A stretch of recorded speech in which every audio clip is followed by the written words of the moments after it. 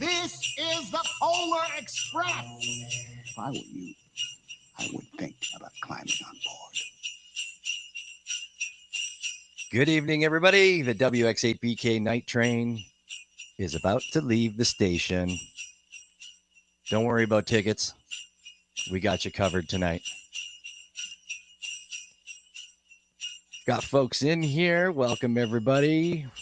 Willie, are you here? Are you live with us? Are you happy? Live. Woo! Shareholder. Can you talk? Shareholder. Well, it's good that you're a shareholder in something. You know what? That meeting's recorded. I can go back to it. All right. Coincidentally, so is this one. I don't have to speak in that one. Oh, there you go. And it's probably really dry compared to this one, I would imagine, too. Oh, yeah. Just financials and blah, blah, blah. Yeah. You know what, though? If I was speaking in that, I probably wouldn't be doing this. This is dry. No, we need a wet Willie tonight. How you doing, Mike Nash? How's things in Tennessee? Oh, man, I'm going to make it, man. It's starting to get cold. We're getting ready to have some Arctic temperature here for the first time since this time last year, I think. Yeah, I'm getting ready to pull the rinse trash can around to the street for pickup in the morning. You know, just doing the the kid stuff that we do. Fun. Gonna get cold, eh? Tell me about how cold. When I say Arctic temperature, I mean, it's going to be when we talk about Fahrenheit, it'll probably stay above 1. But no, it's not Miami, dude. Holy smokes. It didn't even feel like Christmas down there, did it?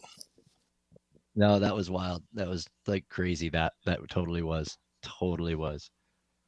Well, we got some good folks in here tonight. Looking good. Got the mayor down here, Dan Williams, Casey, in there for you. And I have to scroll up because there's 2 matching PFPs there.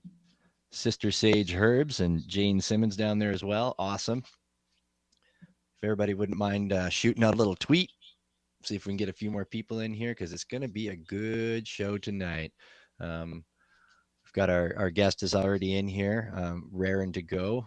Once we're done housekeeping, we'll have Fendel up here to chat with us and possibly entertain. It's all entertaining. The whole show is always entertaining.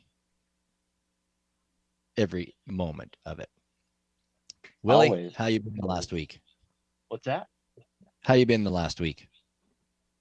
Good, just busy. I'm trying to get the Discord noties out there for everybody. Try to drag people onto Twitter from Discord. So just trying to catch up still. Trying to catch up, this shareholder meeting really got me behind the ball today. I usually have all this prepped and ready to go and hit that space running, but not tonight. Running a little behind in my own mind here. That's okay, man. You're part of the train. So we'll wait for you. If you we held out before we left the station. This train has left the station, man. We're good. Willie's here. We're in the bar car. Everybody looks good tonight. The bar car, I like that. Yeah. Well, why wouldn't you be in the bar car, right? Yeah. I mean, what do you just sitting in there like writing a term paper or something, just in a regular car, like on your laptop? You watching a movie? Come on, that's no fun. Hell no. Got to be in a bar car. Or one of those cool domed cars. I don't know if you've ever seen that. They got like them domed cars on trains too, where you can go up and so maybe that with a drink. Sure. Or whatever your flavor is, maybe you don't drink. I don't know. Maybe you have a puff. I've actually ridden on the president of Union Pacific's personal train, and it was empty. There was like 10 people on it. It was one of the best train rides I've ever taken in my life. It was really cool. That's sweet. I've been on a train in Canada once and in Europe a few times.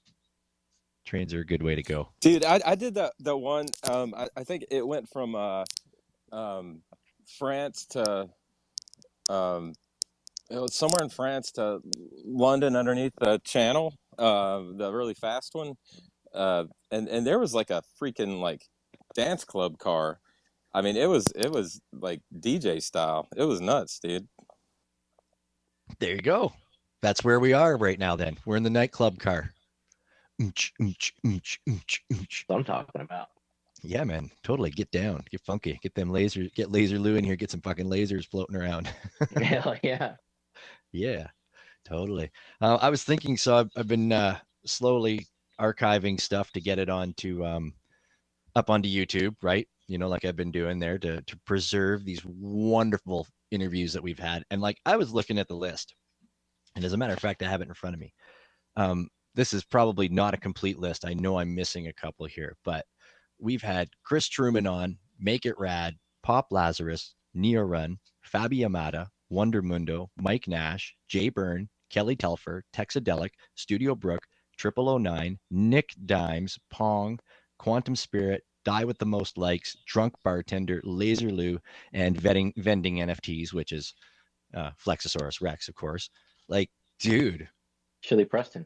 Shelly Preston there. See, I know, like I know, like I was making this list and I'm like, no, this is not complete. And Shelly Preston, of course. Well, Laser Lou was at the end there. Like I totally forgot that we had him on. I know, because he's like such a homie and just hangs out all the time now. You forget that, like, oh yeah, like yeah, that at one time.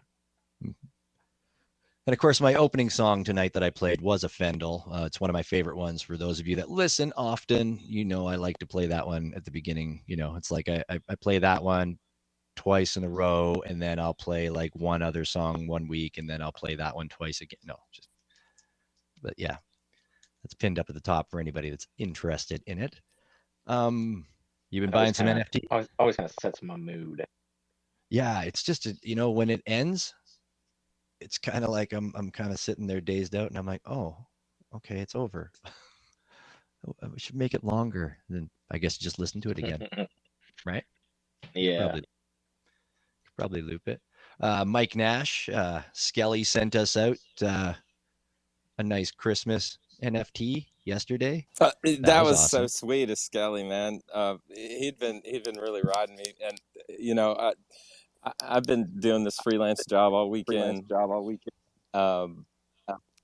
Where I'm just trying to make a little green to buy the dip and get a little Tez to get some more art, and yeah, that was super nice of Skelly, and I'm glad it all worked out for everybody. Holy smokes, dude! There's been like secondary sales like up to 2 Tez on that drop. That was really fun. Yep. I didn't even look at that. I would never consider selling mine. Yeah, it's good to see Skelly's around, because he hasn't been around in a little while. No, he hadn't, and he doesn't need to show up just every 1,000 followers on Twitter, especially now that we're not, we're kind of not only cross chaining it, we're cross social platforming it, just in case. And yeah, Skelly needs to come back, and Skelly's working on some new moves and some new parks, and that'll be fun. We're gonna see a lot of Skelly in the new year. I can't wait. I'm excited. I'm excited to see what Skelly's been working on. See what tricks he's been working on. I left that on my one screen. Looks like I got rugged as bits, so I'm just going to be WX8BK tonight. But I left that Skelly on my tall screen last night while I was sitting on the computer, and I just left it on, the GIF going. I liked it. It's very festive. Thanks, man. We're both feeling the Christmas spirit now that it's getting cold here, and there's a lot of Christmas lights up and everything here in Middle Tennessee. Yeah, I'm glad you like it, man. Yeah, it was a little fun thing to do with old Skelly. It's absolutely awesome. We need to project this like on a tall building. That's where it needs to be. Feeling it. So that was airdrop to all the Skelly holders, or to that was airdrop to all the Mike Nash collectors. which I believe All the collectors. are all Skelly holders as well. Actually, from some of the other follower drops. So yeah, it was like 15, 20, I think. 15, 17 is the Or edition okay, it's showing here. I was taking a look at it real quick. yeah, it's nuts, man. It's pretty cool to see that. And man, one of the things that I'm gonna do in the new year is really connect with everybody. So really looking forward to that. And Skelly is too. He loves Friends. That's good. It's good to love friends. Lots of friends in this space. I found that 100%. I listed off a whole list of them just earlier, plus the other people that I've met. It's wild. It's absolutely wild. Willie, bought anything cool in the last week? I haven't really been buying much. I bought a Billy O last week. You gave me a sweet good night. I'm trying to find all the good nights out there. There aren't a lot of them. Yeah, dude, So that was a cool one. Kind. I like that. He has a GM. I can't remember the person's name off the top of my head, but there was a GM, but it was only a one of one. I was like, ah. So Willie likes. No, I've just been chasing the Gelt in the old threesomes project mostly this past week. Right, of course, yes. Trying to stay up to date in there. Haven't I said been a little IRL, so haven't. I got a. You know what? I got this sweet cyberpunk brothers from Fendel Marc that I just bought. So that's fun. That's always good. Yeah, you can't go wrong with that. And of course, I've been buying some wine labels because gotta support those that are supporting me. So if they've been buying mine, I've been buying theirs. Yeah, for the most part. I bought. I'm still making deals on most of them. I bought 5 of the Quantum Spirit ones today because I like hers. It's really cool. Yeah, I'm trying to see if I can come in and push her over the top, but because if I can't win, I'd rather help the art that I really like most. Yeah, so I don't know. We'll see. We'll see. I don't know. We'll see. Good competition. We'll see. Speaking of Wag Me Wine, Poke Shaman down there. Thanks for coming in. Proteon popped in, I see as well. Tezos Art Collective, thank you. Scott down there, if I miss anybody, please forgive me. Technology is not always on my side. Oh, Sasha just popped in as well. Nice. It's a good night. Welcome, everybody. Yeah. I had things to talk about, but they just don't seem as important anymore. I heard Visa is getting in on the crypto game, I guess. Being able to use pay with crypto through Visa, I think is what it is, or something. It eludes me. It was way too. It wasn't Christmas special enough for me. It just seemed way too, corporate. So. Yeah. Yeah, I thought I heard something about that months ago, but I haven't heard anything recently. Oh. So maybe they were just putting out a teaser a couple months ago, and now they've put out an actual announcement. Could be. Maybe that was what it was. I heard that this morning. Yeah, anyways. Yeah. If you want that info, you're gonna want to check out either the mayor's podcast there, NFT and Chill. Or Paper Buddha's always pretty up on those things, so you can always check his spaces. He's a good source for that info too. That's actually where I heard that this morning. I was in a space where Paper Buddha was this morning. Well, there you go. That really jarred my memory now. I remember that. All right, cool. Here we go. Absolutely. So those two guys are my go-to for info. So yeah, the NFT Chillin' podcast is actually done until next year now. He's taking a break. It's been a great episodes. Like, it's been a hell of a year for him. The mayor. So appropriate to call him the mayor as he rises to the top. Oh, look, it let me back in his bits again. Hey, that doesn't mean you get to win the giveaways. What do you mean? I'm in here twice. Well, no, WX8BK is the DAO, is our DAO. It's not me, right? I mean, as much as I would like to take those wins as well. We do have giveaways tonight. We do have a great guest tonight. I don't know what else we want to talk about. I don't know if we just want to. Do we have any other housekeeping that we need to speak about? Buy my labels. Other than that, no. Yeah. I'm kind of stuck in my garage here, so like I just don't have the juices flowing. It's too cold outside. I just don't have the juices flowing to walk around outside and really get the energy going. So What are we Don't working even with talk to me about weather-wise, Willie? oh man, I'm at like 2-3 degrees Celsius. What is Like that? 40 What is that? degrees. Like how many? Like 40. Okay. Well, you know.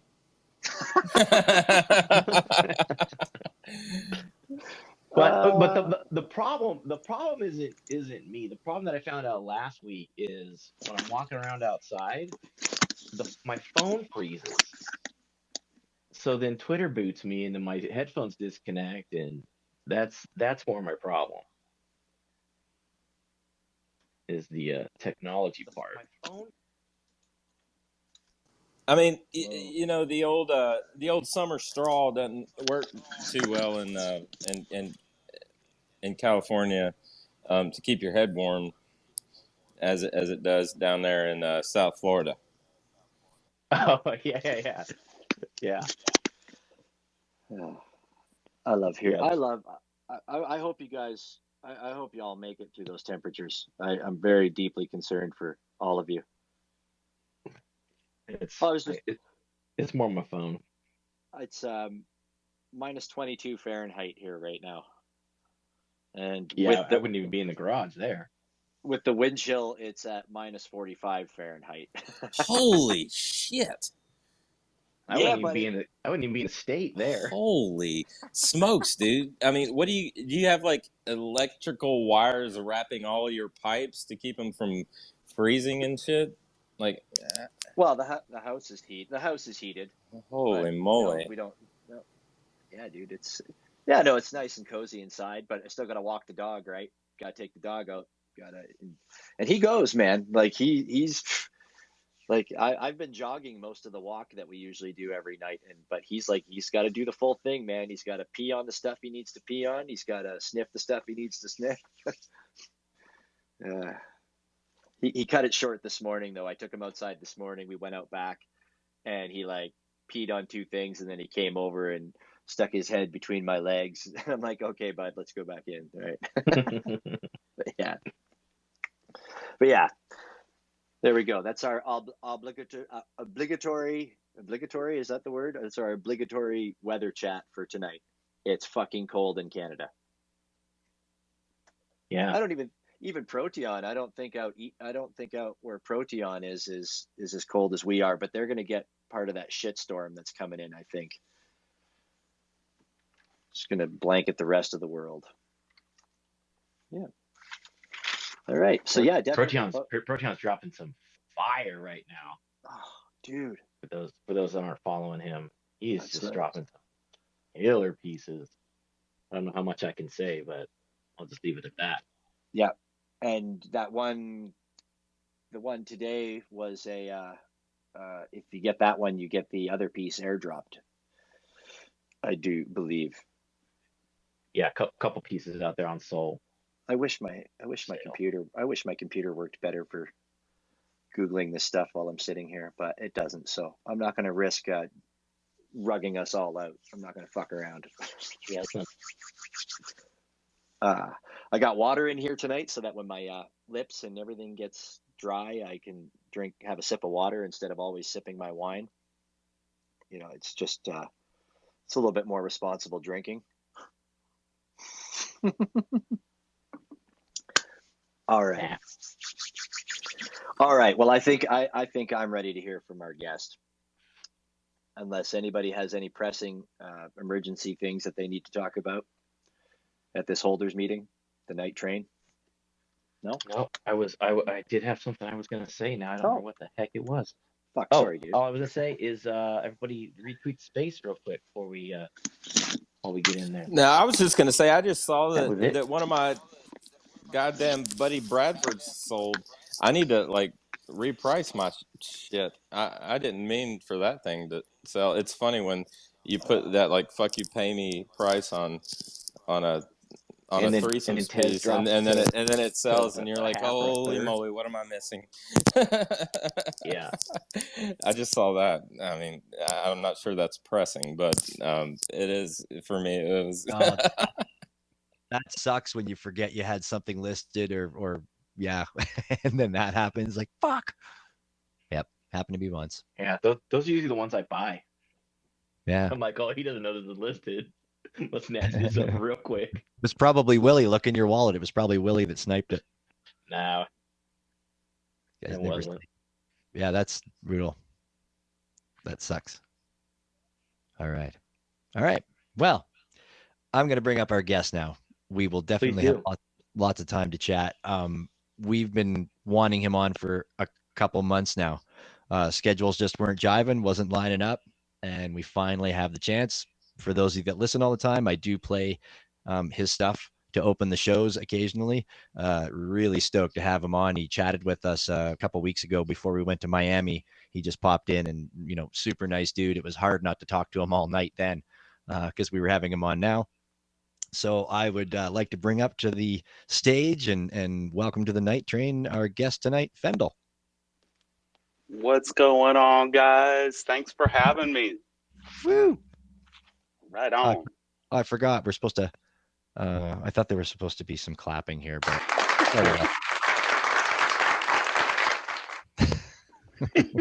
we spare no expense on the budget here. How are you doing tonight? I'm doing great. How are you? I'm awesome. Staying warm, I presume.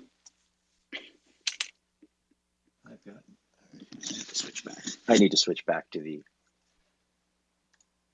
my computer kicked me out again, so I'm going to switch back to the WXAPK space. Yes, keeping warm. Sorry, I missed what you said there. That's all right. Yeah. It was snowing here today too. I'm in Seattle. Right. Yeah, no, you guys on the West Coast there are getting some interesting weather going down. Very. Yeah, man. Very. Like it's even like temperature wise, it's super low. Not just the snow, right? Yeah, it's pretty cold. It's like -1 Celsius. I'm trying to speak Canadian. It's like 30 degrees Fahrenheit, That was, if you had said A at the end of it, it would have been perfect. No, I always try to humor everybody because, of course, I'm not the only Canadian in here tonight because we have Proteon with us. But yeah, normally I'm the only Canadian, so I always like to drop those numbers and I try to learn Fahrenheit. It's just weird. Yeah. It's just weird, man. Weird. Yeah, it doesn't make any sense. So, the rest of the world got this right. It's all right. Cool. Well, thank you for finally joining us. Like, I'm so stoked that you're here. I've said it a million times already, probably tonight. To start off with, just if you just want to lay it out, like how you got into music, your kind of background in it all, and then we'll kind of come up to NFTs. Sure. Tell us your story. Sure. Wow, I'd never get to do this. This is so crazy. I grew up, in Portland, Oregon, in a musical family, and my dad specifically was a piano player and did jazz radio for about 30 years in Portland. And my dad had a collection, like, I don't know, it was probably at its height, probably 4,000 or 5,000 LPs, and so I grew up with this massive collection of music. And I played, as a kid, I played piano. I played a little bit of piano. I didn't really take to it. Played a year of violin. I didn't take to that. I still loved music. And then I got to saxophone in 5th grade, and I just loved it. And yeah, I was really lucky to go to a really great high school program in Portland, under the direction of Greg McKelvey, who is, I think he's teaching his last year at Battleground High School this year in Vancouver, BC, or not, in Vancouver, Washington, rather. And yeah, after that was an amazing program in high school, and so I had a lot of great opportunity. Then I ended up going to Berklee after that, and from 90 to 95, and pursued, jazz music really hard, and I got an education degree too, and then finished Berklee, and then moved to Seattle. I formed a band out there, and then moved here in 95 because Seattle was the place to be, for music in the mid 90s, and as you all know, and I moved here, and like my first week I was already playing, several nights a week here because there was just music everywhere, and so much opportunity, and yeah, just still doing it. Obviously, like over the years, many recordings, lots of live gigs, of course, some tours, and then COVID, and then NFTs, and that just changed everything for me. And I think the idea of like pairing my music with fine art just absolutely blew my mind, because I always wanted that.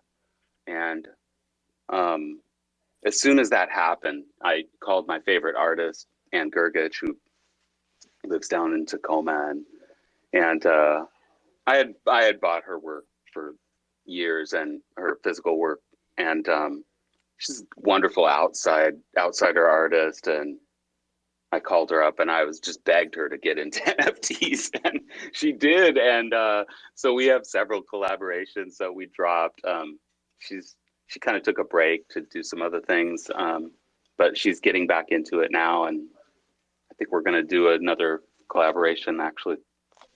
Hopefully finish it by the end of next week. So, and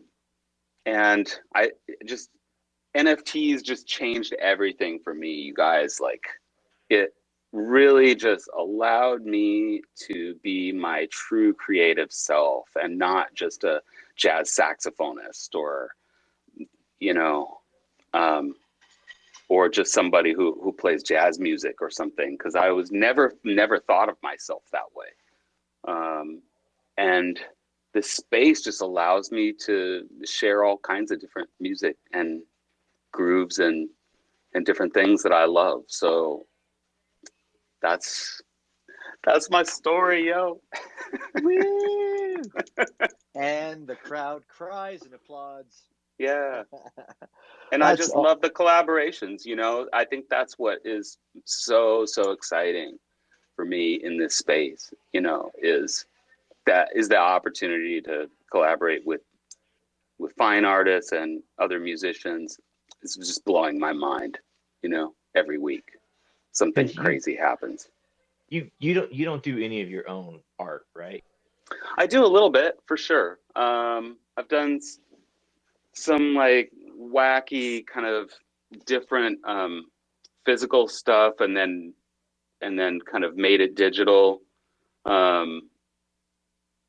And I've done a few AI things, and then I've done several things like the one that you played earlier. But it's more of like kind of, I almost feel like it's more of like utilitarian, like those drops with the record players or the tapes, but yeah, I made all of those things, but I just don't consider myself, I don't consider myself like an artist like that way first. I really consider myself a musician and a music producer first. Gotcha. Yeah, but I love making different art, and I love painting, and I love costume design, and I love making space helmets, and I've got a ton of art supplies here, and I love taking photos and doing light painting and all kinds of stuff. So I have my hands in all this stuff, but music is really, that's really my thing. Putting you into a room with nothing seems like it would be a horrible thing, but it might be a good thing because you could come up with. I think you'd still come up with something. Yeah, I'd start singing or something. Badly. Dude, I've been trying to like bulk buy some stuff, and it's been like 5 tries, and I'm like too slow on it. So I'm gonna go one at a time. Holy shit, dude. Yeah, man. I'm down for some music collabs. I'm getting ready to get some bass lines rolling on the blockchain for sure. This year, hell yeah, dude. I'm trying to grab like a lot of your stuff, but I guess I can't do it all at one time.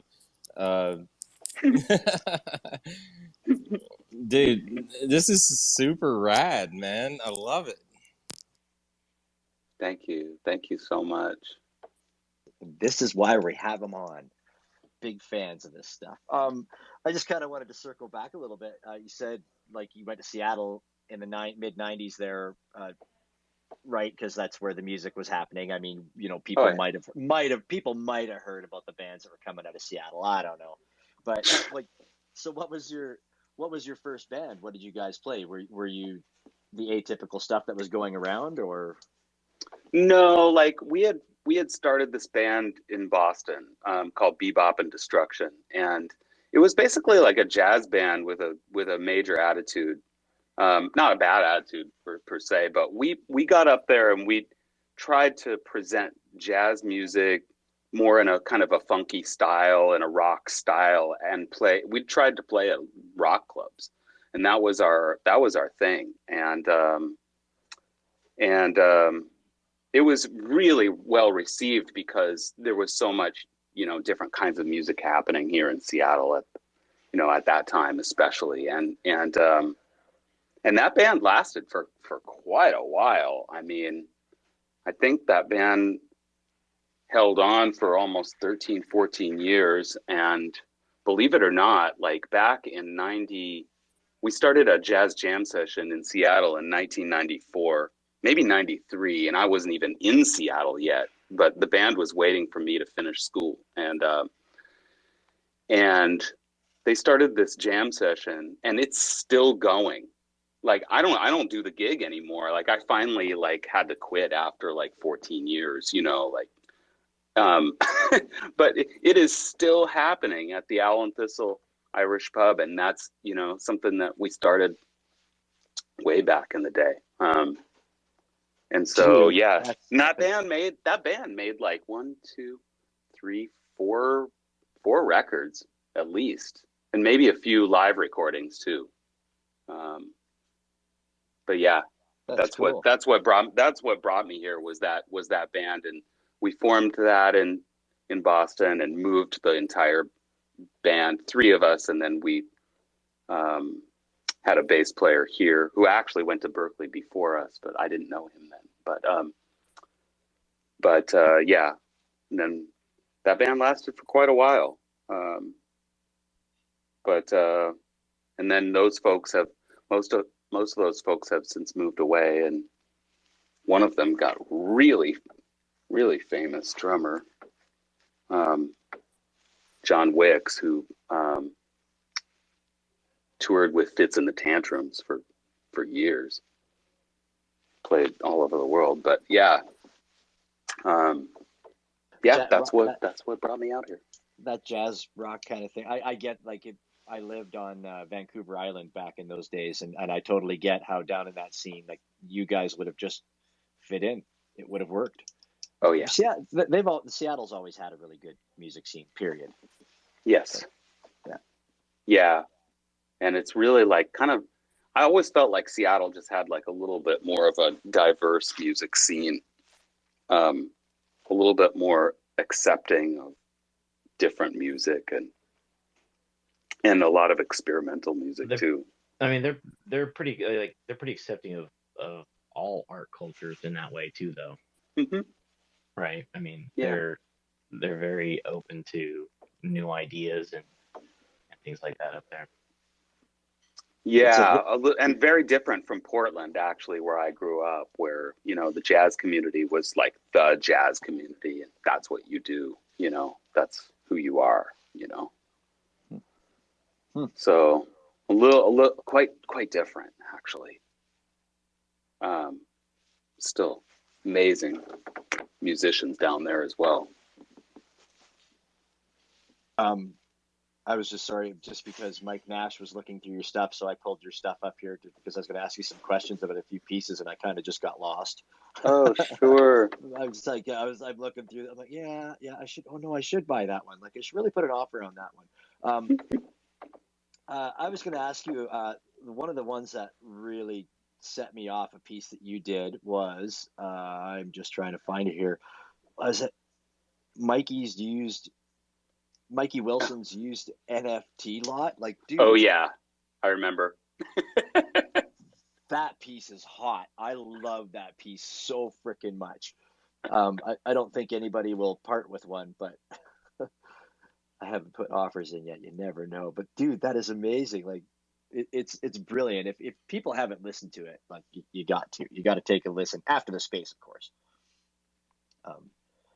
I should really go back and do some more of the Mikey Wilson's lot. Those are really fun, and I actually had like 2 or 3 more like lined up, and then I just like kind of went in a different direction. But as I'm sure as you guys know, like, Mikey is just an incredible collector in the space and a great friend. I don't know. Have you talked to him? We have not. No. Just the sweetest guy and such a great supporter. His collection is absolutely awesome too. Like, he has an amazing Tezos collection. And this is how we get the juices flowing for people that we might want to talk to. I actually have it queued up here. Would it be okay if I played it? Oh, sure. Go ahead. All right. It's always good when you have the artist on, then you're okay to do this, right? I'm just going to play this for everybody who want to take a listen. Hopefully it's got it a good volume.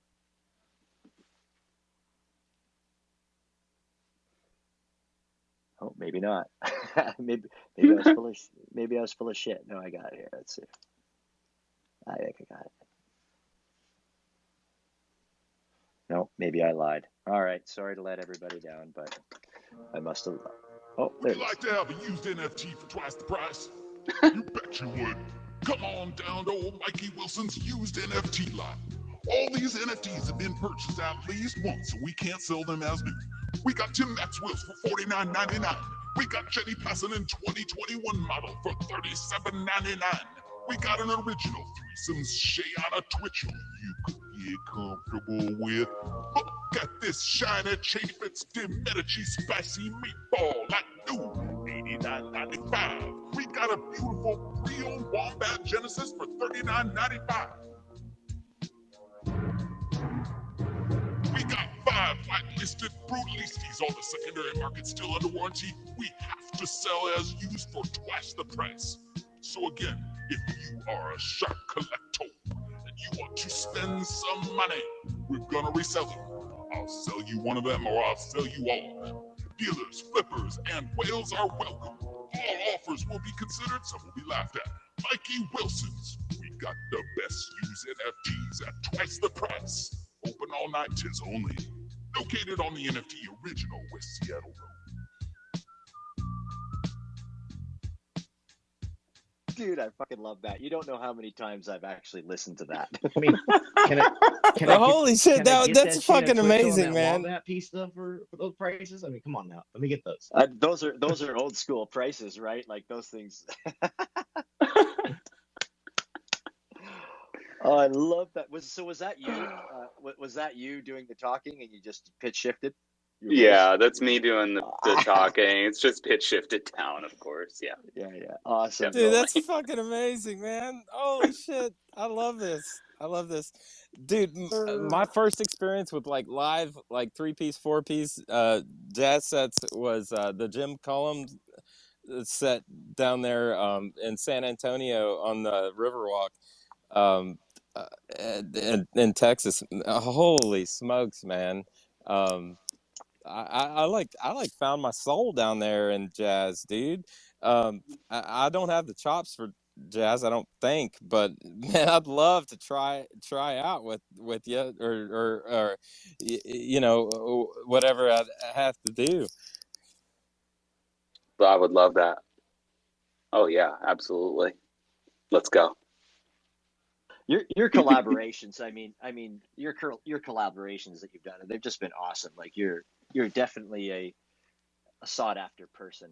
I mean, do a lot of people come find you, or do you hunt down people? Do you do music first and then hunt down art, or do you get art? And which way do you like to work?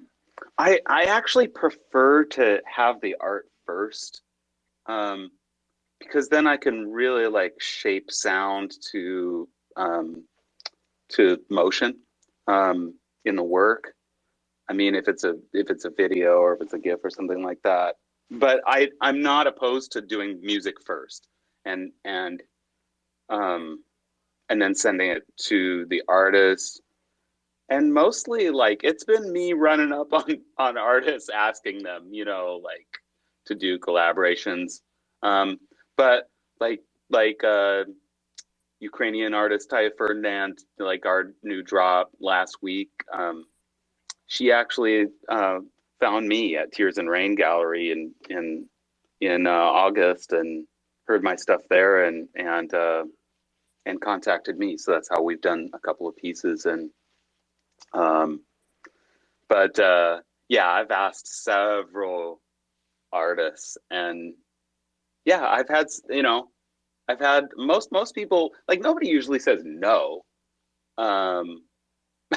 Straight out or whatever. Sometimes it doesn't happen or whatever, but I've had some really, my goodness, I've like had some incredible collaborations and just feel so blessed to work with some of these amazing artists like the Ivana Tao drop and a few of the Brutalistes and some of these things before the collab, you know, contract was happening. So I'm not even like, those aren't even in this collection. They're not even in my collection. Oh wow, you know? Didn't even think about that. That's there's a ton of them. Collection. Oh my goodness! Like I think there was probably like 30 pieces in Anne Gergich's collection that are not in here. Holy shit! Yeah. I just opened up a whole new ball of wax now. Yeah, there was at least 30 of them in there for sure. That Anne and I did before the collab contract happened. And yeah, there was a few more, but that was, you know, my main collaborator in 2021 for sure. So yeah, you should check out her work. She's a really fabulous artist and great friend.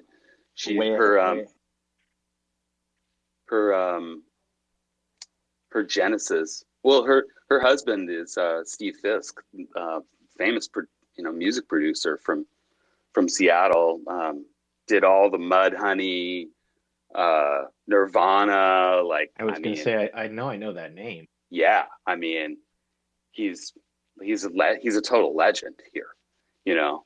And she's married to him, and he did the music for her Genesis, which is super cool. Like that's a really cool Genesis piece.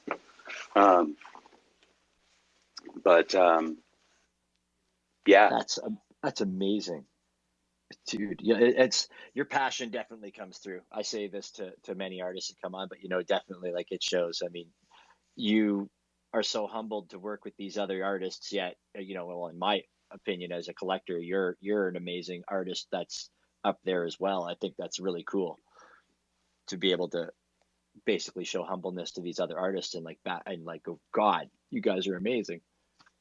Oh my goodness. Yeah. Speaking of amazing, like there's some legends here in this room. I just want to shout out Jay Byrne and Laser Lou and Casey, and I love you guys so much. Yeah. Cheers. Thank you for being here, and thank you everybody for being here. Appreciate it. Hell yeah. 9 Texadelic I saw came in. Yeah, man. It's these great spaces. With great people comes great listeners. Speaking of your collaborations and your pieces and everything like that and your drops, so you are donating some pieces tonight to give away. Heck yeah. I wanted you. I mean, you could start with the old stuff that you're kind of giving away. Sure. Or if you want to talk about the new pieces that you just dropped tonight, literally. Yeah, let's start with the new pieces that I just dropped. The two new pieces just dropped. Cyberpunk Brothers with Dub O'Ronan with Val over in Zhukovsky, which is like Moscow, I guess, pretty close. And if you guys aren't familiar with www O'Ronan, that guy is like the robot king. The guy is like, he goes hard on cyberpunk art and AI art, and we've done a lot of collaborations together. This one is a really special one that we did, that we just dropped this evening. Thank you, One Wheel, for picking up an early edition. Appreciate you. It's 5 I thought I saw a tweet about drop an offer, or yep. And I was like, you know what? If I didn't see that tweet, screw it, I'll try it anyways. Yep. Could have been something else, but it's worth a shot. What are you gonna do? Worst you could do is just not accept the offer. Right. No, I totally accepted your offer. I appreciate that. Yeah, thanks for getting an early one. And then my other drop is with Bill Knight, and Bill is a guy that I met about almost 2 years ago now. He lives here in Seattle on Capitol Hill, and Bill is probably one of the most unlikely people to be on Tezos. I got to tell you guys, he was deep homelessness and alcoholism, and he has really done just a great job of getting his life back together and living in low income.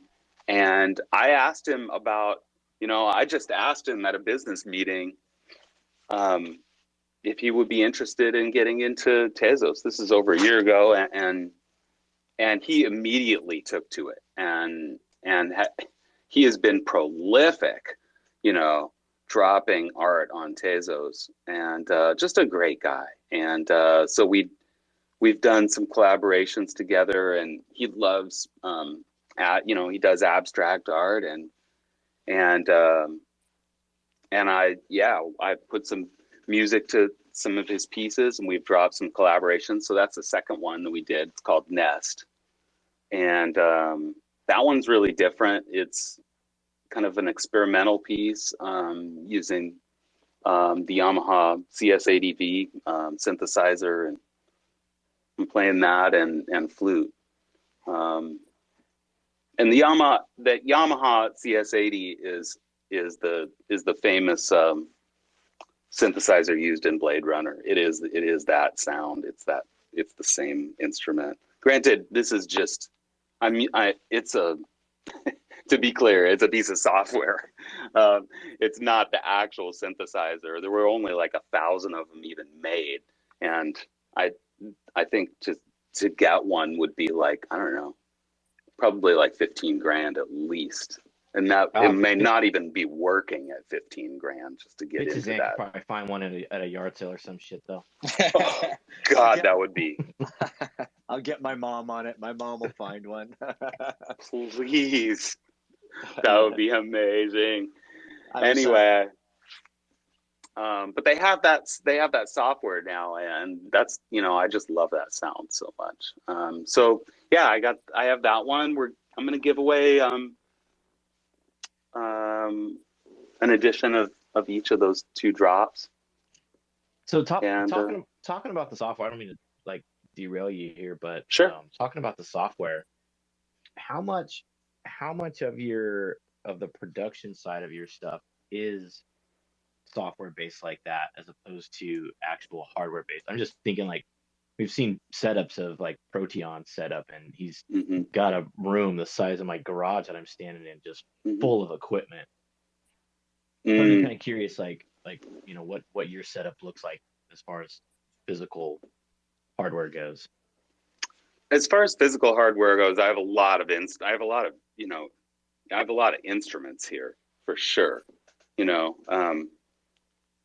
synthesizers, physical synthesizers. Granted, they're not like super fancy or anything, and one of them's actually even borrowed the Korg Mini Log. Then I have the Korg NTS-1, which is just a put together tiny little synth, but it's super powerful synth. And then I have the Korg Volca Keys, which is it's just kind of a nice beginner synth. I have a beautiful 4-track machine that somebody lent me that I use a lot. And I guess the production side, my stuff is, pretty minimal. I have a Focusrite, most everything that I recorded was a Focusrite 2i2 as the audio interface. Now I finally upgraded to a Focusrite 18i20, so lots more ins, and my little studio, it's pretty small, but it's really sound treated great, and I have one really nice microphone that I probably should have bought 20 years ago. I don't have too many regrets, but that is one of them. I probably should have bought that years ago and used it on all of my recordings. That's the Shure SM7B that I mostly use for saxophone. And then, but to answer your question, then I've got my upright bass. Of course, I've got lots of instruments. I play upright bass. Probably not well enough to play gigs. But I can read okay, and I can read chord changes on bass pretty well, actually, and then I've got an electric bass too, which I actually can play okay, enough to fool people into thinking I can play it. But again, I couldn't hold down a live gig on electric bass or upright. I wouldn't have the stamina or to even do that. I can play a little bit of piano, of course. I can get around a little bit on piano. And then I've got I've been making beats basically every day since COVID started.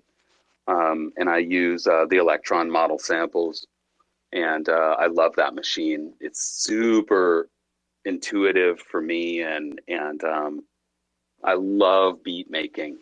And I don't even have any idea if I'm even really good at it. And usually my beats, I think that they mostly all suck, and I don't share hardly any of them. But once in a while I think it's about a 1 in 20 or so that I will share. Maybe even 1 in 25 or so. Cause I don't know. I have fun making them, and they're cool, but then I only share the ones that I really think are great. I'm sure that other beat makers are the same,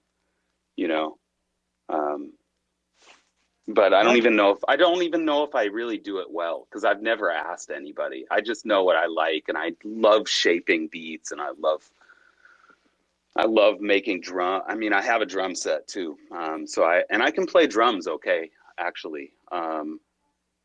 And I've recorded drums and then put them into the model samples and played the drum machine from the actual samples.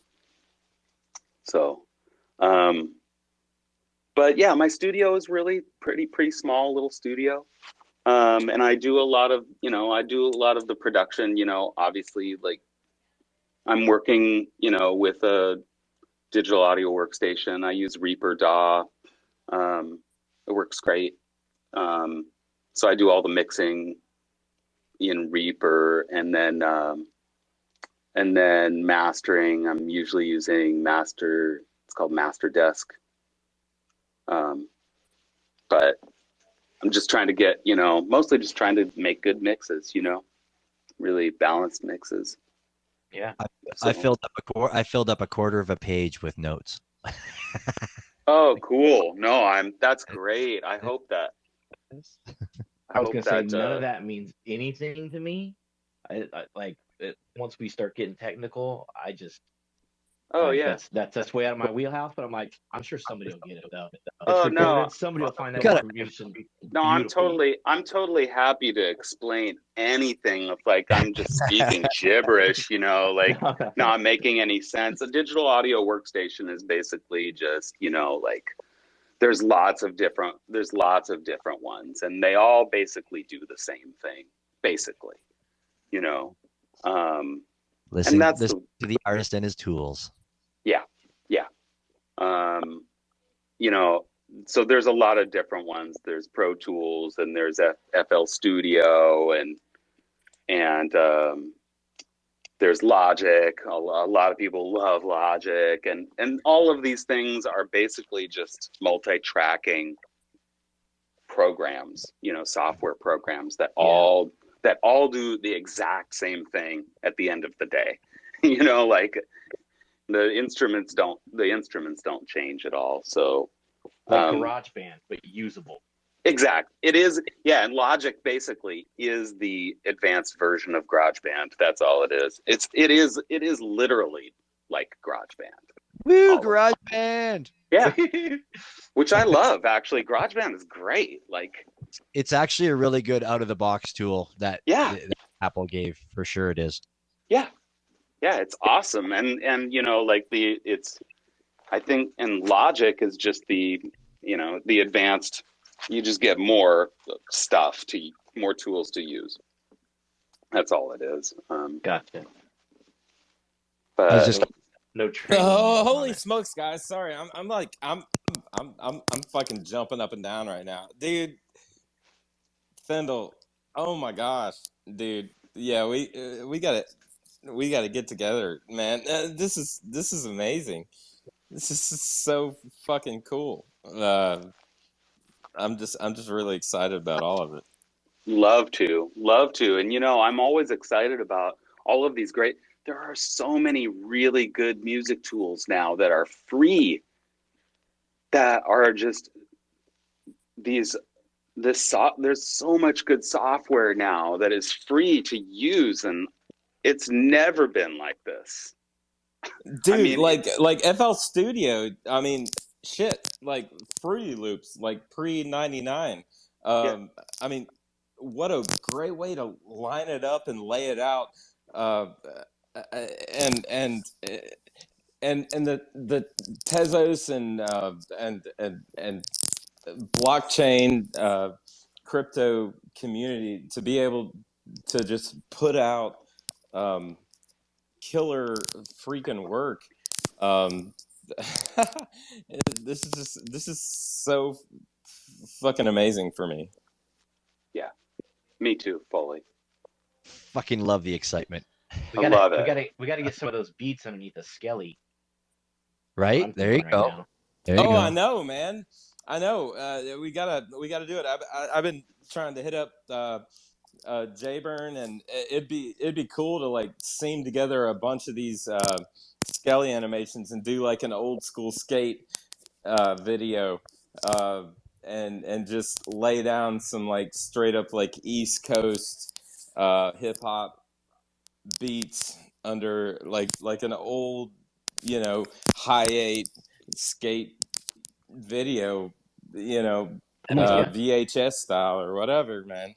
I just found a tub full of old VHS, aggressive inline skate videos. Fuck. Sick. dude. Oh So, man, were you fruit booting? I love that Yeah, shit. I was a fruit booter, man. Hell yeah, dude. Yeah, bring it, bring it. this is all starts. What the hell was I going to say? Oh, I was going to say, so just kind of circling back. So those were the two new ones that you were going to that we're going to be raffling off tonight. And just for anybody that's interested, that's in here, you're all we're taking snapshots, and everybody here is going to be on the wheel. So if you do happen to win, you're going to be getting a DM and a Twitter recognition. So make sure you're following the WX8PK account so we can find you. Absolutely. If you're not following us, we're not going to find you. What were the other pieces that you had lined up there? I think I had. And then I've got 3 pieces from my friend Anne. One is called Hero Face, and another is called Icon Oasis, and the other one is called The Iteration of the Egg Flower. Can't remember the rest of it, but 3 pieces that I did with Anne, that kind of OG, Hick at Nunk pieces that she gave me several extra editions of, and I saved them for this occasion. Like, oh my this God. is why I saved the pieces, is so that I could give them away at a later time, because I love the pieces, and I was not gonna like burn them, I just didn't want to, for whatever reason. When you hit me up with that yesterday or the day before, like when you started talking, I was like, man, yes. That's so amazing. Like I'm stoked at your generosity, and sure. Yeah, no, it's totally awesome. Everybody loved that. Sorry, I was reading something. I might have said a few more yeses there. It wasn't an orgasm for anybody. I'll have what he's having. And then I'm gonna give away another OG Hick at Nunk piece that I think this was before the collab contracts. This was an early one with WWW Ronan with Val, called LA 5075, that I think is just a cool early cyberpunk piece on Hick at Nunk that we did, and I'd love to give an extra edition away of that one too. Oh, dope, man. People are going to be so, it's like Christmas. It's totally. Like Christmas. It's like Christmas for those that celebrate Christmas, the third night of Hanukkah for the people that are into the Hanukkah thing, and it's just, it's a summer solstice, or summer solstice. Fuck. Winter solstice. Definitely ain't.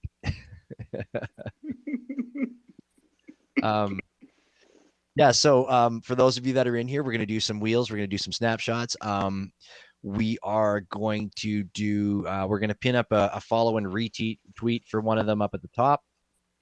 And Willie's just messaging me here. Okay. I got a new idea. I like it. I'll walk you through it. I got a new idea for the recorded listeners, because we have a lot of people that listen day after on the recording. Certainly we do. Give out a secret word. That secret word being fruit boot. And then boot. If somebody will listen to it recorded, I love it. Then they can DM the WX8PK account the secret word fruit boot and be entered for we'll run it for a week, 2 weeks maybe. And sure. That 2 weeks, nobody teams will be entered. Nobody in here tell anybody though. They have to listen to the recording in order to get it, right? That's the make them listen. Yeah. So fruit boot, FRUITBOOT, all one word. If you're listening, that's how we're going to do it. I like that. Good idea, Willie. Let's make it fun. I dig that. I was just like, it sucks that we're doing this. I'm looking at these pieces. Whoa, I'm causing an avalanche. I'm looking at these pieces and I want to listen to them right now, but it's like, no, we could just sit here and endlessly listen to this stuff all night. But that's not why we're here. We need to talk to the man. Everybody needs to go and check out his stuff 100%. It's all good. I've wanted to have you on for a long time. I mean, it's not that I am like the person that everybody needs to listen to and what I say goes, but well, no, actually I am. Yeah, everybody should go buy stuff from Fendel. That brings up a question, because I know you had like a reason, like you weren't just dodging us. So what was the reason why it took us so long to get you on? You know, I was actually taking a business class, and it happened every Tuesday at 6. It was like literally every Tuesday from 6 to 9 for 8 weeks, and then I had a graduation. So like, and it started right in like at the beginning of September. So that basically, Okay. or maybe like maybe I got that wrong. Maybe it was like, well, it just ended. Yeah, like anyway. So that was why I couldn't do it, you know, for literally for 9 weeks. I was like, oh, geez, like, and I was bummed too, because I wanted to come in here and like hang out at least, you know, but I was just deep into that class, and it was a great class, actually. No, And I knew you had a reason. I knew it wasn't. I knew it was something. Willie wants a note. He said earlier, he said, well, you better bring it up. No. You know, you were in contact with him mostly, and I didn't really know the reason, so I was curious mostly. Dude, everything connected though, right? I mean, like, holy smokes, this is like right on par. I love it. I don't know. It's like, it's the way it was meant to be, like the way that the universe designed. I don't know. I think it's fucking amazing. Could have been because now we get a good drop to promote. Yeah. So we can help spread the word on that. Yeah, no, it's coming good. This is a good, as you know, I'd like to say a Christmas special, Xmas special, whatever you want to call it. I think it like falls in great. It's awesome. Just kind of wanted to give a little shout out here to folks. People have been rolling into the room tonight. On top of the 1 million shadow banned listeners that we have every Tuesday night, whom you can't see because they're shadow banned. We've got lots of people in here tonight. Denver Donkey has popped in. Thank you very much. Texadelic, I don't think we mentioned you. Thank you for popping in. I actually won a fabulous 101 Texadelic today that I'm very proud of. And I don't think I'm going to get the rest in the series as easy as I've got this one. Huge Mike popped in here as well. Bai, sorry if I hack up your name. I don't mean to. Thank you for coming in. Oluwast, Bizart, Scott, I believe I might have mentioned you before, but and everybody else that I have mentioned and haven't mentioned, if you're in here listening to us, thank you very much for coming in tonight and you know, giving up your own personal time to be here with us. We are talking to Fendel tonight. We've heard some of his tunes. We have giveaways going on tonight. So if you stick around for a little bit, you just might have yourself a chance to win something. You will be notified off the show, off air, because we don't like to let everybody know when we do it, because sometimes some people are in here just for the giveaways and then you give them away and they all disappear and they might miss the important information that we're going to ask, like, you know, what kind of microphone do you like to use, Fendel? What kind of so yeah, thank you everybody for giving us your time to come in. Getting back onto the kind of equipment thing and the hardware that you have, the saxophone. I do remember that that saxophone is over 100 years old. I do have two saxophones that are 100 years old, but the one that I play all the time and the one that you guys hear on all of these recordings is my Selmer, which is 1948. It's still pretty old, but it's rebuilt and beautiful and but yeah, I have two old cons. I have an old baritone saxophone that my buddy gave me that was not in very good shape when I got it, and then I had it put together, and then like it literally fell apart in my hands. Like a bunch of things like broke off on it, like in 3 weeks of like just honking on it, and And so that one's like back in the case for right now. I need to just have it. I need to have it gone over again, and then I have another alto. I have a backup alto that's 1920, old con alto that I just rarely play it, just because it's my backup. But it is for 100-year-old saxophone. It's like probably in better shape than it probably ever was. It's like in perfect playing shape, but I bought it for almost nothing, and then had it completely rebuilt. But yeah, mostly I'm playing my Selmer, and that's really my sound. That's fucking cool. That's so cool that just like a lot of stuff like that's things like that can last. Built to last, rebuild it, built to last. That's so like, don't you ever do you I don't doubt that you think this, but like I had a few vintage pieces of guitar equipment, and I kind of in my head like, do you ever think about who owned it? Like where it came from? What is it played? What is it seen? Where's it been? Yeah, I actually know about my alto. I'm really only the second owner of this horn. The original owner was an old guy who was in the military, who was in the Marines, and I think he owned it and played it, and then he passed away, and then the wife sold it, and then the wife actually sold that saxophone to my teacher in Los Angeles. That was back in '96, and then my teacher bought it sight unseen for me, and I had another Selmer that I sold to his student, and it was kind of this weird three-way trade of sorts, and I got this horn, and then his student was super happy with my horn, and it all worked out, and so I'm really only the second owner of this Selmer. But I do often wonder about vintage gear like that, and who had it and what happened. My older horns have some. I know that the baritone has some crazy stories to it because it was given to me by this pretty famous saxophone player out of Seattle, Skerrick. And Skerrick has a couple more instruments. He didn't really need this one, and granted, the thing was falling apart, as I was telling you. But that horn belonged to a guy who played it for years in like dance bands around Seattle, and just abused.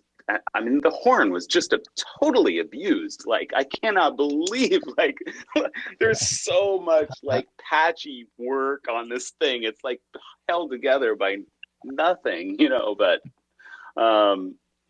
but yeah, I do wonder about the vintage gear and a lot, who owned it, what they did with it, what their story was. Anymore, though, to be honest with you, I'm not like, I won't ever buy any more vintage saxophones or old instruments like that. I'm just not. It's just not my deal. It's not where my head is at anymore. Just because like these instruments just need so much.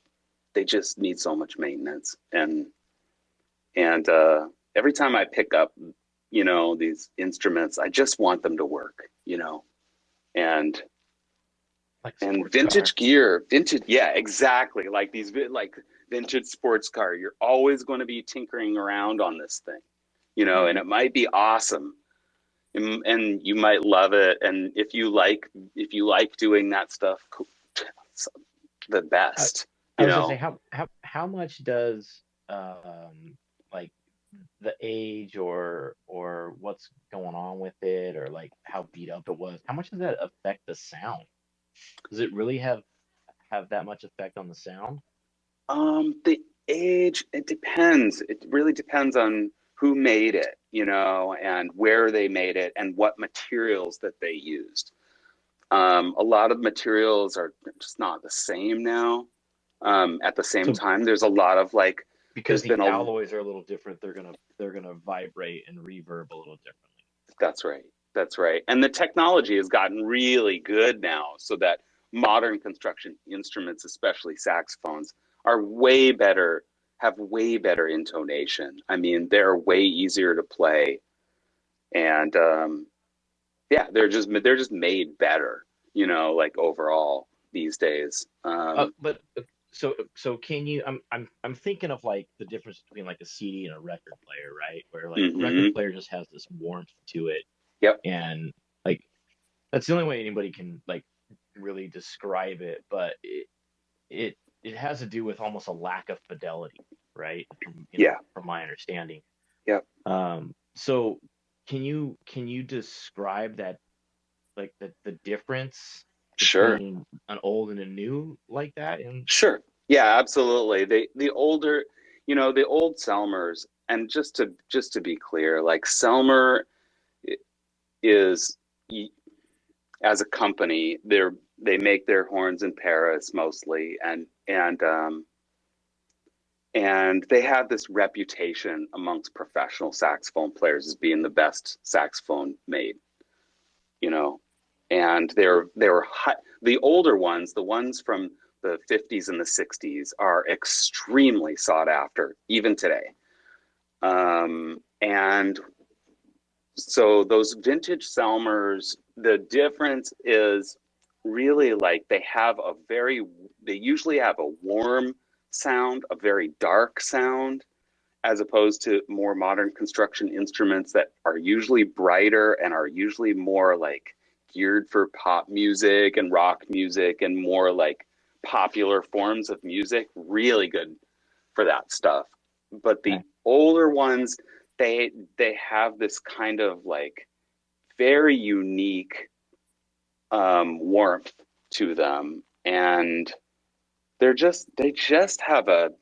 have a thing. They have a different kind of like, they really have a different kind of feel. Crisp and clean. They're kind of bassy in that Yeah, regard. sure. In their notes, like they don't hit the highs as high. It's not as cutting as the new instruments. Yeah. It's almost like more of a dulled sound. Kind of I rounded. like to think about it exactly. I like to think about it in terms of shape, you know, like I consider my sound as being a very round, like a round ball of warmth, you know, and I feel like it's round, whereas if I play a newer instrument, I feel like the sound is more of like coned, or like almost like a football, you know, or like a spiky. Yeah, I feel like it's really different, and almost hard for me to get used to. I've played several modern saxophones, and my goodness, I would love to own, you know, 4 new Selmers, maybe someday. And it's different. It's hard for me to get used to because I'm just so used to that vintage sound. And you know, when you hear like a lot of the great saxophone players, you know, Charlie Parker, John Coltrane, I mean, Cannonball played a king, but at a certain point, you know, in my early 20s, I tried my very best to sound exactly like Cannonball Adderley. And I mean to the T.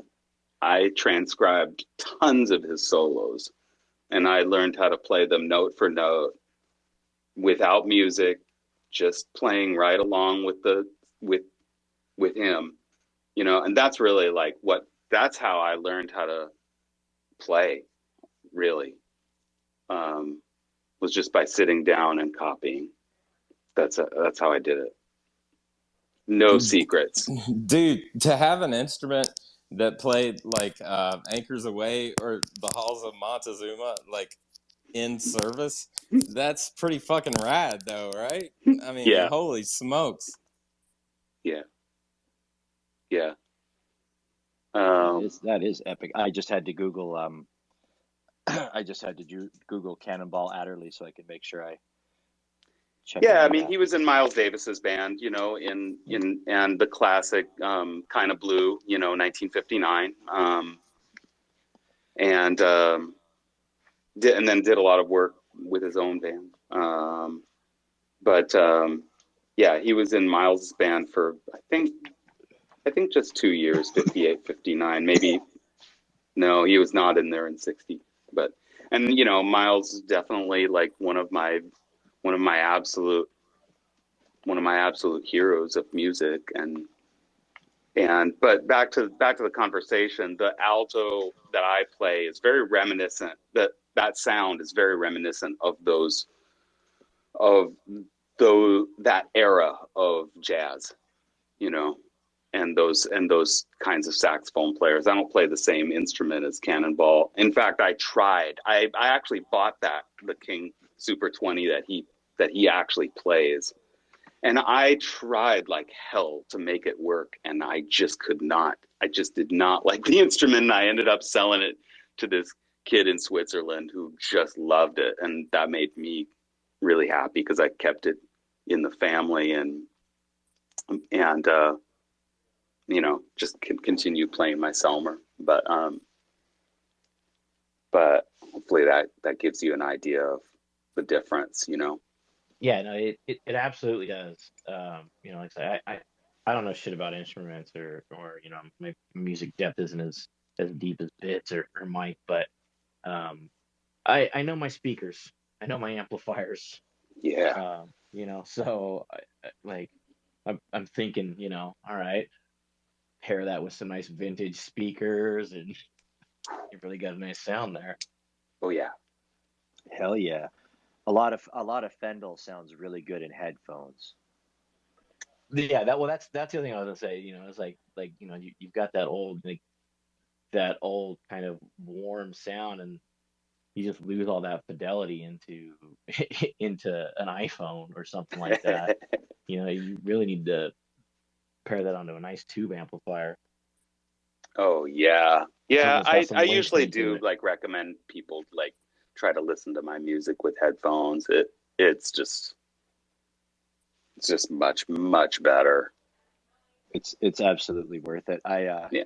I remember years ago I was flying for work, and I was with the boss, and I was wearing my Beats headphones around my neck, like when we were going to get on the plane. He's like, "Why do you got to wear those things?" Blah blah. And I said, "Well, they're fucking expensive, right? And you know, I can just flip them up and listen when I want." And like he was on the plane, he's like, "Really?" He's like, "Do they really sound that much better?" And then I put him on his head, and I just about didn't get him back for the flight because like he couldn't believe. And I'm like, "You've never like." Are you busy trying to look cool, man? Like your ear pods are definitely not the same as putting some good solid muff headphones on your head. Oh yeah. 100%. Oh yeah. I meant to say your iPhone speaker, but yeah, ear pods aren't the same either. No, and if I had one to recommend, I'd probably just recommend the Sony MDRs, the 7506. Yeah, I mean, I've had those things for years. I have a couple pairs of them. Yeah, Yeah, I was no, gonna say Sony's too. That's what I Yeah. use. I use their like their earbuds for the spaces, but the one thing that I've found, because I've used like throughout my DJing career, I used lots of different headphones, and the one thing that I found with the Beats is I found that the bass reproduction in them is far better. I mean, personally, I find it far better than anything I've ever put on my head before. Maybe it's I'm actually missing out. it's actually tuned more towards the bass. So yeah, if you're listening to full range music, then you are missing out on the top end. Damn straight. Um, is there a non-music artist that you hope to work with that you haven't been able to work with yet? Oh hell yeah! They're right here in the room. 0009 Laser Lou. My God, let's go. Fucking legends. Legends. I could see that vintage sax behind some vintage cartoon from Sassuchudo too. Yeah, yeah, sure. Just trying to match things up that I personally want to see. Is there a music artist, not necessarily in the space, but what music artist would you like to be able to work with in your lifetime that you haven't been able to work with? I mean, in Tezos or in like, or just, or No. Let's go real. Well, give us both. Give us out in the real world. Not that Tezos artists aren't real world. But yeah, let's. oh my God. I mean, if I could choose anybody, like, my God, I don't even know. That's such a good question. Tom Waits? I mean, holy shit. Who Seen would him I once. work He was with? amazing. That I'm gonna have to think about that. Who would it actually be? If I could work with anybody. I was gonna say Tom Waits wasn't. Who was Tom Waits? Didn't Tom Waits do that like video underneath a table in a diner, playing a little? No, Yeah. am I wrong? Yeah. Okay. Yeah. Like, I'm just trying to. I mean, David Byrne. I would love to work with David Byrne. I mean, David Byrne's pretty badass. That would be ridiculous. What about Cake? Oh yeah, Cake? Did you say? Yeah. Oh yes, that would be incredible. Is that band still around? Well, the thing is, Yep. They're still around horn. in Franklin, Tennessee. Sick. Well, put me in touch. Their saxophonist got arrested for being a pedo, I believe. What? Yeah. Oh, so that's that's kind of why they dropped out for a while. But I've always loved them as a band. I love that band. I haven't thought about them in quite a while. But yeah, I'm trying to think of other folks that I'd love to play with. I guess it's endless when it really boils down to it. Oh, what about ska music, man? Are you down with the ska sound? Oh yeah. Oh, I would love to play some ska, or I just haven't really had the opportunity. I mean, Clinton Fearon lives like 2 blocks from here. I don't know if you guys are hip to his music. I mean, he's original roots reggae. I mean, he is the real deal. Look him up, Clinton Fearon. And I would love to work with Clinton. I mean, he's my neighbor, you know, unbelievably. He's incredible musician. Yeah, I would love to play some ska. You know, if there's anybody out there that wants alto, you know, I haven't really gotten that opportunity, but I'm down with the music, man, for sure. We need a good ska resurgence in this country. Why not? Yeah. Hell fucking yeah, man. Hell yeah. Dude. Let's do it. Oh, I'm so fucking down for that. You gotta be good in limber to do ska too, man. Because when you're up there playing and dancing, you gotta make sure you warm up, get those legs moving. You gotta skank, man. You gotta know how to skank it. That's right. Always skanking. Yep. I just kind of wanted to open it up to the room. If there was anybody in here that has a question for Fendel, if you wanted to ask it, feel free to request, and you can definitely ask Fendel a question. Not that we're out of questions.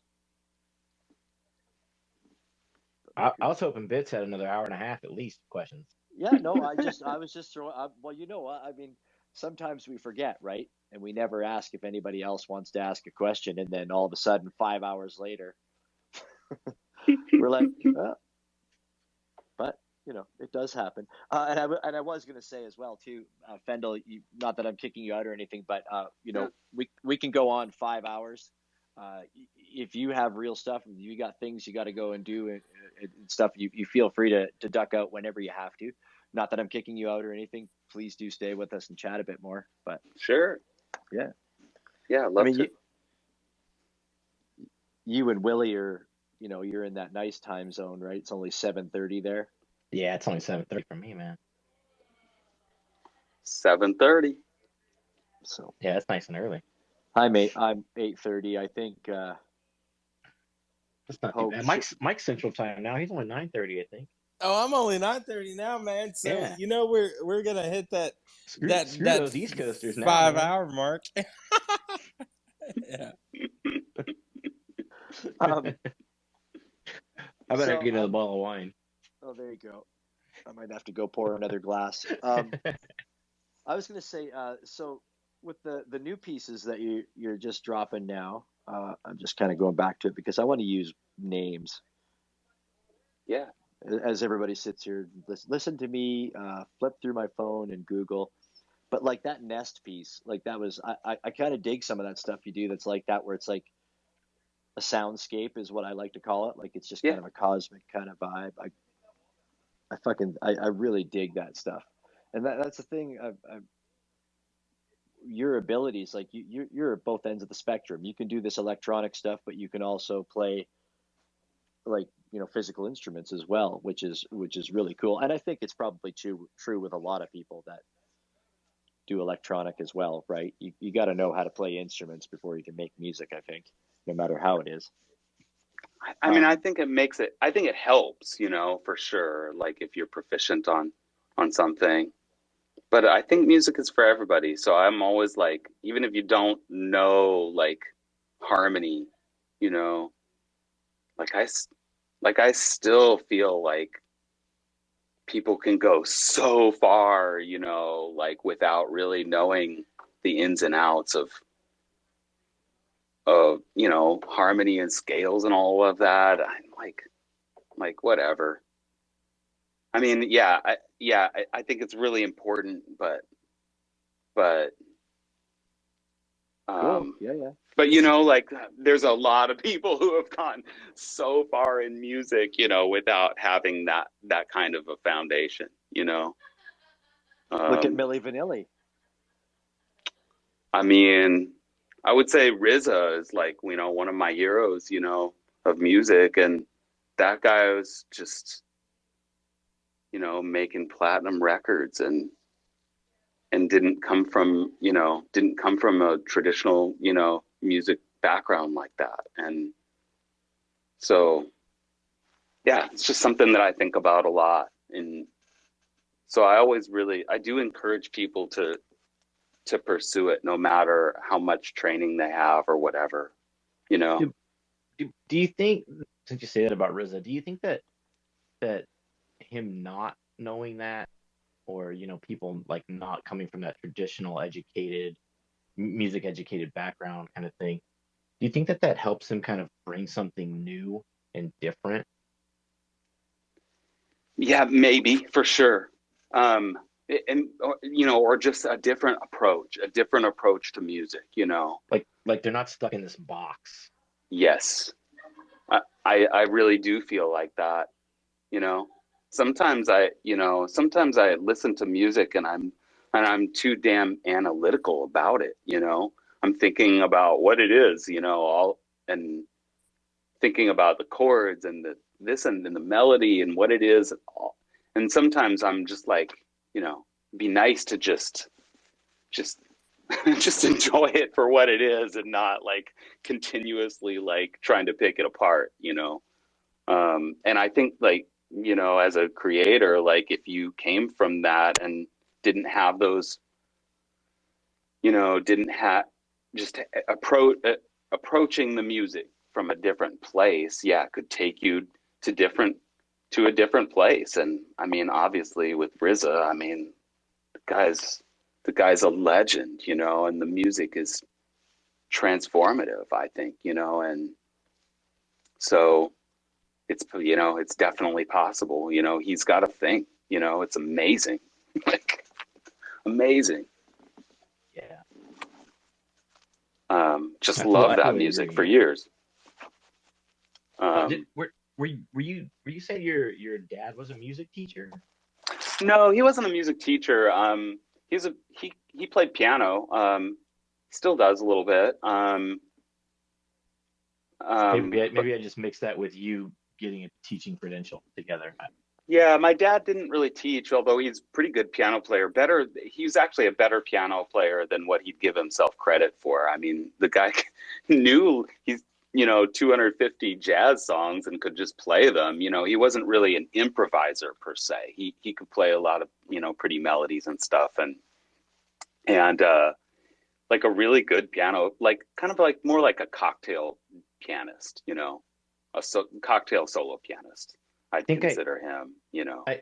I feel a lot of that come through in your music because when Bits, especially the one he plays a lot, like when he plays that, I feel like I'm walking downstairs into a nice dive bar and like you're just sitting in the corner and like there's red leather couches everywhere, real dim lights, grimy bartender just shaking a martini. Willie lights a cigarette as he walks into the room. Exactly. Yep. And that's how I like it because we don't have those kind of bars where I'm at. There are no basements where I'm at. So right. It's like I like that feeling. Yeah. I definitely I'm definitely informed by jazz music and like growing up with like a lot of like Frank Sinatra and a lot of the Tin Pan Alley composers like George Gershwin specifically, and Irving Berlin, lots of folks like that. So yeah, the music is definitely informed by a lot of the classic jazz standards that were adopted by jazz musicians. A lot of that music was Broadway music, originally, and then adopted by jazz musicians to something more popular for the time. Okay. Yeah. And I agree. That definitely comes through in my music for sure. Even in the cyberpunk type of stuff that I like to do, I hear it in there. I know it's all in there somewhere. Man, sorry, I had too many thoughts coming out at once there. We're gonna have to open a bar. Is that what you were gonna say? Oh, sure. Yeah, that's what I was gonna say. Absolutely, I was. Build my own basement. Yep, get on it. The night train bar. We're going to the night the bar car. You could just call Bar's it the already bar in the works, car. but the basement's a lot different. Yeah, I get it. Dude, I was just thinking, so Flea is like one of my favorite bass players. Flea from Red Hot Chili Peppers. Sure. And man, like the dude can play a line like you'd whistle a tune, without like a lot of background or theory when it comes to scales and stuff. And I love that. I really dig that homeboy like really like just kind of comes up with it. And I don't even know like my point right now, but but I just one of the bass players that I've always followed, and not only in like sound composition and manipulation of signal flow, but just the ability to just kind of like roll with it. Yeah, absolutely. I love me some Flea. I love me some Chili's for sure. Yeah, that guy's kind of a genius for sure. I think we got a lot of that out of the California sound. Yeah. Out of the late 90s, 2000s California sound though. Like between them and Sublime, and like we got a lot of that really flowy bass and sax, right? Yeah. Man, Sublime. I just it's like the radio plays one song off of that, right? And I got so tired of Sublime because I got so tired of the one song, and I'm like, there was like 9 other songs on this album, right? Yeah, And that's not even a just good go to the album. Warped Tour, homie. Yeah. I mean, holy smokes!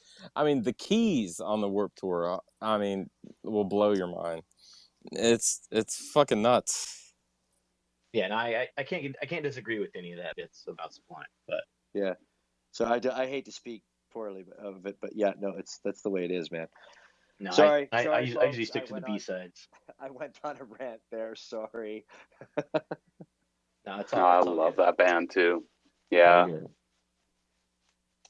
good.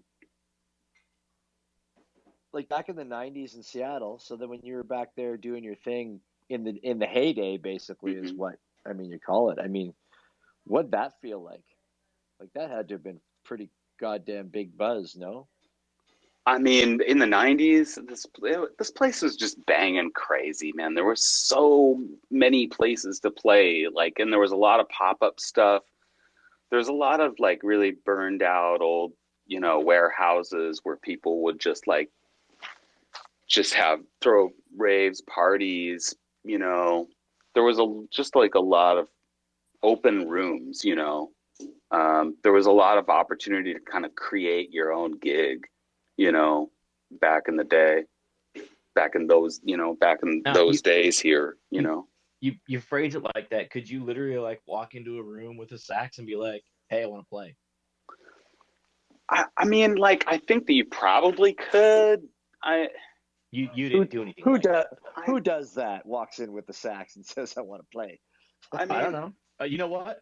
A guy down the street at my barbecue joint down the street does that with a violin. When another band's playing, "Hey, I want to play with you guys." Okay. Just say. Yeah. I mean, that's why we had jam sessions, so we could get our friends together and have people come down and stuff. That's why we started that, was to create more community. And I have so many insane stories of of that time, like, I mean, just to give you an idea, when we started this jam session in the early '90s here, like the owner of the club and the sound engineer were both dealing coke out of the club.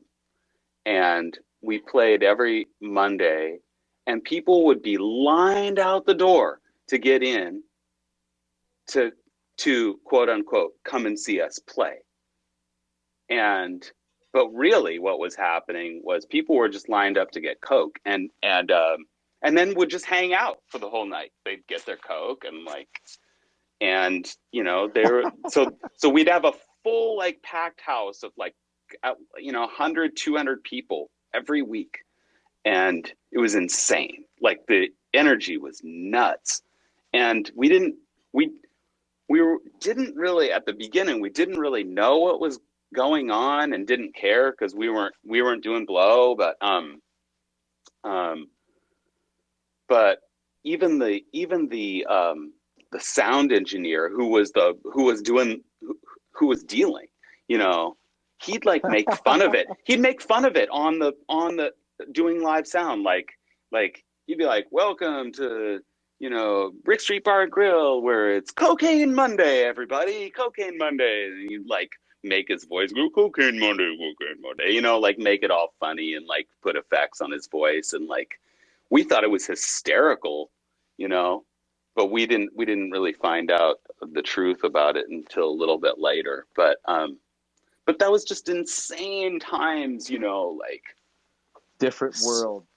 Totally different. Like that kind of shit would never happen today. Like no way. Like this is just such a different place here. But most everybody's still here. Like all of the musicians, most everybody's still around still, it's pretty cool. Like, I mean, Pearl Jam, like Eddie lives like 10 blocks from here. Dude. That's fucking phenomenal, man. Right? Do you want to talk about that movie Singles? and how that was kind of like a precursor to the whole. I mean, fuck, dude. Yeah. Yeah. I fucking love that. No, it's a good, that again, back to the, it's a fucking amazing scene out there. It's just a different, it's like Hollywood North kind of thing, or LA North. Yeah, Cool. kind of a small LA North. Yeah. Yeah. Mm-hmm. Well, it's because the cooler temperatures keep the riffraff out, right? Yeah, maybe so. Maybe so. That's what I always say about here. I said, well, that's the reason we don't have too big of a homeless population, is because it gets down to minus fucking 30. So, Right. But yeah. Yeah. I mean, We just can't afford to ship them that far north. They Yeah. only ship them to me. Angels of Gaia. That's another piece that I own that I totally dig, that I bought off of you a while back. I really dig that as well. thank That you. piece. Yeah. Those cassette tape pieces. I think I just like looking at the video too. The glitched out. Oh, cassette thanks. tape. I think I got to do another tape. I haven't done any tapes in a while. I do really like the cassette tape pieces. The Yeah, art on them. It gives And the music. It gives a good feel to it. I really enjoy They're it. fun. They're fun, and I have some like there's some pretty cool like. Well, I have like a nice 4-track. I can actually, bounce the music to cassette tape and then back to digital, which is fun. But Oh, that's kind of cool. yeah, That's keeping it authentic. I like that, but keeping it authentic, but making it digital. yeah, What you got to do though is you got to record like 100 different songs over the same spot on that cassette tape before you record on it, so it gets all that background noise. Oh yeah. Well, that's all. Those are the only tapes that I have basically now. There you go. Just keep Yeah. recording over it. Oh yeah. Like, and I really love tape loops. God, I just love tape loops. Like, I don't know if you guys are familiar, but you basically just make the tape like really short, of like a 5-second loop, and it just goes around and around and around, and then you can put 4 tracks on it. Almost like an infinite GIF. Exactly. Mm-hmm. Okay. Like an 8-track. Yep.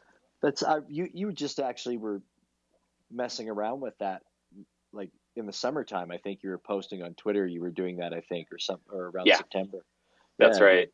Yeah, I was messing around with tape loops and like cutting up cassette tapes and taking them apart and stuff. And now I have 10 or 15 of them, so I don't really need to do any more like for a little while. But yeah, I continually record over those things. And so you're actually taking the tape apart, cutting the tape down. Yep. The tape itself, cutting the tape down, and then putting it, like re-reeling it, and then putting it back together. So it's correct. It's a short loop. Okay. Exactly. Yeah, and I tape it back together. You just do it with like Scotch tape, and you just tape it back together, and then See, it's the physical manipulation of stuff like that a lot of people don't think about. Yeah. I think. Well, I mean, and I would never think to do that. That stems from OG. Like that's how they used to fix shit like that. Like even movie film.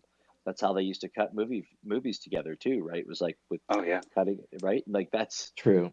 That's old school. Old school tape. Yeah, I actually got a lot of those ideas from this guy Heinbach. I think he's a German guy. He's got a really cool YouTube channel, and he's got all kinds of crazy toys, like different types of tape machines and stuff, and I got really interested in tape loops and like cutting up cassettes and like making these little short loops. And then I didn't have money to buy you guys will love this. I didn't have money to buy like a nice 4-track machine, and so I bought like 4 or 5 like just crappy like cassette players.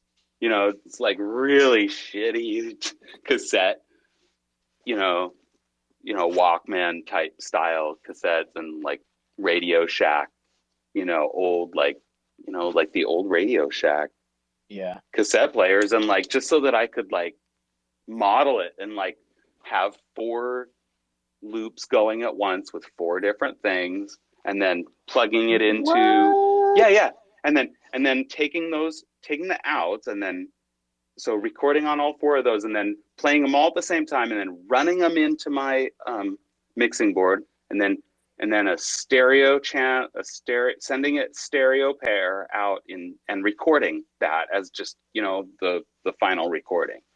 So that's what I was doing up until like my friend let me borrow this Yamaha, this gorgeous Yamaha MT4X, which is a 4-track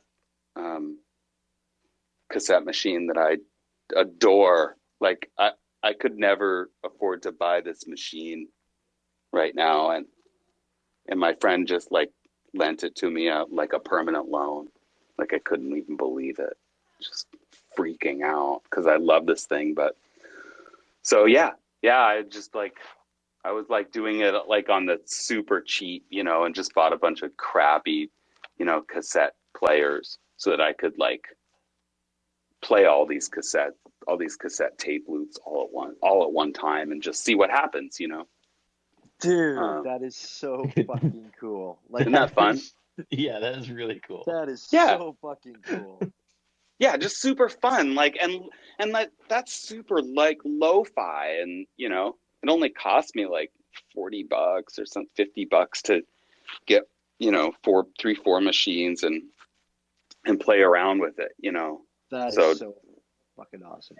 So just trying to do it on like the cheap, like to have that sound. See, it's funny now to say that, to do that on the cheap, but like somebody nowadays would do that, well, just the same reason that you were making tape loops like recently. Like people would do that now because that's an art form. Like what you were doing out of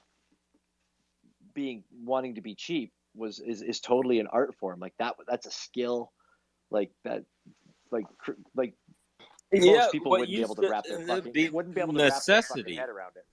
What used to be necessity Yes. is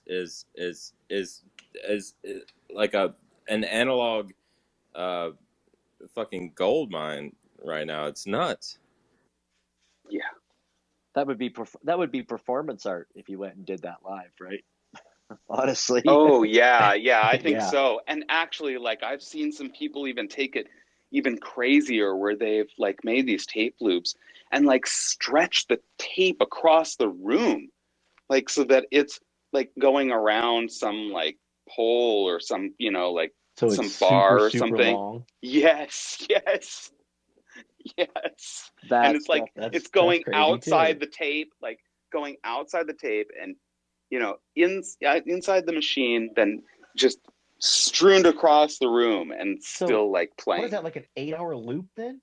No, I don't. I mean, I've seen there's this one guy in Portland, Oregon, who's done a bunch of stuff like that, where he did like some pretty cool installations in some buildings with cassette tapes and like wrapping the tape around different parts of the room, and like I don't think it was like I don't think it was hours long, but it was maybe like I don't know, maybe 10 minutes long or something. 10 minutes. So is he more doing that for like a performance and installation type, almost like a laser loop setup would be? Okay. It's totally not necessarily about the music at that point. It's more about the installation and the art of that. I think so. I think it was more. I think it was more about the installation and the art and looking at it and interfacing with something that we don't really use that much anymore, and kind of marveling at the tape moving, and watching it fall and move.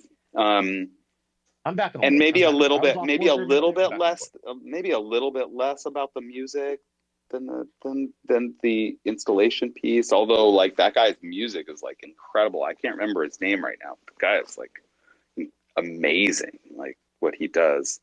It's like is more of like an engineer, mentality. With the music and the installation and stuff, but very, very cool stuff and really interesting music too. Let's see if I can find that guy, but I was slightly annoyed for a minute, but I'm back on board. I like it. I like it now. Have you ever messed with? Have you ever done much with like reel to reel?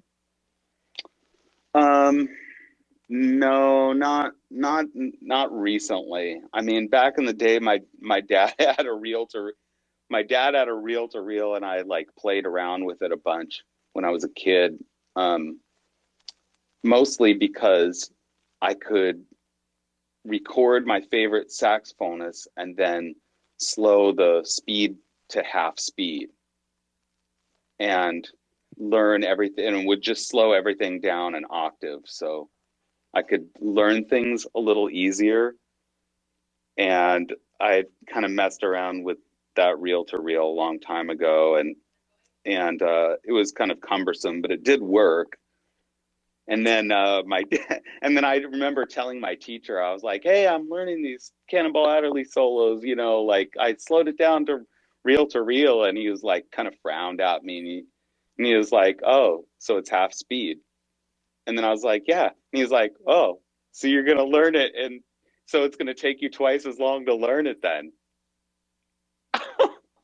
Oh wow. I don't think that's how that math works, but okay. Then right, and then I was like, "Oh shit!" And then yeah, and then he just said, "Mark, you should just take your time and just learn things with the regular speed, and you'll get better and better at it." And I think there was one tool actually after that came out. The CD player with the AB loop changed my life because as a transcription tool, I could splice one note at a time. And so when you're trying to learn how to play like John Coltrane, and the guy is playing, lightning speed, a million notes at a time, like I could A/B that thing, and I could slice it down to one note, and I would learn that note, and then I'd let the thing go and put two notes together, and I'd learn those two, and that's really how I learned how to play, was just by the AB loop on a CD player and going very like painfully slow, and I just got better and better at it over time, and as years went by, I could rip off whole phrases after a certain amount of like ear training like that. That loop goes from a half a second to 3 seconds to 10 seconds. Yep. And yeah, that's really how I learned how to play, honestly, was by rote, by ear, and just listening to the best saxophonists and ripping them off note for note. That's all it is. That's so fucking awesome, man. Holy shit. I mean, yeah, dude, that is amazing that you could do that and get it down and speed it up. I mean, I think that's fucking phenomenal, man. I mean, that's like next level. Yeah, it was crazy. Like I really spent a lot of time trying to sound like somebody. And for years, I really had a lot of blowback from teachers and from other musicians about it, because I sounded so much like Cannonball. People were like, "Wow, why are you doing that?" And I would just be like, "Well, it's better to sound like somebody than nobody." Fuck yeah. That's every time. That's what I would say to them. That was another quote from my teacher, and I and I don't. Yeah, I was very, very dedicated for years to try to learn how to play just like that person, and respectfully, I just loved that music, and I finally after years of transcription, I finally was comfortable with the way that I sounded myself. It took me like 10 years to not to stop doing that, you know, like, and to be really comfortable with the way that I sounded, which is, you know, But it's to just, I don't find know. I don't know why that took your that long, own but it did. voice through the masters is fucking amazing. I mean, isn't that the way of the Renaissance, really? I mean, I don't know, not to overuse the word Renaissance. I mean, but that's the way. Oh yeah. Oh, definitely. And you know, I hear things that I do that, you know, I know where they kind of come from. You know, like I hear things that I do that are like idiomatic, you know, and I'll be like, "Oh, yeah, that's, you know, that's influence from Miles Davis, or that's influence from Joe Henderson, or that's a Cannibal Adderley thing, or that's a Woody Shaw thing, or, you know, or just any of my music heroes like that. I hear all of those people in my playing now, and yeah, That's awesome. it's way cool, and it's good to finally like come to a place where you are comfortable with, you know, with your music or your art, you know, after years of like of you know, studying it so hard and being so dedicated to just, you know, working it out, you know. The phrasing for me, and one of the painful things that I did for a long time was I would record my practice sessions, and I would record myself playing back these lines, these jazz lines, and listen to myself and critique my own self, and that was just painful, but it really like it really told me the truth, you know, about how I sounded, and it really like made me it made me very aware of what I needed to do, and what, you know, to get to a certain place with the music that I was comfortable with. So that's one thing that I did, you know, pretty early on, was just recording myself and listening back and recording my practice sessions. And it kept me honest too, so that I wasn't just not just, you know, wasting time, you know, and like, because there's a big difference of like how you approach your practice sessions and how much you can get done, you know, that is going to be really beneficial to you in the long term. Or are you just sitting down and playing what you know, and playing what is comfortable, what you love, or what, you know, what's comfortable under your fingers already? And, you know, I know that people love to do that, and we should do that, you know, but there's also a time to get really down to business, and to really like learn this stuff. And after a while I figured out really how to not only teach myself like that, but I really figured out how I could learn a lot in a short amount of time, if that makes sense. Dude, that makes a lot of sense to me. Now, I got a quick question. How have you had the opportunity, or how do you, if you've had the opportunity, like teach music and flow and improvisation to others? Because I'm not a good teacher, dude. Like, I cannot teach. I can't even teach like basic form. Have you had that experience?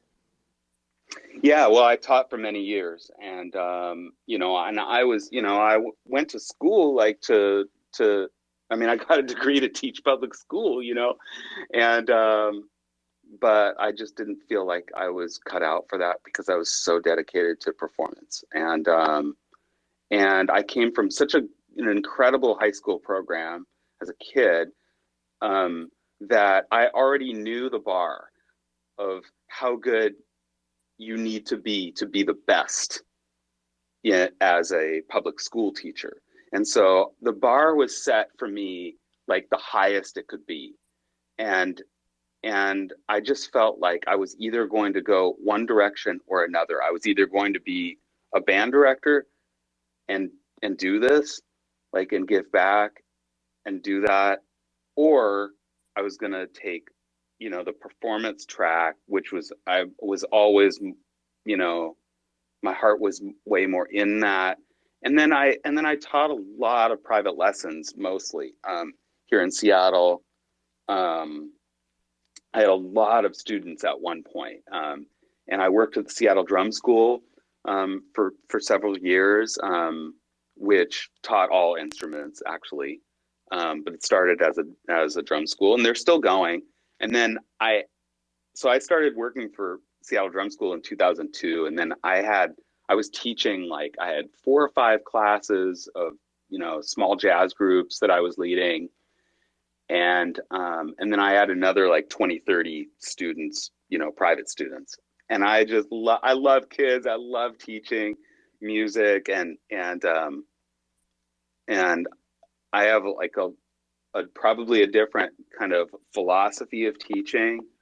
I really would love teaching, for the love of music and creating a positive experience for kids.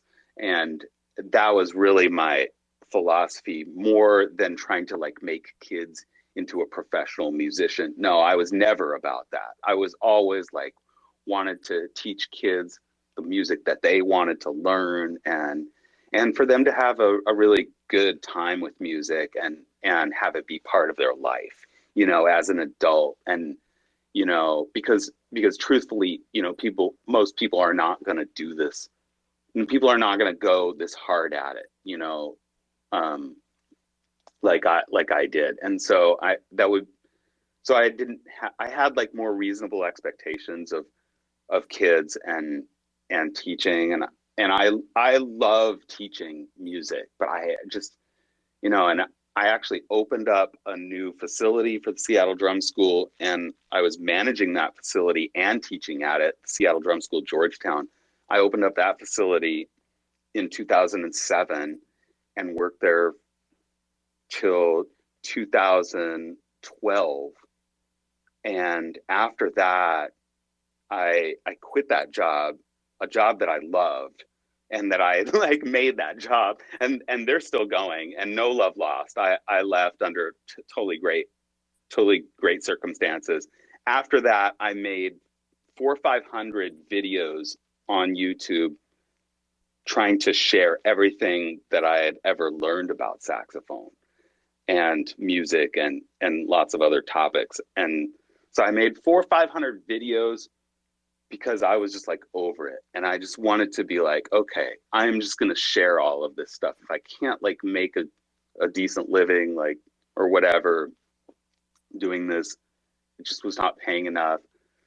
I'm going to just share this stuff on YouTube and go hard on YouTube. So I made 400 or 500 videos. They're still up there. musiceducationforall.com. Take you right there to the YouTube channel. I've kind of backed off on it, especially last month when YouTube flagged me for warnings posting my own NFTs. Go figure. I think I mentioned that on this program. Like, I do remember fucking that. So weird. Anyway, like I kind of backed off on it. I'll probably get back to it in this year. But in 2012, after I made those videos, I went and hiked the PCT from Mexico to Canada and took 6 months off from music and everything. And just kind of like, I hiked. You hiked the whole thing? I don't know. Yeah, I did. Yeah. You're only the second person I've ever like talked to that I know that's hiked the entire thing. Oh wow! Holy shit, man! That's rowdy. Damn. Yeah. Yeah, I loved it. I've actually done another long distance trail in 2015, but I freaking love the Pacific Crest Trail. April 12th to September 20th in 2012. I hiked the whole thing. It was 2,000 660 miles plus,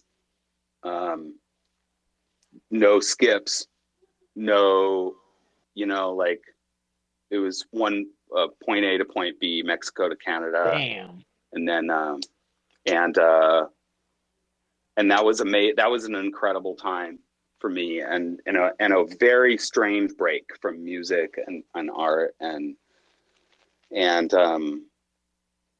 really great to for that experience was incredible. Like there's not one day that in my life now where something doesn't happen, or there's not some kind of reference to that trip. And it was a total life-changing trip. And then got back, and like I started working for my partner Jane, who has a small natural remedies company, and I've been working for her for the last 10 years, and I love it. And I love her small business, and I like supporting her small business, and so that's what I do now. And then music, I go hard on music, like, as you guys know, like so hard on recording, and I'm often up early to mix music or to record, and then I'll go late too sometimes. But yeah, recording is almost part of my day, almost every day, or like at least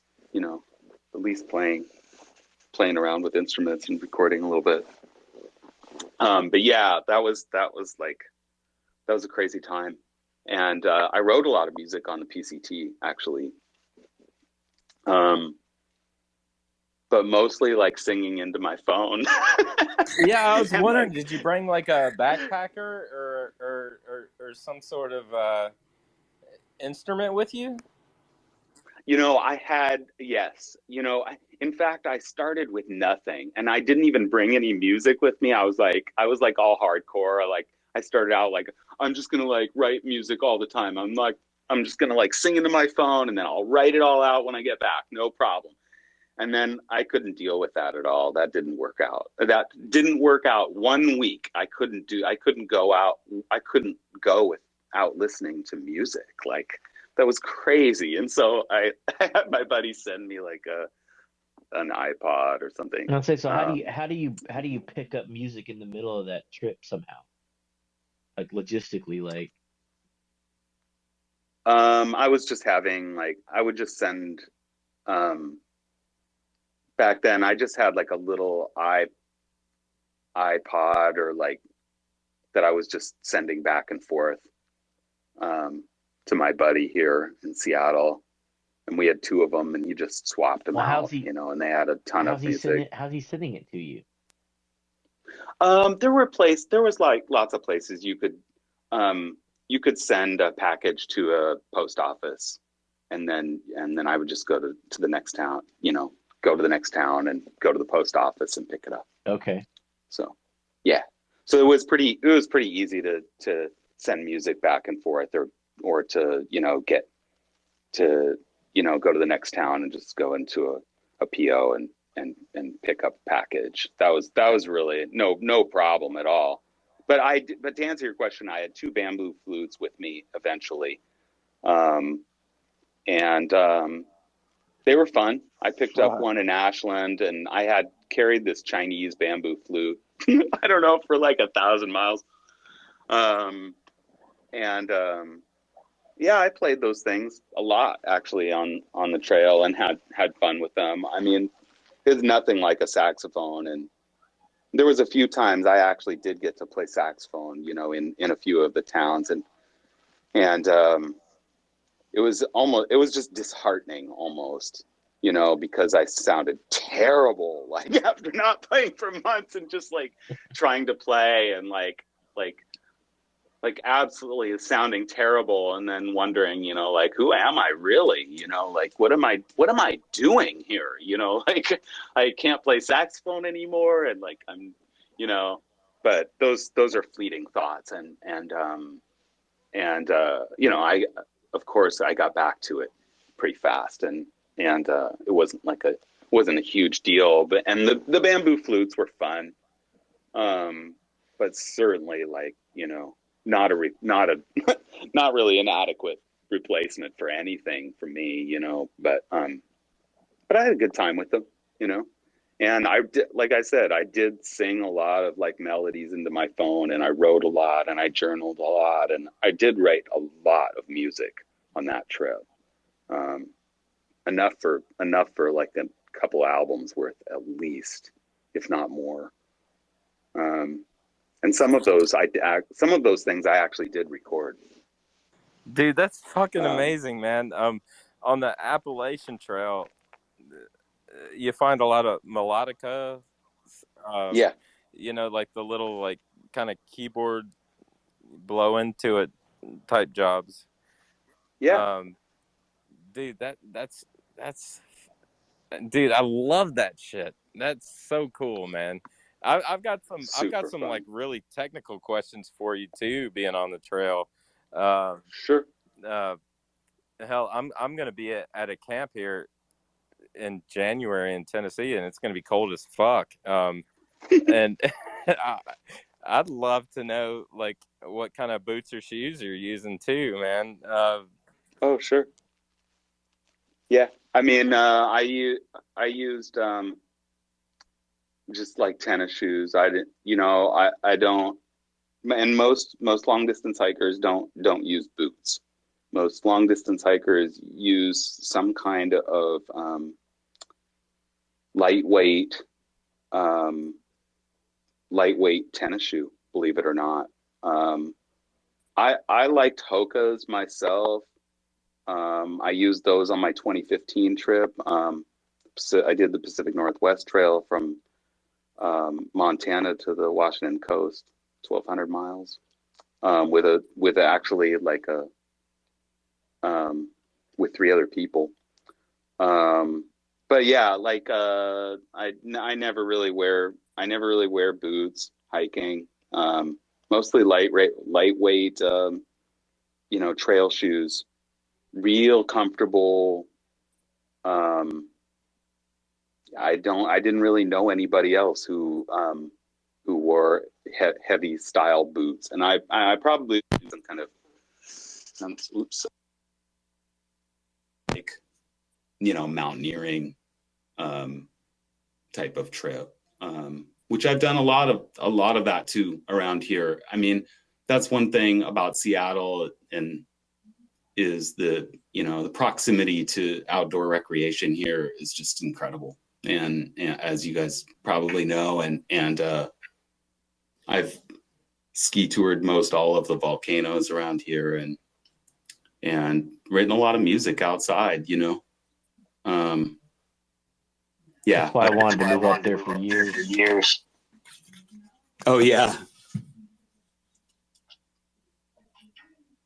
Yeah. When you did the PCT, were you by yourself?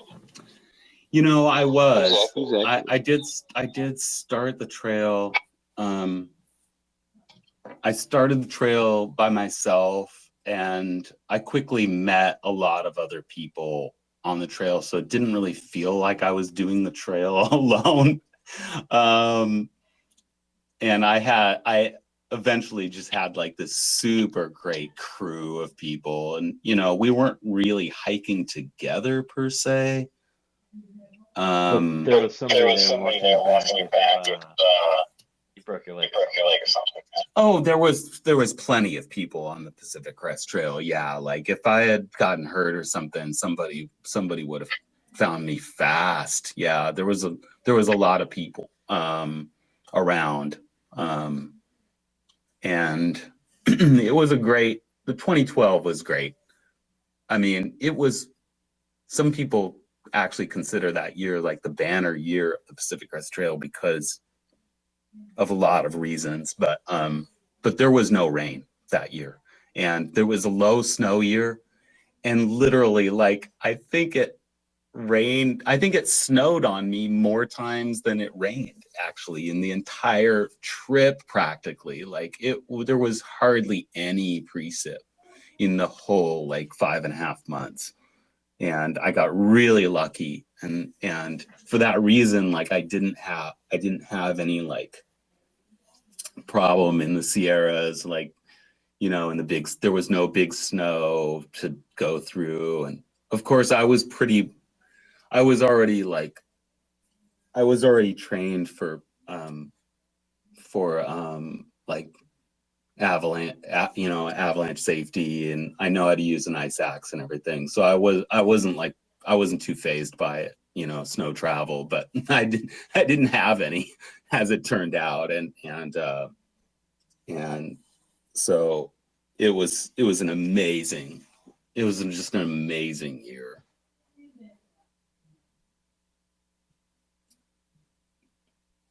Yeah, sounds cool. Man.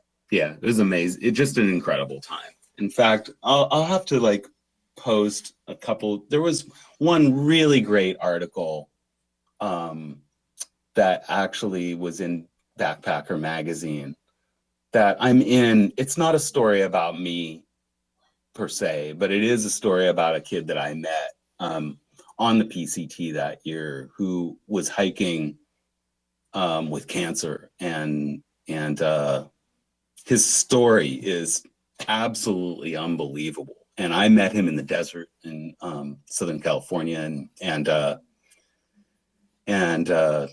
he made it. Like, he did that trip, and he made it to the end. And I ended up going back and finishing with him, so I got to finish twice that year, which was incredible. I did the last like 30 miles with him, and into Canada, and so I got to finish twice, and his story is absolutely incredible.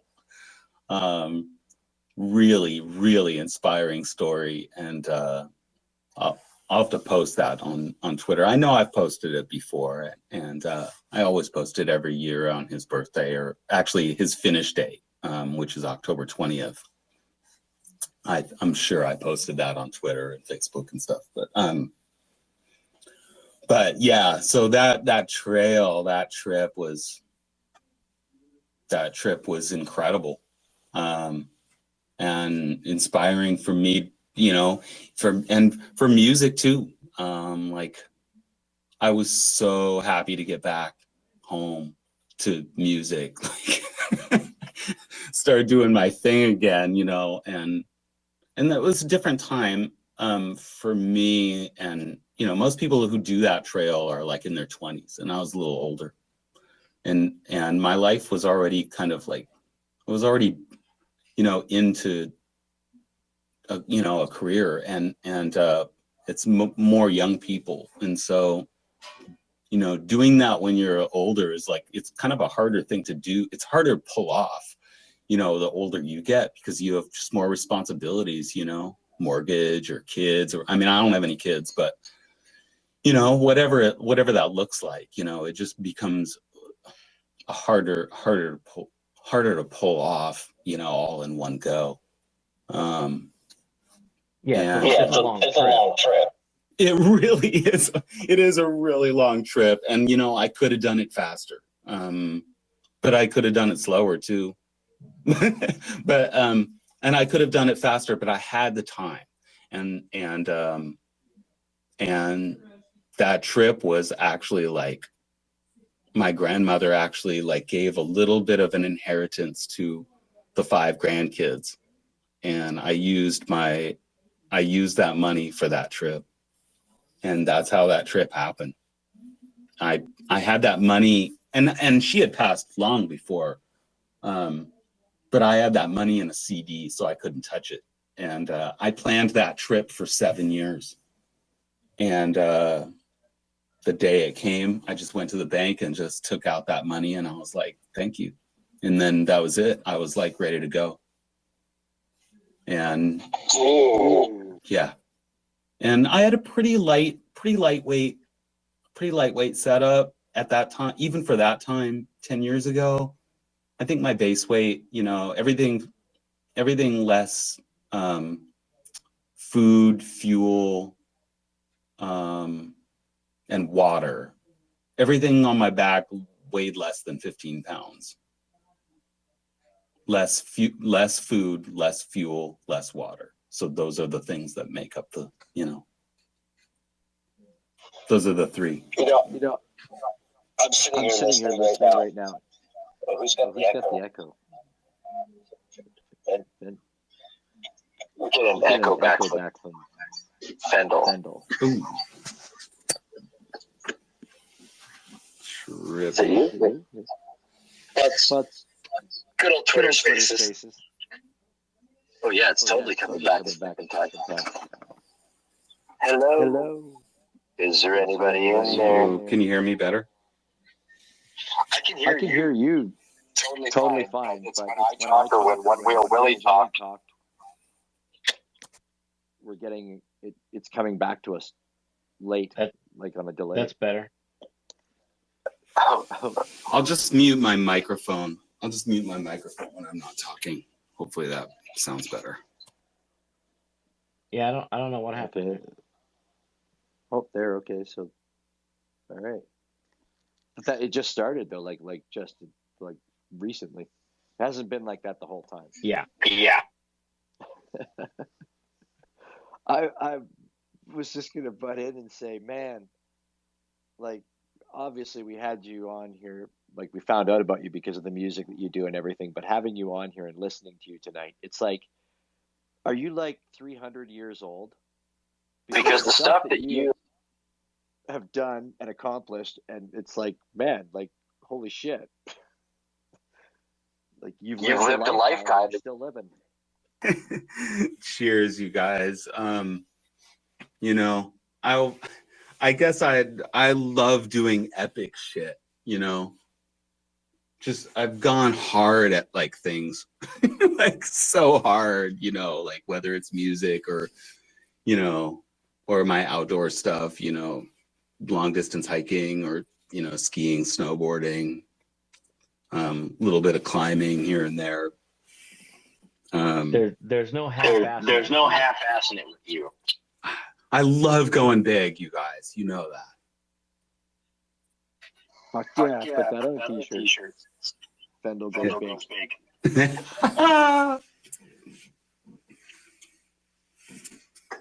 Fucking no, that's wild. I'm blown away on this journey that you've taken us on tonight. Like seriously, I really like it when we have people on and you have no idea. Like we knew musically you're definitely talented, but to what degree and the other things that you've done in your life that have been your inspirations and your goals and dreams, like holy shit, dude. What the fuck's next? Are we going to Everest or what? Space? Oh man, I have no plans for Everest. Although I'd love to go to base camp. Wouldn't that be fun to just go to Everest base camp and like pick up a bunch of garbage and like peace out? I'm gonna say no. Not for me. Yeah, I can dig it. It's probably not for everybody. I mean, like I'm just talking about like literally like walking up to the base of it and not climbing. No, I had a friend that did that. And she said it was just awesome. She's like, she was there. The mountain was there. Good. And she went home. Yeah, I don't really like. Yeah, I think that there's like Everest and things like that are just like there's a certain point of like suffering that I just don't want to have that much suffering. You know what I mean? Like, and there's also a risk factor too that, a lot of people have died and I don't know, like, like there are other places that I really, really want to go to that are bucket lists stuff, that I would love to go see, that probably aren't on other people's bucket list, and a lot of that stuff, believe it or not, is Canada. I have to tell you. Fuck yeah. I know a guy. Yes. I know a guy. Oh yeah? Yeah, I'm sure you could. Show you some places up there. Got some housing and. Dress warm. You can come now. I mean, I definitely want to do the Great Divide Trail. I really want to do that at some point. So that's something that I really aspire to do. Have you ever hiked the John Muir? Have you ever hiked the John Muir? What's that? The John Muir Trail? The John Muir Trail? Well, yeah, John Muir is part of the Pacific Crest Trail, so I did the whole John Muir Trail. Okay, that's what I thought. Yeah. I'm like, and then 15 miles.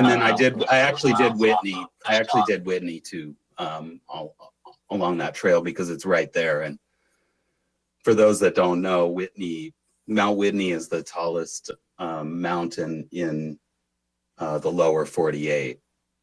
Granted, it's 14,000 feet, but it's not a technical climb. I mean, it could be a technical climb. I'm sure there's lots of technical routes up it, but you can walk straight up it like in tennis shoes. Yeah, it's not. Right? It's a walk up. Yeah, it's a total walk up. Just a day. And it was cold up there, but yeah, that's a great spot. But yeah, I have some other destinations in Canada that I just really want to go to badly, like the Sacred Headwaters. If you guys are not hip to the Sacred Headwaters, go look that up on Google. My goodness, that place is epic. I don't like John. Like speaking of John, Sacred Headwaters is like probably like 12 hours north of Seattle, like almost to the Arctic, like northern BC, right? Yeah. And in northern BC, there are 3 of the major rivers up there in BC: the Stikine, the Skeena, and I can't remember the last one. And they all flow into one at the headwaters. And like even John Muir toured this place and called it like the Yosemite of the North. And it's literally like 100 miles long of this valley to the Sacred Headwaters. And it is just the most breathtaking scenery I think I've ever seen. I mean, it reminds me of like a Pacific Northwest version of Yosemite or something. It's insane, absolutely insane. And nobody goes there. It's like Tahltan tribe is the tribe that has been living on that land for, I don't know, it's got to be thousands of years, right? They've been there forever. And yeah, I would love to go up there and see the Sacred Headwaters at some point. That would be bucket list top, trip for me. Way more than like some of these very popular destinations around the world for outdoor, recreation and stuff. It's funny, for the longest time, I never ever left Canada. And I had a girlfriend. You gotta travel, you gotta go places. And I'm like, there are people all around the world that will save a lifetime to come here to see things that we have in our backyard that we can go and fucking see and do without having to travel across. Don't get me wrong, there's definitely things to be seen in other places, but I was all about my own country because there's like some badass shit here. Oh, like that sounds badass. I want to go to that valley. Right? Yeah, there is some amazing stuff, and I've done a little bit. Like I've been to Banff a few times, and I hiked the Berg Lake Trail, which is absolutely epic. I mean, like probably in my top 3 hikes that I've ever done. Like it is absolutely incredible. It's at the base of Mount Robson. Yeah, okay. And which is the highest? Isn't Mount Robson the highest peak in the Rockies? I think it might be, yeah, actually. And it's such an incredible mountain too. Like, it's so beautiful, and like, I can't believe, like, there was a dude like a few years ago who did the front face of that, soloed the front face of that thing. Oh my goodness, how horrifying.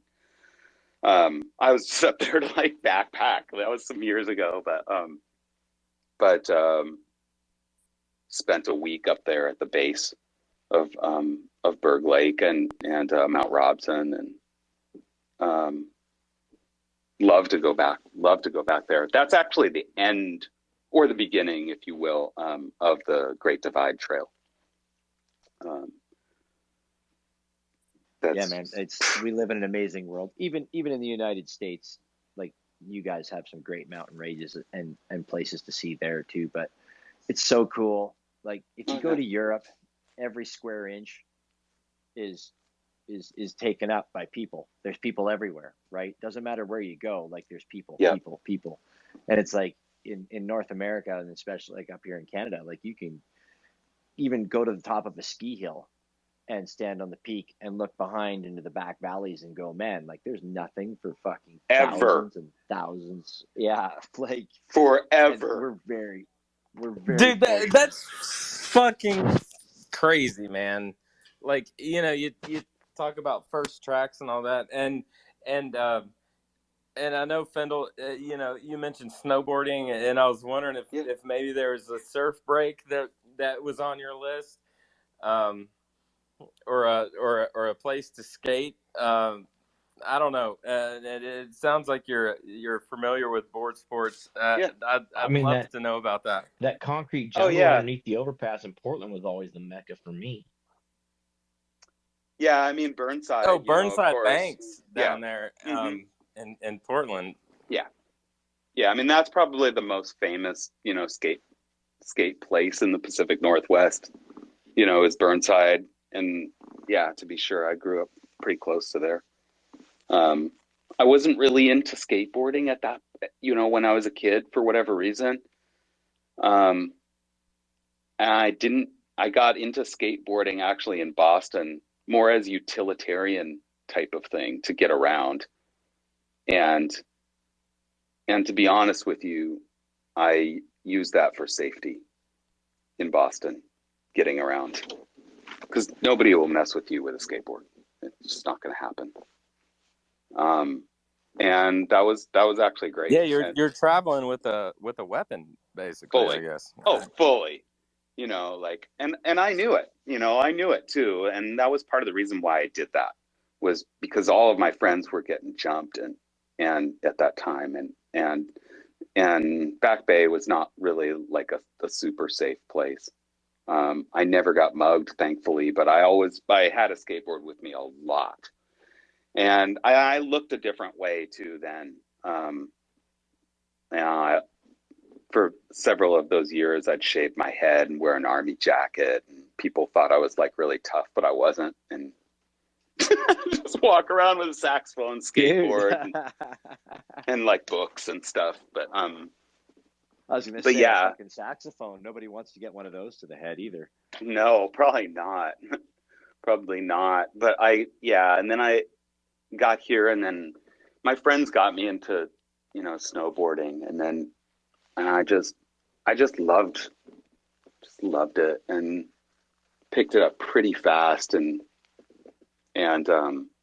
then later I got into skiing too, mostly because I wanted to do more backcountry stuff, and I got into split boarding, which is basically a snowboard cut in half, and then you flip the snowboard to the opposite foot, and then you can put skins on the bottom and skin up just like skis, and then you attach it so it's skis going uphill and then snowboard going downhill.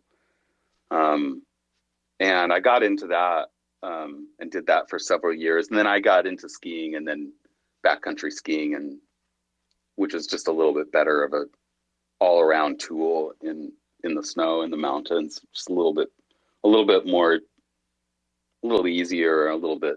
Yeah, you can't go uphill on a A little bit snowboard. better. Oh no, you can for sure. Just you have to cut it in half. Or I mean, they make split boards now. Yeah. They make split boards now, but I mean, like for years, I cut several snowboards in half and like, lengthwise, and then and used them as skis to go uphill, and then Volet made a kit for that, so I did a bunch of backcountry with snowboard, and people still do that a lot, but I mostly moved over to skis for backcountry and stuff, but. They're more maneuverable. I mean, even if you have to go through trees and glades, like when you're coming down, for sure. Yeah, most backcountry snowboarding is still lift accessible or like hella skiing. Like it's still tat skiing. It's still somebody bringing you to the top. Yeah, I mean that would be amazing to do. But yeah, a lot of mine was like I said, putting skins on a snowboard, split board. It's awesome when you were telling that story that I was thinking in my head, I'm like, man, I remember people used to do that. And then I remember somebody came up with a kit, and just as I was thinking that, you were like, and then Volet came out with the kit, and I'm like, I remember that shit, dude. Yep. Oh yeah. It'd be shitty to have a failure on like a DIY kit that you do. I've had them out there, but like if you just are prepared for any kind of failure, if you bring a couple of tools, some wire, and like a few things, you can get out of some jams. Yeah, I mean, I've been in some jams like that where, lost a piece of gear or something, and just had to kind of cobble it together to get down. I was just thinking for everybody that's been here all night, listening to you, I'm sure there's no doubt in our minds, man. You seem like the kind of dude that would MacGyver shit up and get her done. Yeah, because you've lived. I've done some crazy stuff. Yeah, for sure. I've been outside a lot. Definitely lived in tents and shit for a long time. I was gonna say it's a good thing that you were a teacher. Well, and I guess you kind of still are. Like you'll definitely help anybody out, I'm sure. Of course. In this modern day, but it's really cool that you've passed all this kind of info and enthusiasm on to younger people, because the fact of the matter is somebody like you and people that have information like you do, and who've been out there and hiked these trails and had to improvise on the trails. Plus, you've played music. You've taught yourself how to play music by listening to things, like just the kind of that mindset. That's what people need to know, man. That's life skills. Yeah. Like being able to survive in the world. Like when the zombie apocalypse comes, man, Fendel will be out there. Bits, I'll be out there, doing this shit. Like you got to know this stuff. This is the important stuff you need to know in life. Throw yourself out on the trail. Yeah, it definitely, being out there and living outside like that definitely brings you to a different mindset, and I think zombie apocalypse. I do think about those things a lot, and what skills do I really have? If there is really no power, or having to live off of just what I have. If there's, what if there was no grocery stores, to go get food, would I be okay? I got an acre. My cousin's got 40 chicken. We're good. Yeah. Y'all can come live out with me. That sounds great. We'll grow I love eggs and slaughter his lambs. Well, and see, that's part of it though too. Something like that set up. Like, I don't really think about that stuff, but I used to go across the border when I was at my cabin and get these magazines, and it was called Prepper. And I just had to buy them because I was the first one I bought, I was enthralled with it. I'm like, I can't believe there's a magazine on the shelf called Prepper in front of me right now, right? And some of the stuff that was in it was like absolutely brilliant. So every time I went down, I would buy these magazines because I was a Boy Scout, and you know, I'm Canadian, so I'm definitely an outdoorsy person, 100%. And but to pick up those magazines and see the different uses. What literally the one article I tell everybody about is that there was an article and it was on why you should carry a tampon, and bullet wounds. it was like it was like 23 different things that you could do with one Mostly if you bullet had wounds. one. Whether well, sure, yeah, right, Yeah. but it was amazing. But it was but yeah, I guess the moral of my story, that a big long story that I'm telling here, is that yeah, no, being able to know where you are in the world when the zombie apocalypse happens is it's important. Can you grow your own food? Do you have a skill? Yep. Can you barter something? Right? Absolutely. Lily, Yeah, you have your hand raised over there? Yeah, this was like such a perfect space to trip into tonight, because I was kind of missing the last few days. I've been kind of missing. I used to be a wildlife and conservation researcher and photographer, and I'd spend months living in a tent somewhere out in the wild, doing a project because I did field research, and I was a single mom, and my kids came with me everywhere I went. And yeah, I was really missing that, and just to hear your stories, and it was just great tonight. So I want to come up and say thanks for sharing your stories and about your adventure. I've hiked some of those trails, not all the way down the Pacific. Can't even think of the name of it now. The Pacific Trail, but Pacific Crest. I've yeah, it's Pacific Crest. That's what I was trying to. Yeah. But I've hiked gosh, so much around Yosemite National Park because I worked there several summers chasing bears, so Wow. it's made me real nostalgic for those days. Oh my Darn gosh, COVID. I love me some Yosemite. Oh, love that place. It's a book. For those What's up, Lily? Oh, holy shit! It's good to see you in here. Lily's like a hardcore homie of mine. Test Town, and we spent a lot of time down at the Nest down in South Florida. Dude, great to see you here. Whoop, whoop. Yeah, Well, Lily, it's super nice talking. Super nice to finally talk to you. well, thanks, guys. I'm glad I came in. I had a ask me anything space tonight, and it was cool. But I just let me see what else everybody else is up to. So I'm glad I tripped over here. Yeah, you never know what we're going to talk Yep. about on the night train. You never know. You never know. It's usually Which car are we in somewhere now? around art, but Speaking of art, actually, now that that's a good segue. Actually, I wanted to ask. I've been meaning to ask about your PFP, Fendel, because honestly, here's what I'm going to tell everybody. That for the longest time, I looked at your PFP and I thought it looked like basically a duck or a goose face wearing a red hat. I get What? clown. I get clown out of But it. then What? but Are then when you serious? But then when I clicked on it and realized that it was, lips and the nose and the hat pulled down over a face, I was like, holy fuck, it's crazy. It's very interesting how you look at people's PFPs, or I mean, the way that I do anyways, is I see them and I just say, oh yeah, that's what that is, because I never blow it up or look at it, or it's not quite obvious. Right. Yeah. So anyways, so what is that piece? Oh, that's a piece of Anne Gergich's, and that it's called Salmon Stories.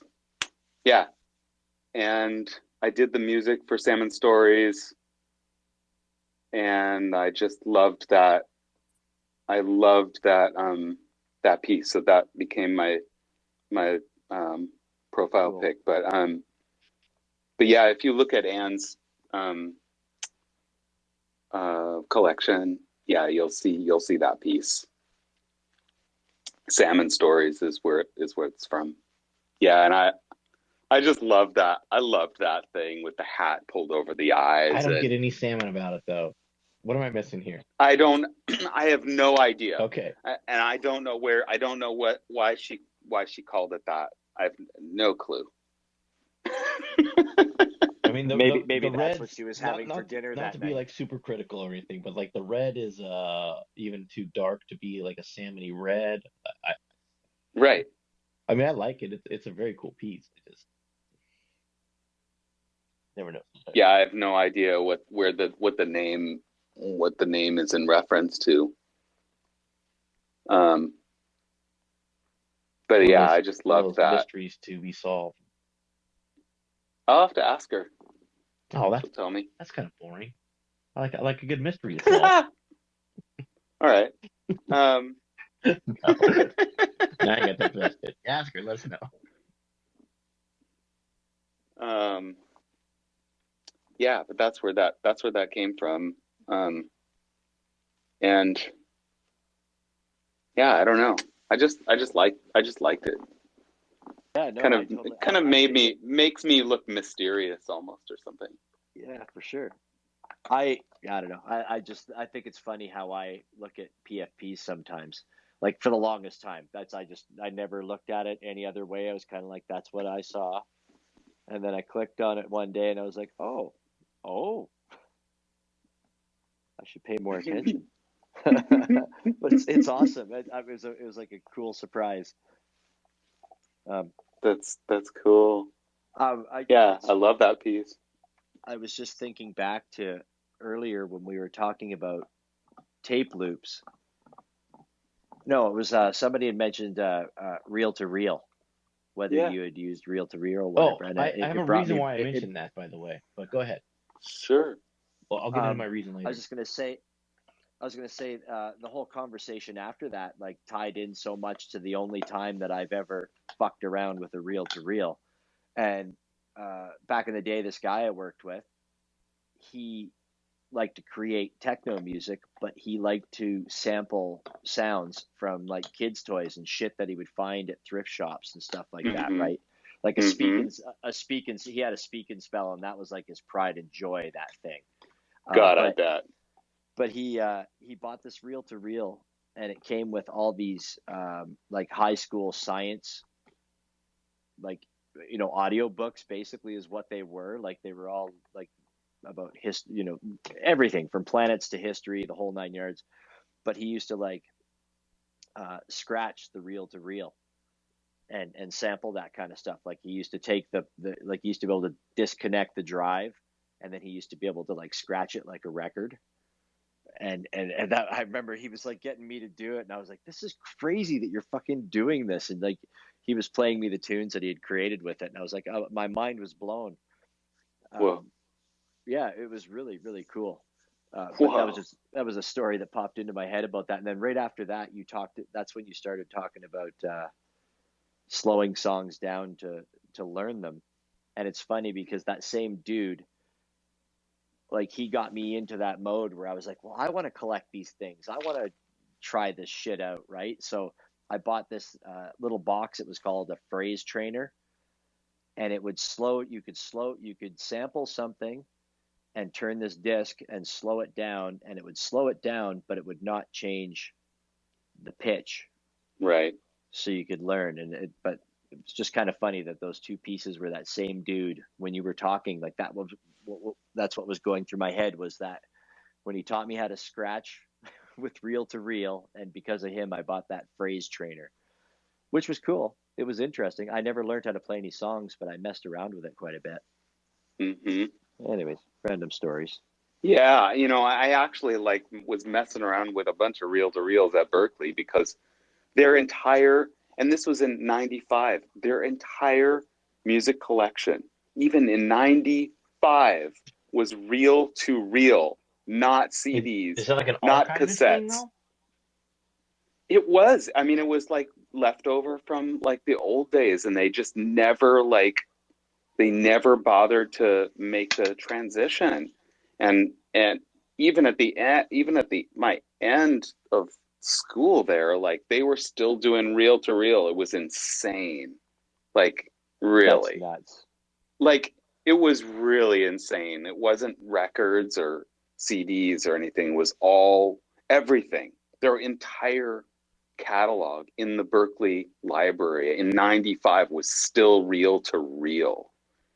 And I mean, my God, we didn't even have email yet. Like, it wasn't, there was nothing happening for technology there, That's ridiculous. Isn't that crazy? And even now, now we're here, we're like, whatever it is, 25 years later. And like, I get these updates from Berklee, about, opportunities,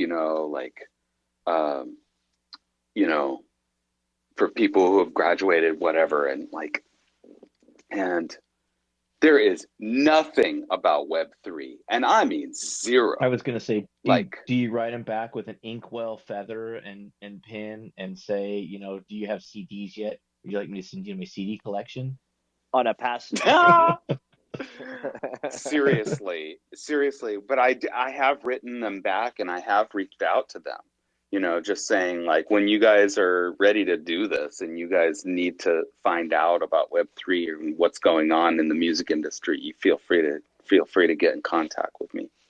But I know that I will not hear from them. It's like, be the Tez ambassador. Like screaming into the void with Berklee. Like I've not had any, I've had zero contact with anybody there since I left.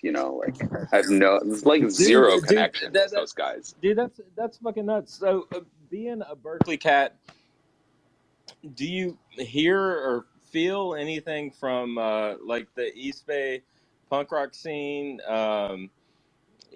Operation Ivy, Common Rider, any of that stuff, or even Hellcat Records and Rancid and all that. Is that part of it? Nope. I do not hear anything like that in their magazine or in their emails or whatever. Like they don't talk about the scene. No. Man, and I do know some people. I do know some people who have been there even recently. That shit molded my whole childhood. Right? Right? Yeah. Yeah, I can dig it. They're just not they're just really not plugged into the real working cool. Yeah. It is true. They're not plugged into the real. It is true. If they still have just said real to real. I don't know. I thought the wording was funny. Lily, you had a question? Yeah. Yeah. I was just gonna say, I think that's all too common with colleges. I've been speaking at several colleges lately, and Big Ten colleges even, and they know nothing about the metaverse. Very little, if anything, about crypto. It's just crazy. I guess maybe it's our perspective though. Like we're so far ahead that we feel like everybody else is so far behind, but they're just really where reality is at right now. They're looking at us going, what are those fuckers doing? Don't do any of that. Just watch them burn themselves down. Well, I mean, something that we kind of don't see from the inside or don't pay as much attention to anymore is the fact that the adoption rate for crypto in general is extremely minimal. So we're still at the very, very early stages, whether you want to talk about being a Bitcoin maxi or, Tez and Tez art and AI art, generative art. It's something that we kind of hear repeated a lot in this space because we're already here. We hear it, but it's something that if you go talk to somebody who's not in crypto at all, not in Web3 at all, they're like, what do you mean by generative art? Right. So yeah, and I'm always blown away because Berklee is supposed to be like the leaders of technology and music. You know what I mean? They're supposed to be the ones who are teaching leading the programmers, right? Exactly. and they literally don't know anything, and they have not said anything. I agree with you, Lily. It's kind of mind blowing to me. I kind of like see these interesting parallels of, back in the day when streaming just started to happen, or like Napster happened, and all of a sudden music became free, and it was just this gross kind of grab, and musicians did not see that coming. Like we just did not know what was happening in the industry, and then until it was like too late, basically, until music was valued at zero. Yeah, And you almost overnight took the entire value out of music, because the value was in CD sales, and you wiped that away overnight. Big time. And the musicians did not like see it coming, and after it happened, we did nothing about it. And I kind of see that now again, in a different way though. Like there's something happening that's transforming music, and how we listen to music, and how we share music, and how people collect it, and like for a year and a half, I was going hard on Facebook, like trying to get my, Berklee friends and my other musician friends to come over to Tezos and share their work on Tezos. And like, I finally, just after a year and a half of it, like ranting about it every day on Facebook, I just finally had to stop. I was just like, this is not getting me anywhere. And I did onboard several people. Like I onboarded like 24, 25 people. And made some amazing connections, and reconnected with a bunch of people like that I hadn't spoken to in a long time. And that's full on board from not converting like from ETH to Tezos. That's like full on board from nothing to Tezos. From zero, from like not being in crypto at all. It doesn't sound like a lot, but that's a huge number. That's massive. Like, I think I'm at zero still. I was going hard at it though on Facebook. I was really trying to like, I mean, I was even going Rob Ness style on it for a while, going all caps on these guys. And my friends got super pissed at me on Facebook because I was going all in caps, telling them that like Tezos was this and that. And they were just like, you're screaming at me, I'm like, no, I'm trying to get you to listen. Just doing this I'm just trying to get your attention, and it worked. Yep. But then it was just got too ugly, and there was like very little engagement anymore. And then I was like, well, I've had enough of this on the face, and just kind of stopped, The way I feel with all of this right now with the Web3 and everything is way back in the day. Like if my mom was listening to this episode tonight, she probably would listen to you, Fendel, and go, holy shit. Other than the playing instruments, my mom would be like, was that you? Are you sure you're not that guy? Because we're very similar, but sorry, I was tooting my own horn saying I'm as great as Fendel, and I lost my train of thought. I was going to put you in check and ask if you ever hiked the JCT though. No, fuck no. Yeah, okay. Absolutely not even close. I'll make sure. No, and I forgot. I really did. I totally lost my train of thought there. You were saying your mom, and you were talking about mom. Oh, yeah. No, I totally do. I totally lost my train of thought. That's fucking horrible. Dude, anyway, I'll I talk had the about. pleasure of FaceTiming your mom in Miami, and she's a lovely lady. That's all I have to say about Oh, that was so funny. That was fucking hilarious. So I talked to her for the first time last night. Since Miami? Since Miami. And she's she's like, well, I just left you alone. She's like, because I knew you were out there having fun and you were doing your thing. And but yeah, no, it was really funny. She thought that was awesome. She thought it was fucking hilarious. She knew it wasn't too cold, so that you were gonna survive down in South Florida in the warm weathers. You weren't you weren't out in the elements, if you will. Yeah, that's true. I was in my favorite Hawaiian shirt and shorts. A beautiful lemon rayon mixture. Well, what's left of them, right? Oh my God! Yeah, that's dude. right. No, I wanted to touch on Fendel, man. Shit, when I was in school, was right Mike, you got to say that a little different, hon. Well, just give me a second there, darling. Yeah, shit. When I went to school for music business and recording industry, and I got all kinds of degrees and all of it, but that doesn't really matter. But in the time in history when it was the flip from albums to single songs, even from CDs to MP3s.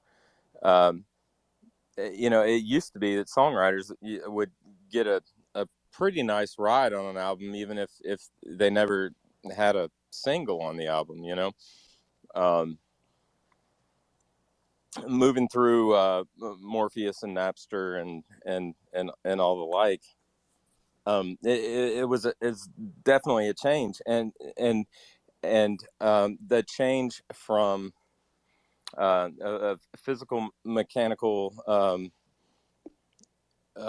shippable, distributable formats, and just sending something over the wire was one of the big changes, I think, and also these artists that could release one song, a single, on maybe YouTube or wherever else, and could become a huge hit was huge, and it was destructive to the old system, and I definitely I'm gonna piggyback and reverberate what Fendel said. It feels that way with Web3. It feels that way where a lot of the middleman industries are getting cut out between the creator and the consumer, which rightly so. I mean, that's what we all want. We want the creators to get paid and not everybody else and the creators stay broke, but dude, I totally feel that same vibe from, gosh, what was it, the late 90s, early 2000s, when the intellectual property of music and creators switched from this physical format to digital. I feel that same kind of, and I think that we have an opportunity to maybe take advantage of the old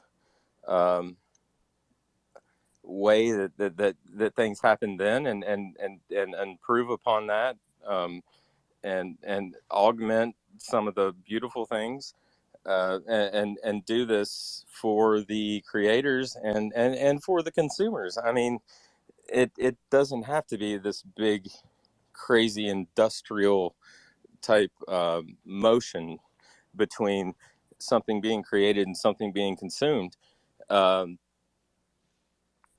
I think it's fucking phenomenal, and if we can get a handle on it, and I think Tezos is probably where it's gonna happen, if it is gonna happen, because it's decentralized and not regulated, and free and open I don't know. I just wanted to like amplify that for everybody. Yeah, I think that's a great point. Man, that was absolutely. B, we got you up here as a speaker. You had a question? Or Hi. how you wanted to? Hi, everybody. Hello, Lily. I just wanted to tell you guys a different story from a different part of the world when that happened. I come from South America, and we had a pretty terrible accessibility to music, to good music, or to different music than what the powers that be would sell in your country. And that opening of music was amazing, man. At that point we have access to anything you wanted, anything. It was like they opened the water faucet, and I think that's when it really became a global, accessibility to especially music.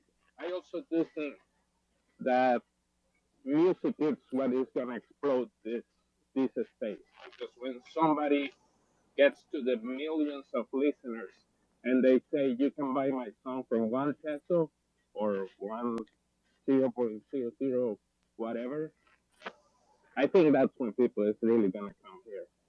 But apart from that, we have a great space for ourselves right now.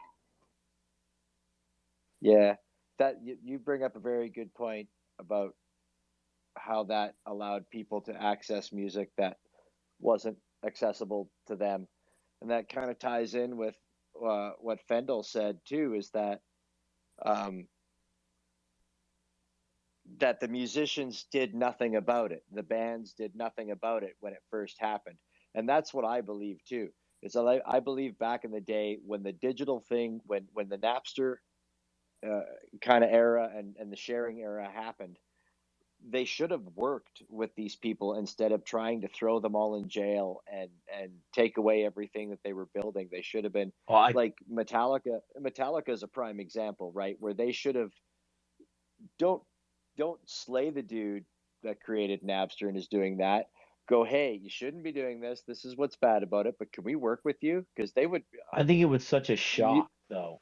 It was such a shock. We hadn't seen anything like it before, right? At least in our lifetimes. And, when the rich people get shocked, they don't like it.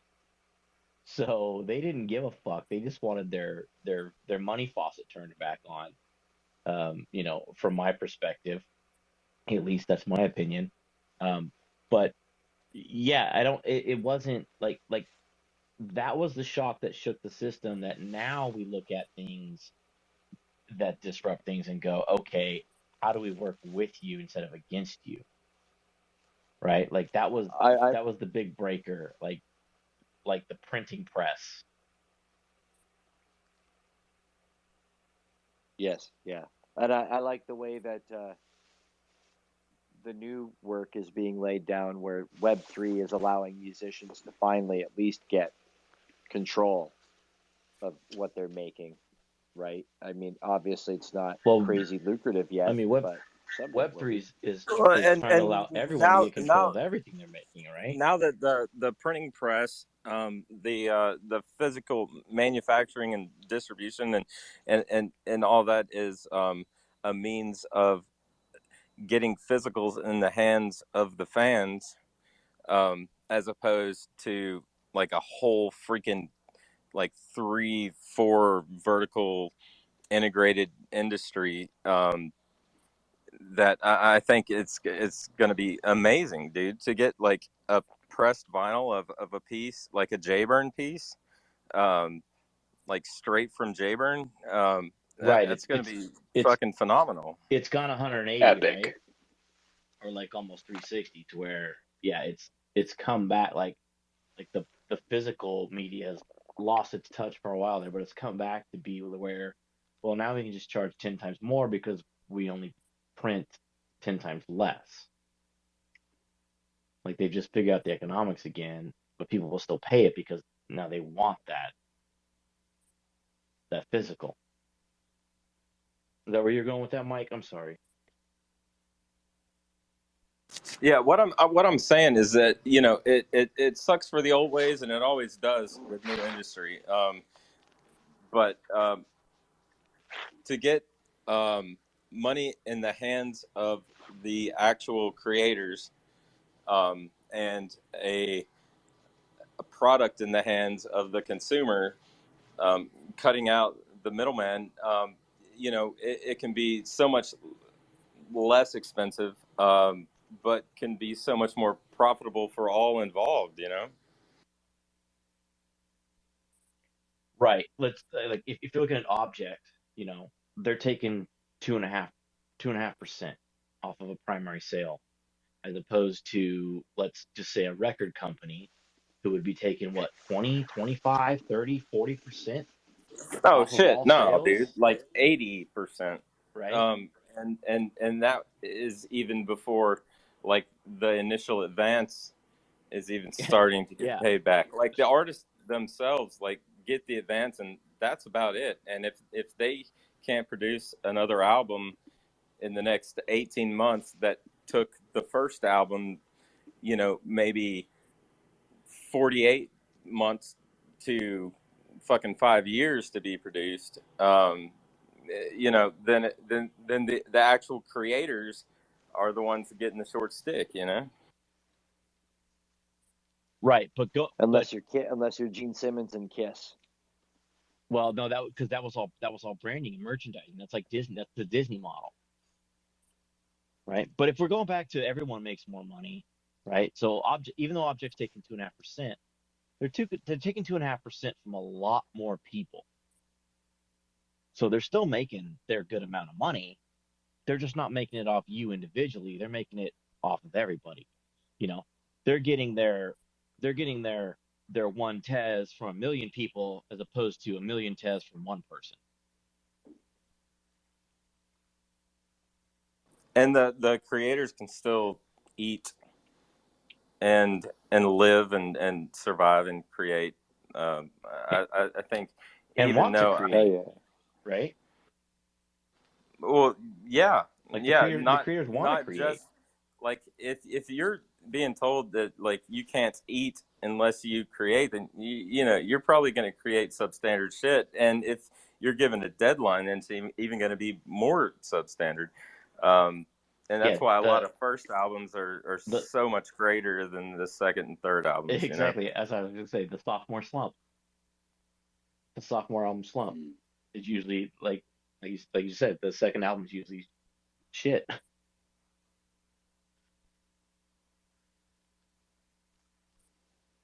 Man, That's common.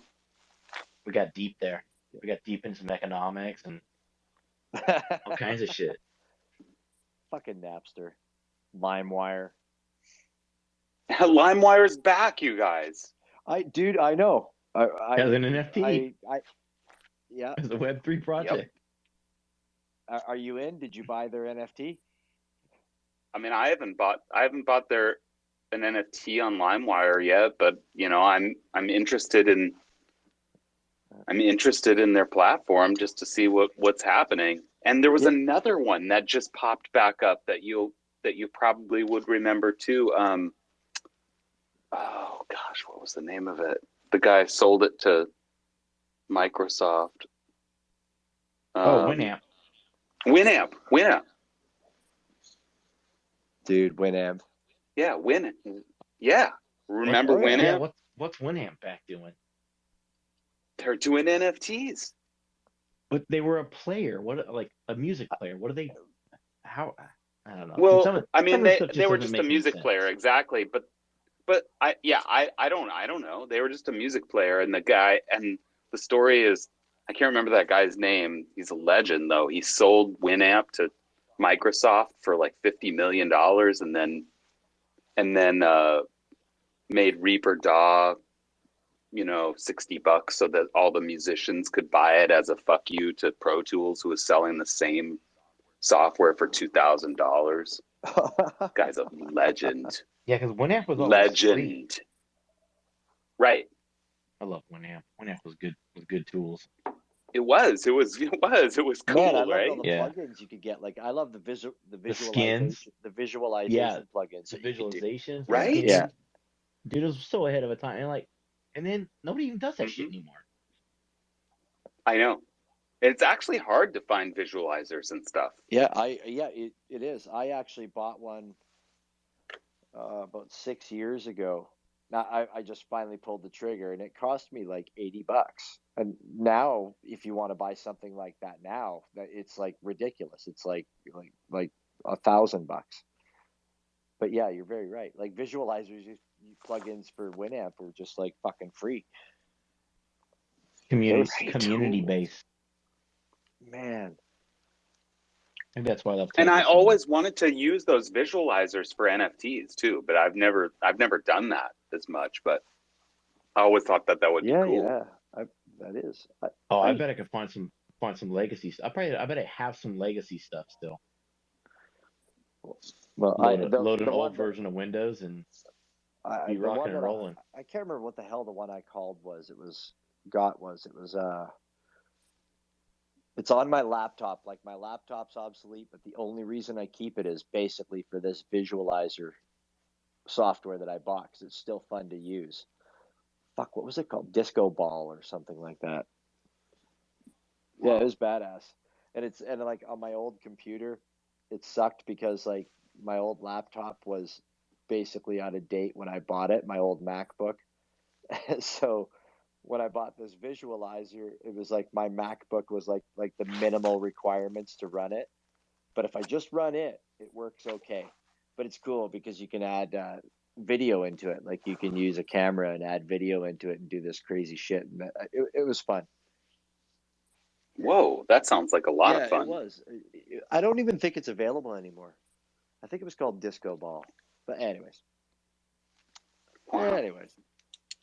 Yeah, man, the Winamp, badass. So LimeWire, Willie actually, I was telling Willie about it like months back before they launched, and then when they launched, and it was their original token was like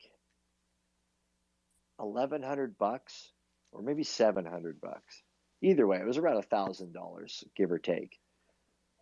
And it was like a half an ETH when ETH was at like $3,000 still. Yeah.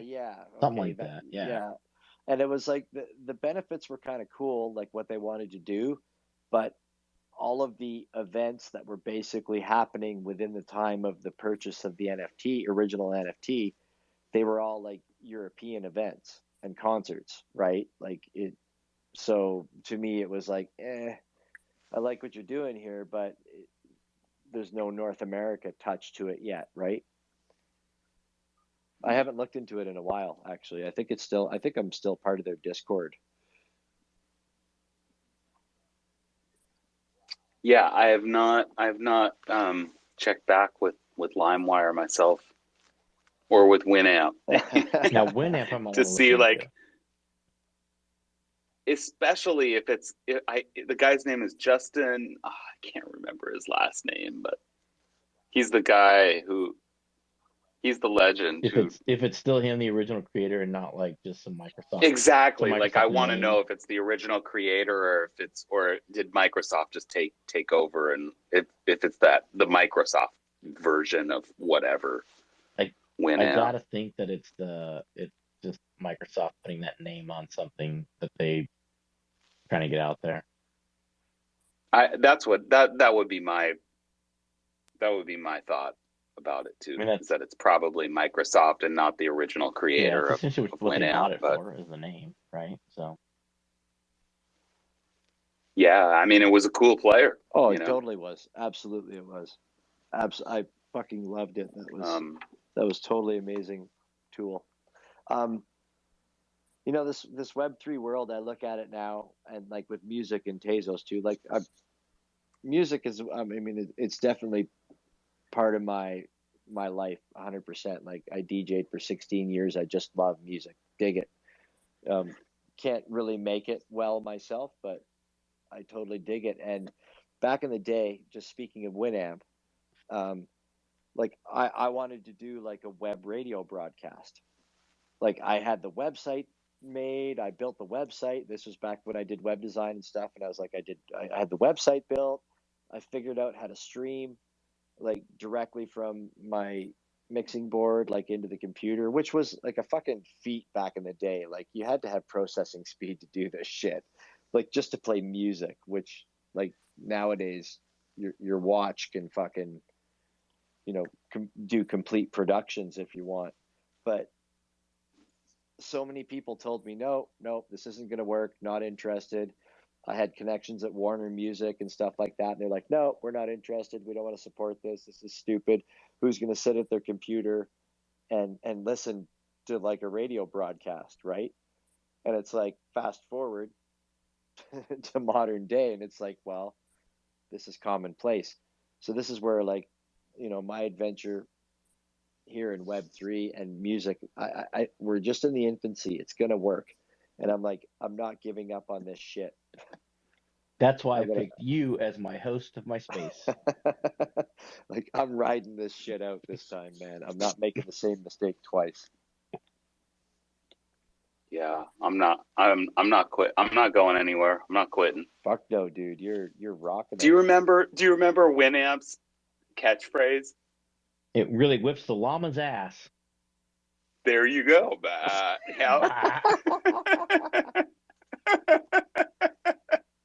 Hey guys, I'm not quitting Web3 anytime soon, but I have to quit this call because I'm on 2% and I'm gonna be dropped. Well, So it was really great talking to y'all, and I'll see you around the blockchain. Thanks for joining us, Lily. Thank you, Lily. Thanks, Lily. Absolutely. That was awesome. I've seen Lily in here a couple times. She's never spoken in our space, but she's definitely supporting, and that's awesome. The mother of Tez, yes, as it's been coined. Lily spent a little time down at the Nest, actually. After you guys did the legendary the Tez Town tour, right? Yep, yeah, it was crazy. We endured Hurricane Nicole down in South Florida. It was fucking wild, dude. That's right. Yeah, I remember that. Well, it's a good thing those windows are missile rated. Yeah, right. That's crazy, dude. That's crazy. That was like one of the things for that building is that the windows needed to be, you know, they call them hurricane windows, but there's different levels of missile rating depending on what floor you have. It's nuts. Well, yeah, it's important. You fucking a flying 2x4 in a fucking hurricane can be serious. As Mike's out there on the patio smoking a cigarette or whatever he's doing. Yeah, in the middle of tropical storm winds. I remember that was so awesome. Who was our guest that night when that was happening? Because I remember that because like was it Mike Tex maybe? I can't remember because Mike would know because he was on the tour, on the driving tour when we were talking to Tex. Remember, Mike couldn't be with us. Really I was in Jacksonville, Florida. During the Tex talk. Not to be confused with the TED Talk, but it's probably better than the TED Talk because Tex is an amazing human. Dude, yeah, I was in. Gosh, that was after the hurricane that just had come through, which had rocked the shores of most the rest of Florida, and then Nicole came through and rocked our shores down there in the south.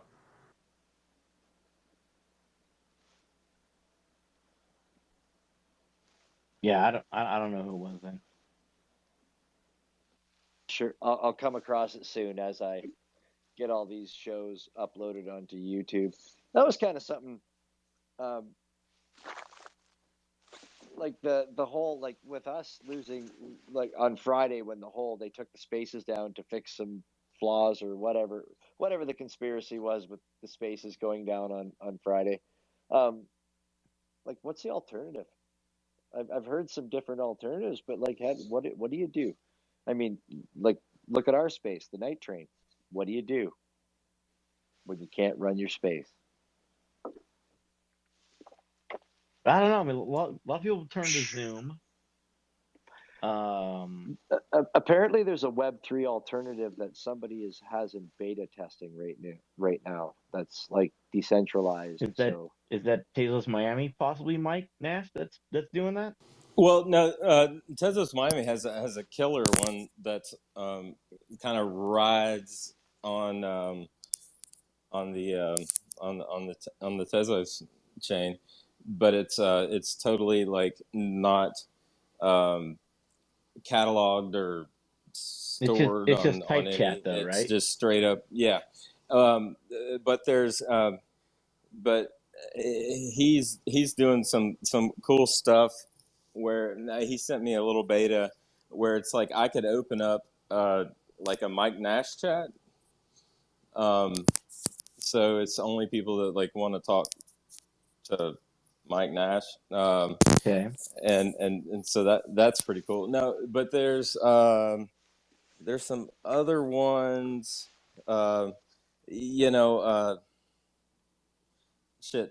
I found through Telegram and some of the other telegrams. What's Does it Telegram called? have a voice though?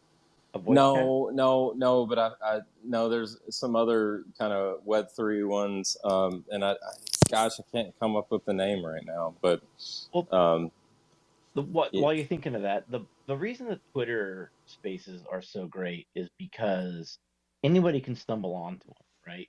And that's kind of what we want. We want people to stumble onto us and be like, "Oh, what are you guys talking about? Oh, you're talking about NFTs. Oh, how do I get into NFTs? I've been wanting to learn about NFTs." You know what I mean? So like, You're talking about hiking some fucking massive trails. I want to hike some massive fucking right? trails, right? But when you get Let's go. when you get into like a Zoom call or something like that, it's only your people that are already following you, right? There's that's kind of what I'm getting. No at one's is gonna stumble. How do we? Do you guys remember Stumble Upon? Do y'all remember that? That was like I remember the name, but I don't think I ever used it. It was like a browser thing. Oh, I use it all the fucking time. Is that like a Sasquatch? I don't know, man. But you just like it's basically like hitting refresh and you just like land on some shit that you did not know existed. And maybe it just sent you to a random web page, right? Yeah, maybe they used the algorithm, which would kind of piss me off to try to give you something that you wanted to see, but it seemed like super, super random. That'd be kind of fun.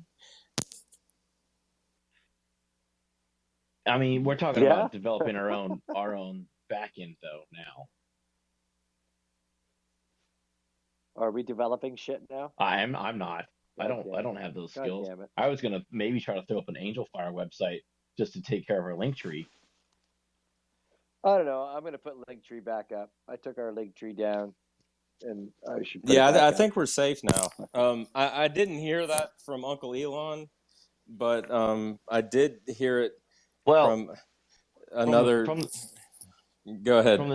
From the WXAPK account, we already have like 3 fake accounts, so I wouldn't do anything that is in violation of terms just because we don't want to get caught in one of those fake accounts, like being blocked and caught as spam. You know what I mean? Like we need help identifying those fake accounts. So if you search WXAPK and it comes up WBXK, like that's a spam account. That's a fake account. All right, so we need help blocking those accounts already. So from that account, I would say we need to keep it as clean as possible. You know, which by the way flatters me. Yeah, it kind of does, except for the fact that I can't find it in my own search terms, which also annoys me. You know, I was wondering about that too. Like when I was doing the DAO token, I don't know if I got the call sign right or not. You know, based on the call sign as it relates to object or Twitter, but I think I got it right because I think Bits is using it now. Oh, hell yes. Rock and roll. Yes, I am. That's right.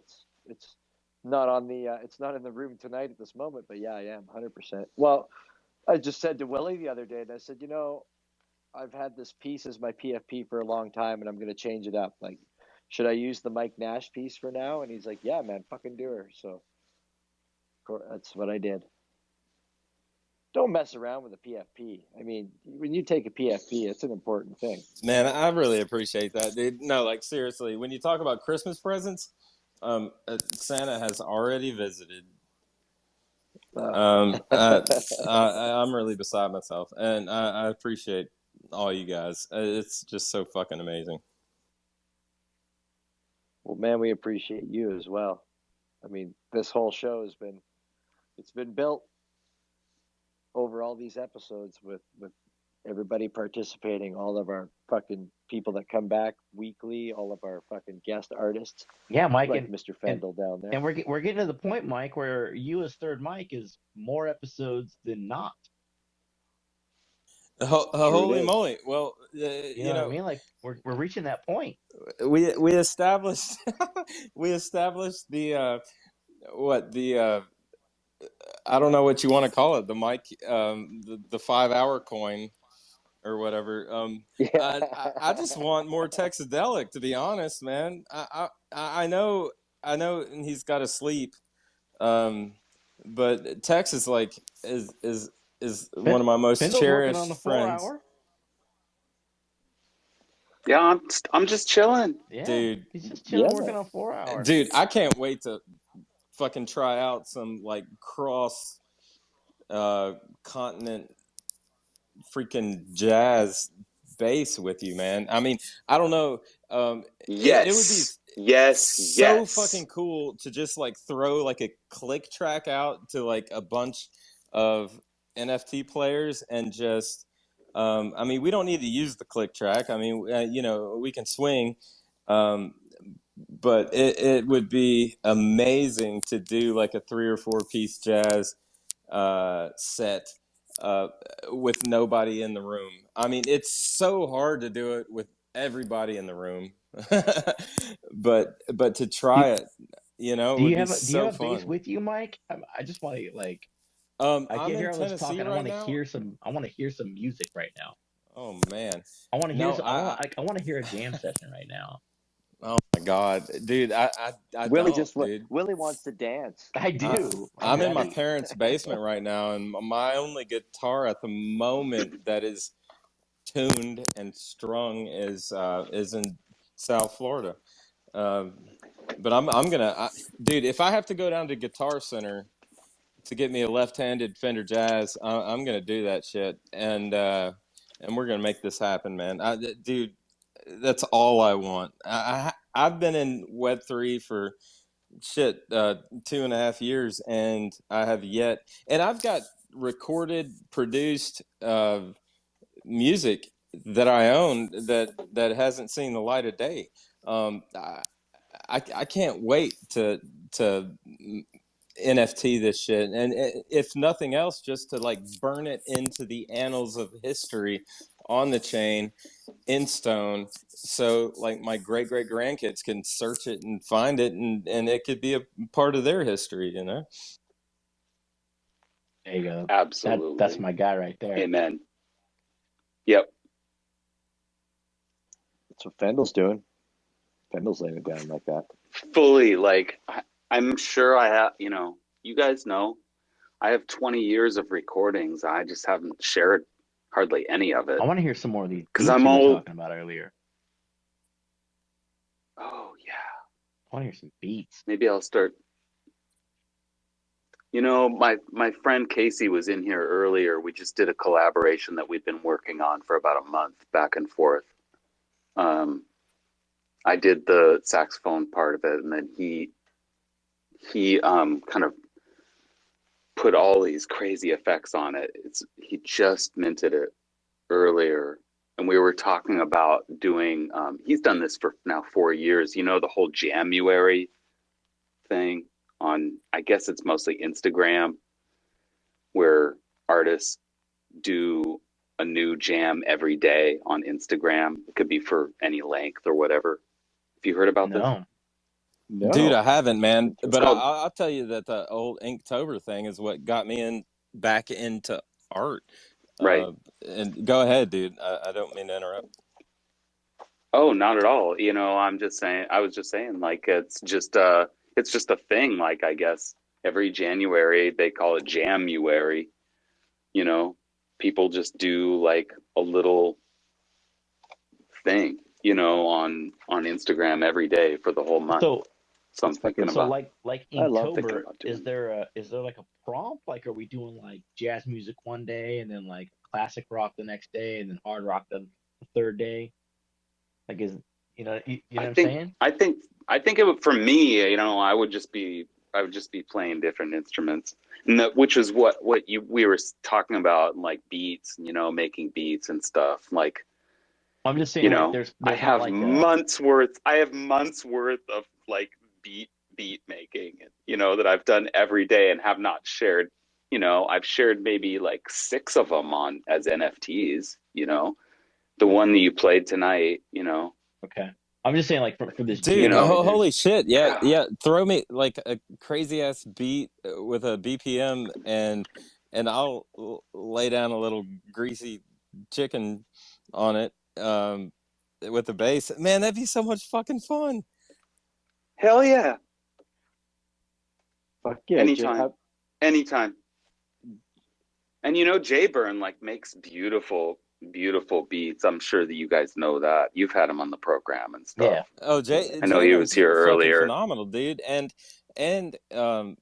Fully can pull like some amazing visual artists into the mix, and they all give him a likeness, and I love to see everybody's kind of interpretation of Jay Byrne in the images.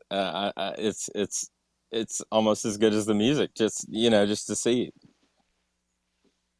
Dude, it's like totally it is. It's like being in like when you get featured in like The Simpsons and then South Park and then Family Guy. You like the way that all the different artists create his likeness. Yeah, it's awesome. But the funny thing is that since I've seen like IRL pictures of him now, it's like, man, every one of those likenesses looks just like him. Like he says, right? I actually look like my PFP is what he said not too long ago. Dude, meeting Jay Byrne at Blunts and Brunch in Miami, holy smokes, dude. First of all, it was crazy to hear that voice because it's like an iconic voice that I've heard for years on like the Paper Buddha stuff and his own stuff, and then to like hear it in real life, and like the same thing with, like when I met Lily for the first time, when I met Bits and Willie for the first time, but like to hear that shit in real life and it not be coming through a speaker, it's fucking nuts, dude. Yeah, that's where I'm thinking now. Like, I can't wait to go. Like next year, maybe we have to go to NFT Seattle so that we can go hang out with Fendel. Oh yeah, Definitely there's some Seattle. other great artists here too, like Mighty Moss and Ray, and there's some other legends. Well, obviously, I mean, you're living down the road from fucking Eddie Vedder. I'll show you where his house is at. Yeah, dude. I'm still not 100% convinced that Paper Buddha is not Kurt Cobain. I'm just saying that.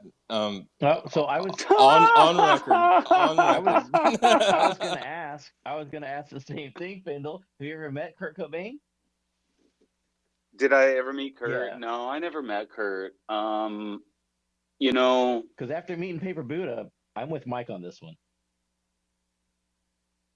No, I mean, like, I wasn't really in the same type of music circles as Kurt. You know, I guess I could have met him, but I didn't. Yeah. Were you around in those but I know days of like the Singles film? That's like, no, that's a little bit before my time, before I got here. But like, I mean, Aberdeen, where Kurt grew up, and like that little town is all about Kurt, It's way out there, right? And I mean, from Seattle, it's like it's not that far. like I mean, Aberdeen is like probably it's probably like an hour from here or so. I just knew when we were up there, we didn't have time to get out there. Yeah, I mean, there's not really a lot. There's not really a lot to see. You know what I mean? Yes. And frankly, and as much as I love Kurt, I adore the music, of course. You know that.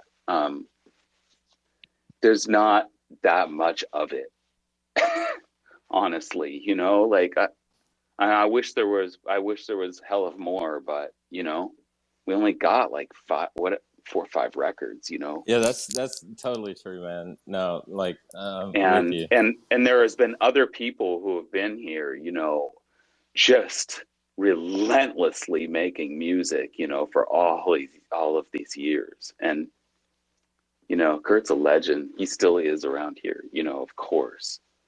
But I mean, like, there's a lot of people, and a lot of people that are not like famous like Kurt, but are famous like around here, like my friend Maurice Caldwell Jr. Like, you don't know that name.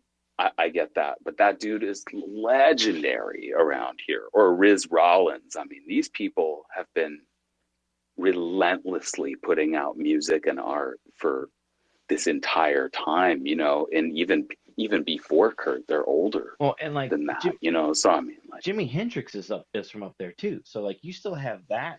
He is kind of like aura over the whole town. You still have while that. you're up there. Oh yeah. Oh, I've been. His gravesite is in Renton, just not too far from here.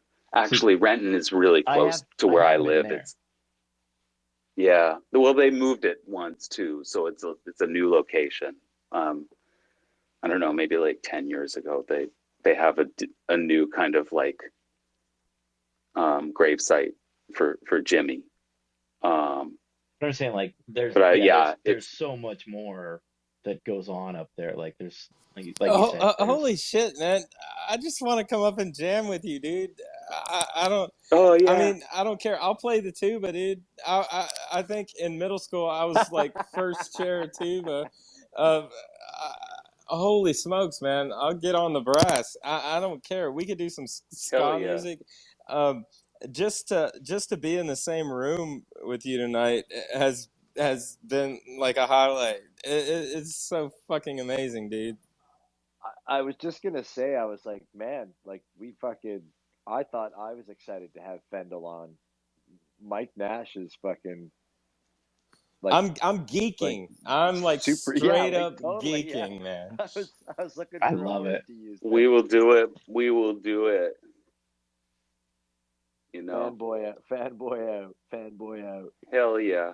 Yeah, no fuck for sure. Look at Unborn down there, man. I love you, homie. Cheers, brother. Cheers. I was just thinking about that earlier when we played the. Oh, never mind. I was just looking at your page. So I see I did look at that Casey piece just before I came on air tonight. I saw that. I think I retweeted a couple things. I'm still freaking out about that piece, you guys. Seriously, like, because like I was asking Casey, I was like, I've never even heard saxophone with those kinds of effects ever. Like, I've never heard a saxophone sound like that, actually. And I'm not trying to like, I'm really not trying to like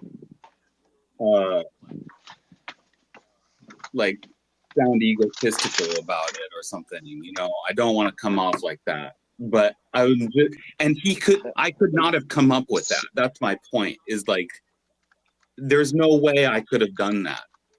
No way. And I'm asking him, I'm like, have you ever heard anything like it? Like, because I was just freaking out, and he was, And he was like, oh yeah, like Ornette, you know, it has one record where he put a bunch of effects on, and which does not surprise me. Ornette Coleman did something like that. But I was just like, wait, what in the hell? Like, this is nuts. And there's just, and like Yeah, Casey, man. like he's like, yeah, we've been playing music together for a lot of years on and off. And I did not realize like his really fabulous like production skills like are really excellent, you know. He's brand new on Twitter. He's though, pretty new right? on Twitter, and like he did some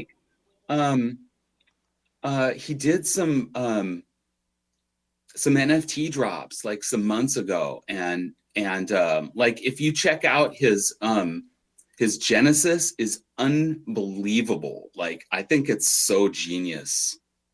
Like I think it's just incredible. And Well, I only say that because, you know, some people, you know, look at followers and stuff like that just to make sure that like it's not a spam account oh or yeah, anything like yeah, that. yeah, Because I did that, you know, granted, like I saw the tweet sure, earlier and I did that and I was like, I don't know, but then I saw some legit interaction between yeah, you and him, so um that's the only yeah. reason I bring it up. He's a really great dude. He lives in Tacoma, just a little south of an hour south of here. I just pinned the tweet at the top too. Yeah, and his like his like NFT like Genesis drop is so out there and fun and funny. Like it's just nuts. And he does some like really creative stuff like with video and editing, and like I don't even know what programs I have no idea. Like but yeah, he's a great piano player, and yeah, can play, you know, several instruments, I'm sure. I'm gonna see if I can bring it up here. I went and fired my old clanky fucking computer up again because yeah, I know, I remember that. I saw that. I tweeted and retweeted and saw that interaction between you two, and I listened to the piece and I was like, yeah, man, there's shit going on there. That dude is an incredible piano You know, player, by the way. Like amazing. Yeah, give it some likes and some retweets. Get it out there. All right, here it is. I could. Oh no, I still got to request myself as a co-host. I got to bring my own self in as a co-host. Do you need me to add you as a speaker? No, I did it myself. So it's so stupid. Like I actually want to get a second iPhone where I can get rid of my computer and I'll just run everything into the other iPhone. That just makes more sense. This whole having to fucking run an emulator. Hey, Elon Musk, you want to impress me, or did he step down? Did we vote him out? I don't know. I don't know. I just think it's so stupid. I just saw the talk. I didn't see the actual poll. Right. Yeah. All right. Let's see if I got this here. I think I got it here. Maybe I do. Maybe I don't. We know how this worked last time.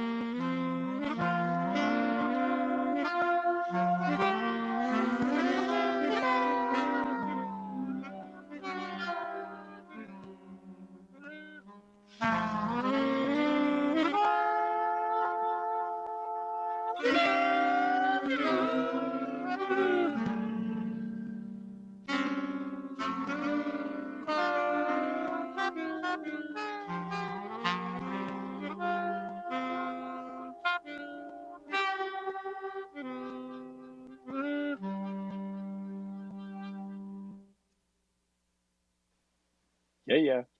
Yeah, you hear how all that stuff is like all modulating, all weird, and like the intonation is just like freaky. Yeah. It sounds kind of like weird over the phone and stuff. But No, but headphones. so did you play that and then he adjusted it, or is that how you brought it out? No, I just sent him tracks with me kind of like playing to a click. And I think I set the click at 96 BPM. And then and I played some different kind of scales and some different patterns and stuff. And I sent him raw material, unmixed and with no effects, just like straight saxophone. And then he sliced it all up and like took those little bits and like built that whole track. Holy shit, man! That was okay. That sounded like a New York basement comedy club room sound reverb live fucking set to me. That's beautiful. But I like the modulation kind of point to it that you were making. Yeah, no, I totally hear that when I listen to it. Like that's trippy. It's cool to know how it was made now. I would have never come up with anything like that. That was really it was really fun because my friend was like at this, we're talking about like this creative point, where he was like kind of stuck, and like wasn't minting anything. And I like reached out to him and I was like, hey, Casey, like what the hell, like your shit is so good. Like, what's up? Like let's do a collab or something. And I just asked him like, what would be the easiest thing that I could do to help, like get something going? And he was like, why don't you just record this thing? So that's how that happened. Now, like, kind of just getting him back into NFTs to the start of the year is just a good time, That's dope. That's fucking, yeah, man. That's killer. Let's hopefully he can fly in this Web3 world.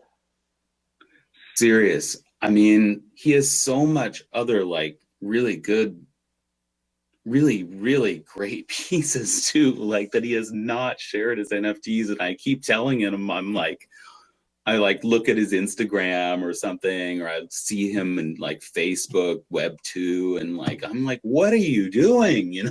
Like your shit's so good. Like you need to be over here. I think I brought this up the last time that you were on, just before we went to Miami. Like I would like to have every week. Like I tried it this week where I posted up like who's released a music NFT in the Web3 world today, and I only got like 2 answers, but it would be cool to have like a Billboard charts kind of thing. Like every week this tweet comes out, or even twice a week this tweet comes out with people that have created music NFTs. I just think it's going to take, I know Jayburn, he's not in here anymore, but I know Jayburn feels the same way about it too. Like he's waiting, he's getting so impatient, like, but do you know about the hip hop? What is it? The hip hop Tez? Hip hop on Tez Discord? No. Okay, that's a J-Room one. I'll send you a link. All right. Yeah, there's a Discord dedicated to hip hop on Tez. Well, I'm just thinking music in general. I mean, it doesn't have to just focus on hip hop either, right? Oh, I know. Oh, yeah. No, definitely. Throw it my way, 100%. Yeah, that's 100%. Just one I found through Jayburn. It would be really cool too, though. Like, with all to figure out a way to have a player. I mean, we circling back to Winamp, right? If I could load my Tezos wallet into a player, and I could play my Tezos music, just like I play. I definitely need a Winamp for Tezos. Right, dude. There's Hen Radio, that's been around, and it's back and forth just because they really haven't had the funding. But yeah, I mean, you can listen, and then there's some relatively Web3 Tezo's music kind of live streaming on YouTube type stuff. Well, But but if dude, the artists making the money off the live stream? I'm not sure on the live stream on the You see where I'm on going the with Hen that, though, Mike? radio. Yeah, dude. Like, yeah, and there are a couple a couple outfits out there that are trying to like circumvent the whole middleman when it comes to streaming and royalty payment to artists. Um, that actually gets the creators paid more than, let's say, a Spotify or something. But no, dude, I'm down to be a part of any of that. I think that's super important, and we're starting to see it with visual content, but with audio content, We still want to steal it. there's a lot of way to go.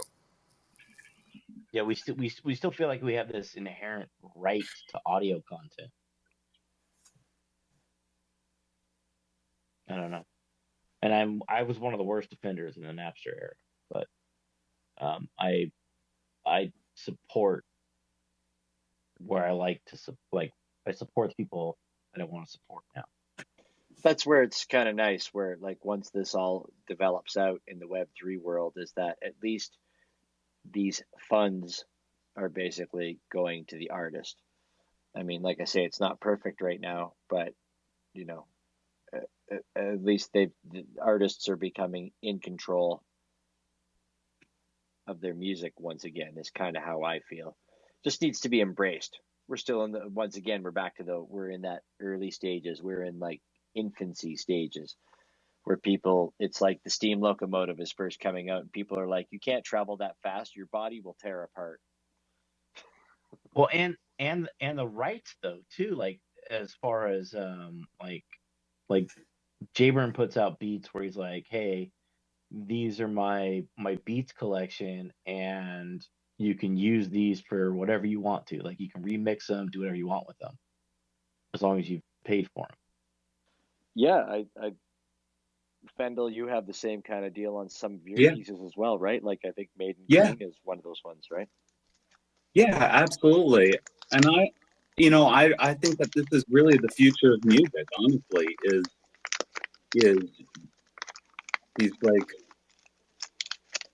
sharing and like these big, kind of trading music and sharing stems, I really feel like that's going to be more of the future. I actually own a few of those Jayburn pieces. Yeah, and I've actually done a few remixes. I just haven't shared them. I haven't put them out or anything. I sent one to Jayburn. Nice. But I did a few remixes of his beats, with saxophone and I can't remember what other instruments, flute maybe. That's fucking awesome. I've actually. Oh hell yeah, man! Oh my god, I can't wait.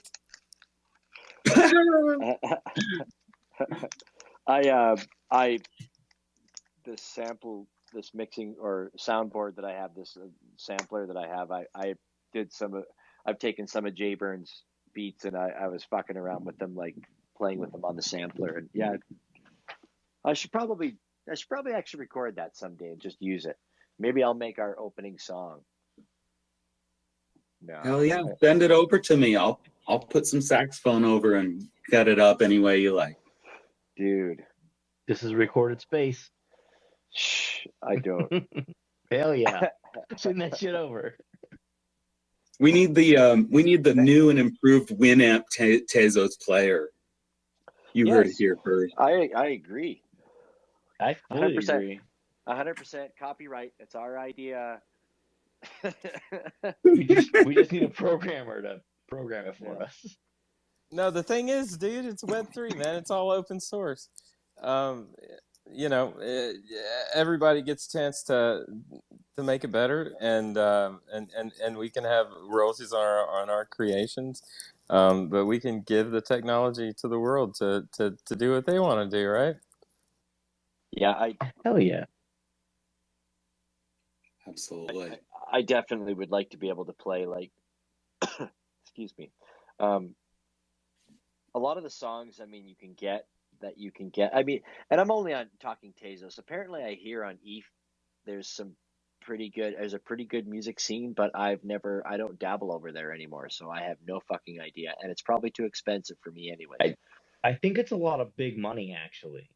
It, if I know correctly, like it's a lot of already well-known large artists that are selling portions of the rights to their songs, and if so many plays, you get, kickbacks basically.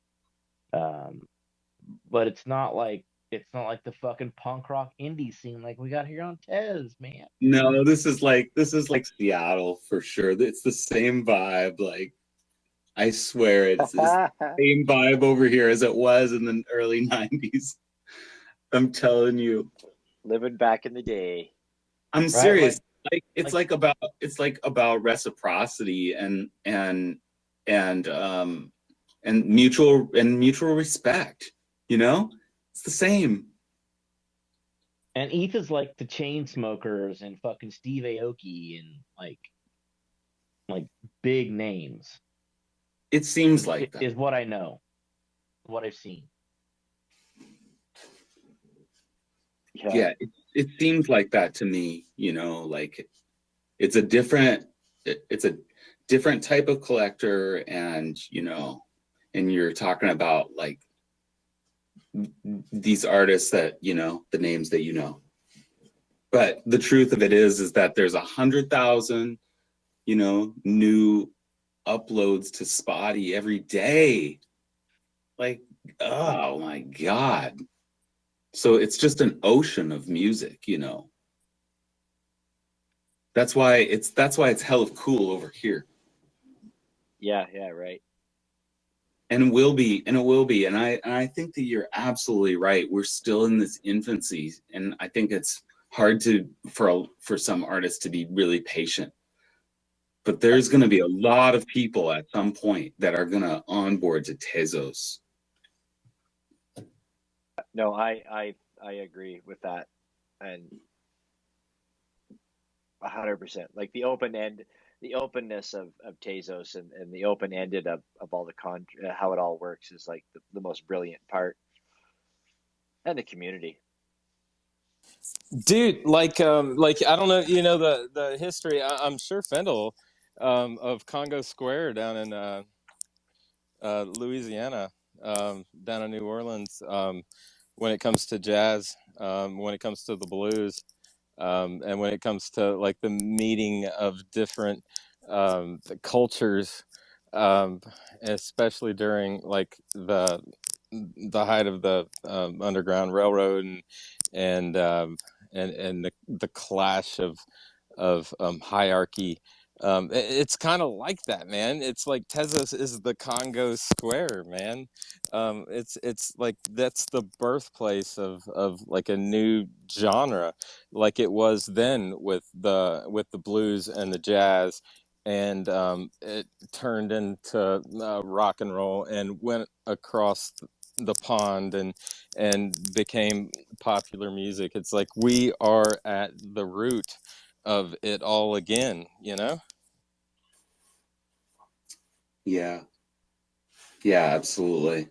I always thought it was just straight up punk, but I love I love thinking about it other ways, for sure. Dude, I'm 100% punk rock. Like that's my whole jam is punk, and just like anti-establishment, against the grain, like fuck the man, like let's just fucking scream in the face of the structure, and I'm all about that, absolutely.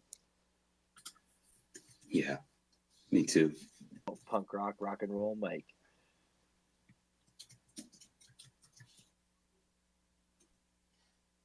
I muted myself there. What the hell was I going to say? Jesus Christ, that's probably like the third time. I was going to say, sorry, Fendel.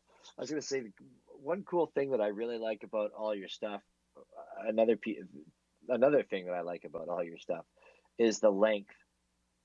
I think your length is good. A lot of artists that are putting out some kind of an instrumental or musical piece in Tezos right now, they're opting for really short, I find. But your pieces usually tend to seem to be, I'm going to say right around the 2-minute mark. Maybe I'm wrong in what I'm saying, but a lot of the times, a lot of the stuff is give or take, right? Yeah, I do think about this really hard about my pieces, about like how long things should be, or and then sometimes I'm like, like with Bill Knight's piece, I'm like, I am gonna put out a 6-minute piece because that's how long it is. And that's just, I'm not gonna bend for it, but like I do think a lot about fine art and people viewing the art in a museum or an art gallery, and what that looks like and how long their attention span would be in that setting. You so gotta I'm spend really, more time with it. Right. That's exactly what I'm getting out of what you're saying right now. It's like your pieces with your art, you don't think, you're like your cassette tapes, I think they're great, but they're kind of quicker pieces. But with somebody else's art who you feel like you respect a lot more, and correct me if I'm wrong, by all means, like you're like, yeah, spend more time with this piece, enjoy it more, hang out with the music. The pieces that am I on the right path there? Yeah, I think so. Sometimes I feel like people's attention span is so small, like that I really should be doing, shorter pieces. And then, but at the end of the day, I really just feel like no matter what kind of music I'm making or trying to do, at the end of the day, it should just be about if I like it. And if I do, it shouldn't matter how long it is, and I just don't want to just like try to like do these short things like everybody else. That's not really my idea of a musical, like, it's just not my idea of a musical statement that is like just seen through. Like I'd rather like do a longer songs, I guess. I've seen people, some musicians that I respect a lot, that have done super short pieces and have like had amazing drops, sell outs really fast and stuff, and their thing is like 15 seconds. And I just, that was just never really I just didn't really want to do that. I wanted to present more, and I don't know. I guess people should just do what they feel, Do you think about a song like in popular music or like radio play, if it's long or short, like an A B C B type thing, like a verse chorus bridge chorus type deal? I mean, I've had a whole career of like this, of like, of like playing music that has, like sections, like that, ABC, bridge, chorus, whatever, verse. And I've tried to get out of that actually with Tezos, and like let music just happen instead of like always having music on kind of a grid like that, which I love too. Obviously, like I play jazz music, which is which is form based, you know, like mostly, not entirely. But and I love it all. I would do any of it. But right now, like that just hasn't been my thing. Like I've wanted to like break down those kinds of like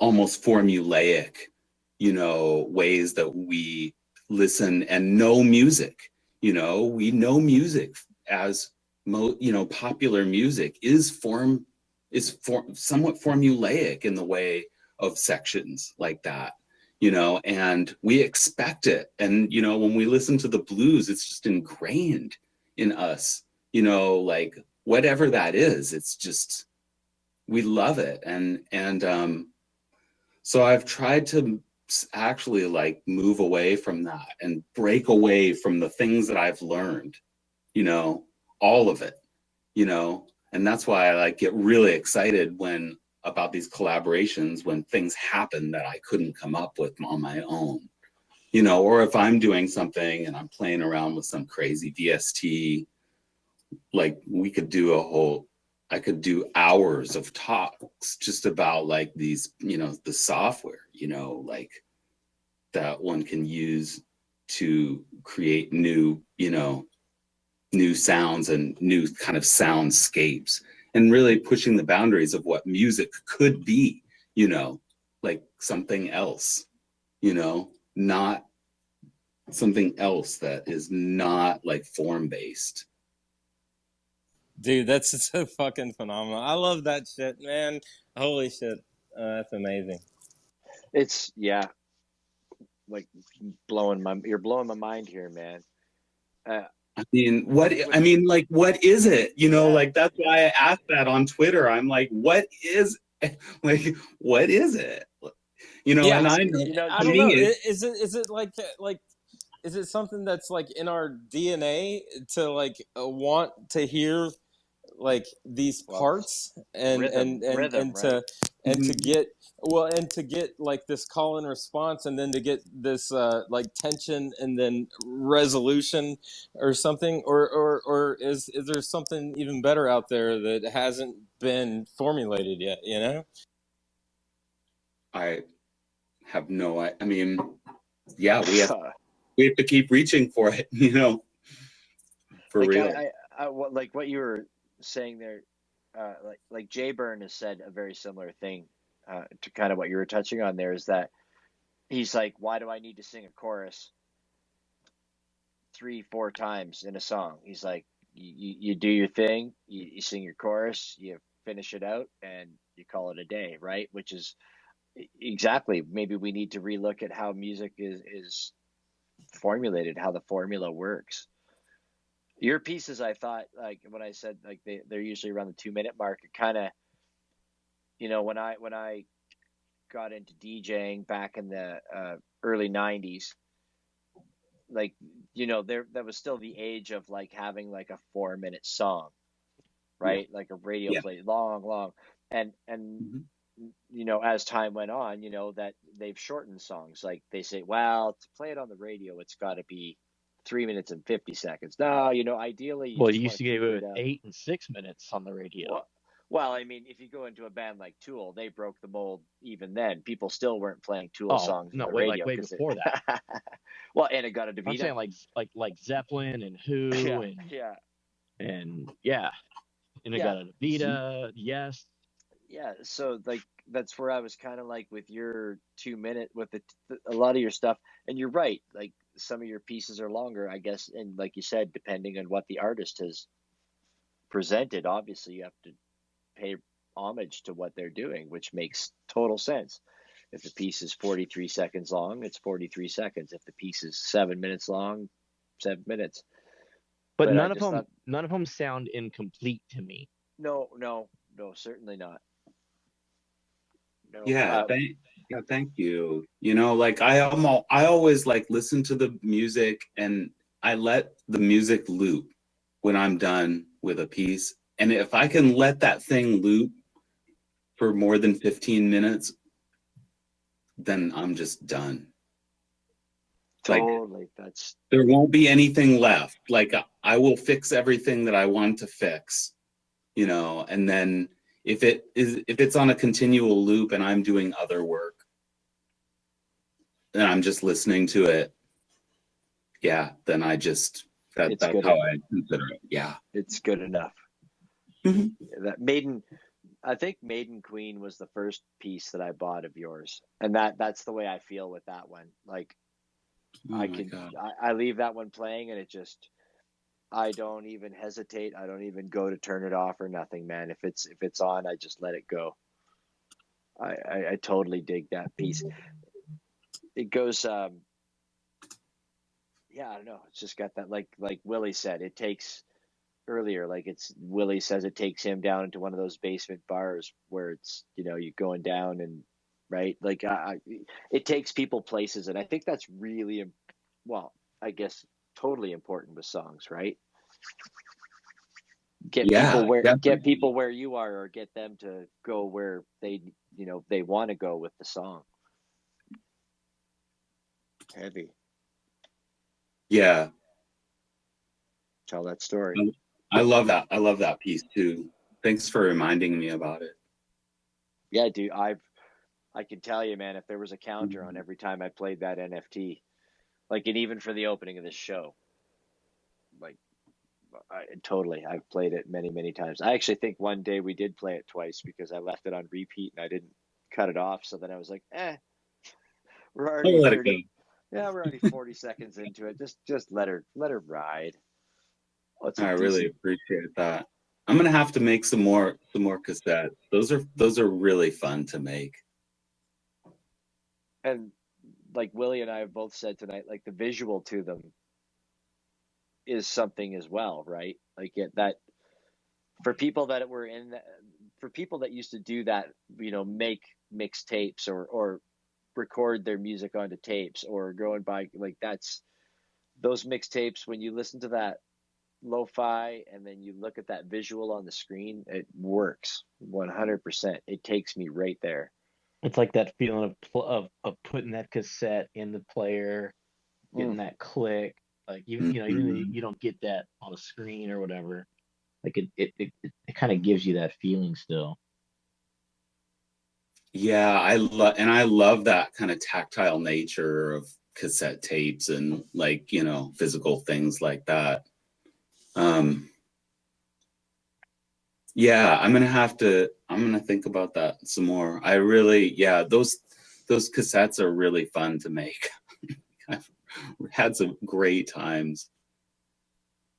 So yeah, I'll do some more of those. Those are loads of fun. You know, Rob Ness is actually the person who told me to do that.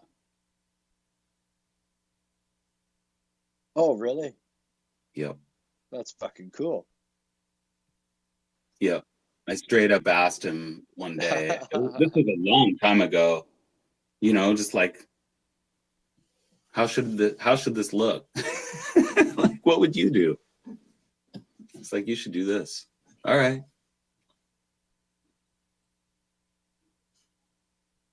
At least I think he told me that. I just make that up. I don't think so. No, I don't. Where it happened. It's here. It's on a recorded space. It happened, man. No, 100%. Totally. Absolutely, it did. Yeah. That piece you did. What the hell? Hang on. I'm flipping through your wallet here again, or your Moonsuit Smokes, the sky or the night, the moonlight. That's right. That was with Flex. Oh yeah. Rex. That was a good one that you did too. Fuck, I was trying to find the one. There was one with Warren, or sorry, actually that was really funny. Earlier you said that because you said because of your piece that you released tonight with WWW or Ronan. Yeah. Once again, that was one of those things where I've looked at that so many times, his name, like just looking at it briefly, and like I had my own way that I said it, but then when you said it, I'm like, well, that's got to be the way it's supposed to be said because he works with that artist. Well, that's really funny because, you know, Val and his name is Valerie. I know that. But Yeah, but Val and I have never talked, like, we've never like actually spoken. So maybe I'm actually pronouncing his last name wrong. But I think it's Voronin. I think it's Voronin with a V. I'm pretty sure. Right. But yeah, That's so fucked. That's so cool that you've never actually spoken. I can't believe that. And you know, like, we're actually in a Discord together, and we've gone back and forth, and like, of course he's in Russia, you know, I mean, like, the time difference is always weird. That's why he's not here right now. I'm sure it's like the middle of the night, you know. Right, yeah. What a world we live. But great guy, and he's always like been willing to share like how he makes any of his stuff too. Like, he's always like super into it. I know that, but I do know that he's kind of like shied away from spaces because he says his English is not that great, but I don't believe it because they all say that. Like, everybody in Europe or other, they always say that. Oh, my English isn't that great, and then when you talk to them, you're like, holy fuck! Like, you speak Way better more than proper. mine. You speak more proper English than I do, right? Like, exactly. Always. Yeah. I do not believe him. I know I'm sure he speaks perfect English. Yeah. Yeah.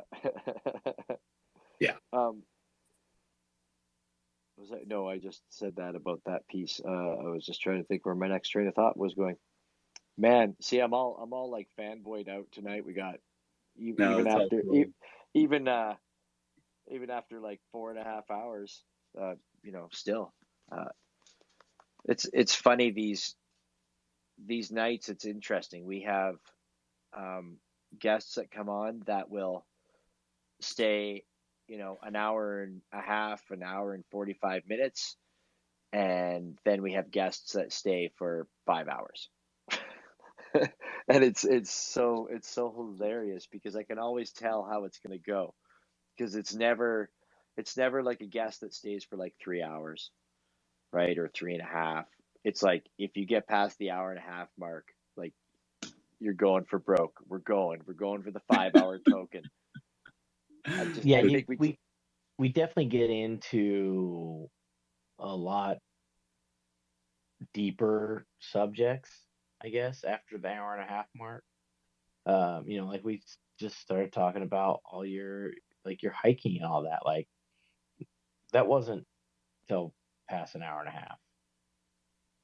You know what I mean? Like, we just don't, people in general just don't get into that kind of stuff until they're comfortable, I guess. Yeah. And I can dig it. It takes a little while to get into it, you know? Well, man, like, yeah, absolutely. And when you do, it's fun. Like, you learn things, and it's fun. Just thinking about, you have never met WWW. I hadn't met Willie. Like, Willie and I have been communicating for, well, we're probably going on like 10 months now at least. Right. And but we've been doing these spaces for like 8. And Mike Nash has been doing spaces with us since June or July. And it was funny, I never knew what, well, I knew what Mike looked like, but I'd never met Willie. I'd never seen Willie's face for all of these months. And we're doing like a weekly space every Tuesday for 5 hours. And I'd never seen his face until I went to Miami a few weeks ago. It's cool how this works out in this world, that you can create art between a musician and an artist of any type, or you can have these spaces with people and talk to all these people, even, you know, all these other people that I've hung out and chatted with, like Laser Lou too. Like, can totally feel like you're totally cool with them, but you've never seen them, don't know who they are, but you can somehow work together. I think that's pretty badass. I think so too. And I really love handles, you know, I love, you know, people's unique names that they refer them, to themselves. And that's a very similar kind of, that's a really similar kind of way that thru hikers have, thru hiking names. Like nobody called me Mark, or, nobody called me Fendel on my PCT trip. Like I had my own thru hiking name, my own handle. And it's almost the same in Web3. It's like people just have these unique names, and you maybe would never see them. Like you said, you'd never see them or their real photo or know their actual name. Yeah, that's absolutely totally true. We touched on it last week. I think it was last week or maybe the week before. We were talking about like NFT artists that have, number one, you're leading a different life to begin with, but then you also have other NFT lives that you live. Like you're 3 artists in one or 2 artists in one, and how hard it is to fucking maintain all of that shit, right? Like it's an art form in itself. Yeah, well, that's a lot of goddamn work if you're doing that. And it's funny with me, because Bits has been my real life nickname for years, like years and years. Bits has been my nickname. So it was natural for me to call myself when I came into this world Bits. So when I was at NFT Miami and I was introducing myself, and I can't remember who it was. It might have been Empress Trash. I'm not too terribly sure, but I just remember at some point in time, somebody said, well, no, but what's your real name? And I'm like, well, people call me Bits. Like, she's like, well, what's your real? And I told her my real name, but I just found it so funny that somebody was like, and I'm like, well, no, like, even if you were in my real life and you came to, if I met you in a bar, somebody would be, I might introduce myself as my real name, but other people might always introduce me as Bits. So why do I have to give you my real name? Exactly. Yeah, that definitely wasn't Empress Trash. No. Yeah, probably. So. Yeah, no, you're right. Probably not. You're actually very right. Dude, it was so fucking crazy, and Lou down there can attest to it. It was just over a year ago, I guess, that I was down in Miami for the first time, and I'd never even been on a space because I was too afraid that if I even logged on to listen, that I'd have to talk about myself. Like, seriously, like, just really, really petrified about being on, like, an international stage. And thanks to the Night Train boys, that I felt comfortable enough to hang out more than that. But yeah, it's so funny. When I first went down last year to Art Basel, and and that's before NFT NYC and these other retreats and some other things. Paper Buddha was the one that was like, "Nah, dude, like, you're not Mike from Nashville, you're Mike fucking Nash." And it's like, and it's so funny. It's like, you start introducing yourself as your freaking handle, and like people like recognize you, and I'm like, holy fuck, like people know who I am, and it's weird and it's awesome all at the same time. And I tried really hard this last year, a few weeks ago, to just be Mike Nash, and I think it worked, and I had stickers to back it up. God damn, you so were Mike Nash, man. That was oh my else, gosh, dude! Anybody that was nuts. around me, that's who you were, it's man. It's just so fucking crazy, man, and I love it. It is. It's just amazing. It's amazing that for my whole life, since I was like a little kid, I wanted to be included in the art world. And for 2 years that I was invited to Art Basel, which is like one of the fucking premier art events in the world. And I'm still beside myself that I was even included. And I'm just super thankful, and I really thank you guys too for holy smokes, taking the time to let me be awkward as fuck on your show, and Are you thanking everybody, me, homie? You took me to the damn airport. I know, I'm thanking man. you. Like last year, I hadn't talked to anybody, thank you. and this past year, it's like Laser and Paper and Geek and Sage, we're all like roommates. I mean, it's just this magical awesome. fucking Love world it. that we're all in, man. This Web3 Yeah. world I really want to dox Laser Lou, dude, though, because I don't know if you guys know this. His real name is Laser Lou. He had me ship a package to him under the name Laser Lou. So Yeah, there I you don't know if you guys know that. Lou checked into the Crow's Nest as Laser Lou.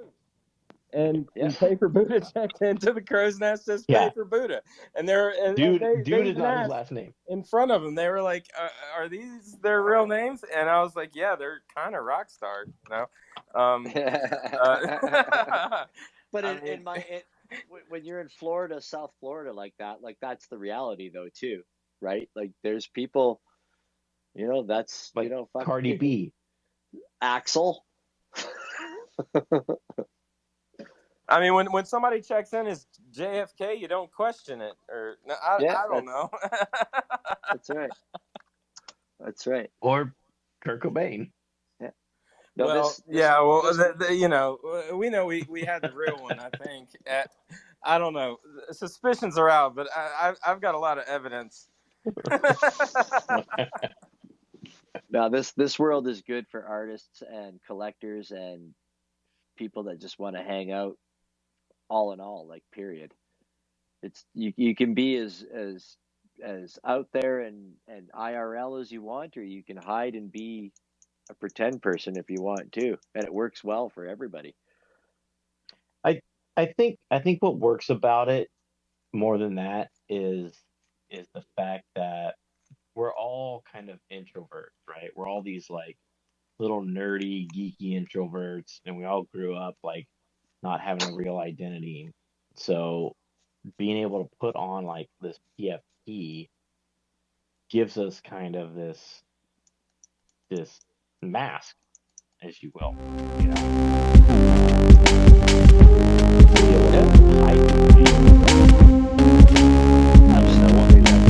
Once we meet each other in person, we don't care about that. But well, the cool thing is that sometimes it gives you an excuse to hide, and like definitely I'm one to hide. And then sometimes it also kind of gives you a little bit of an excuse or permission to like be this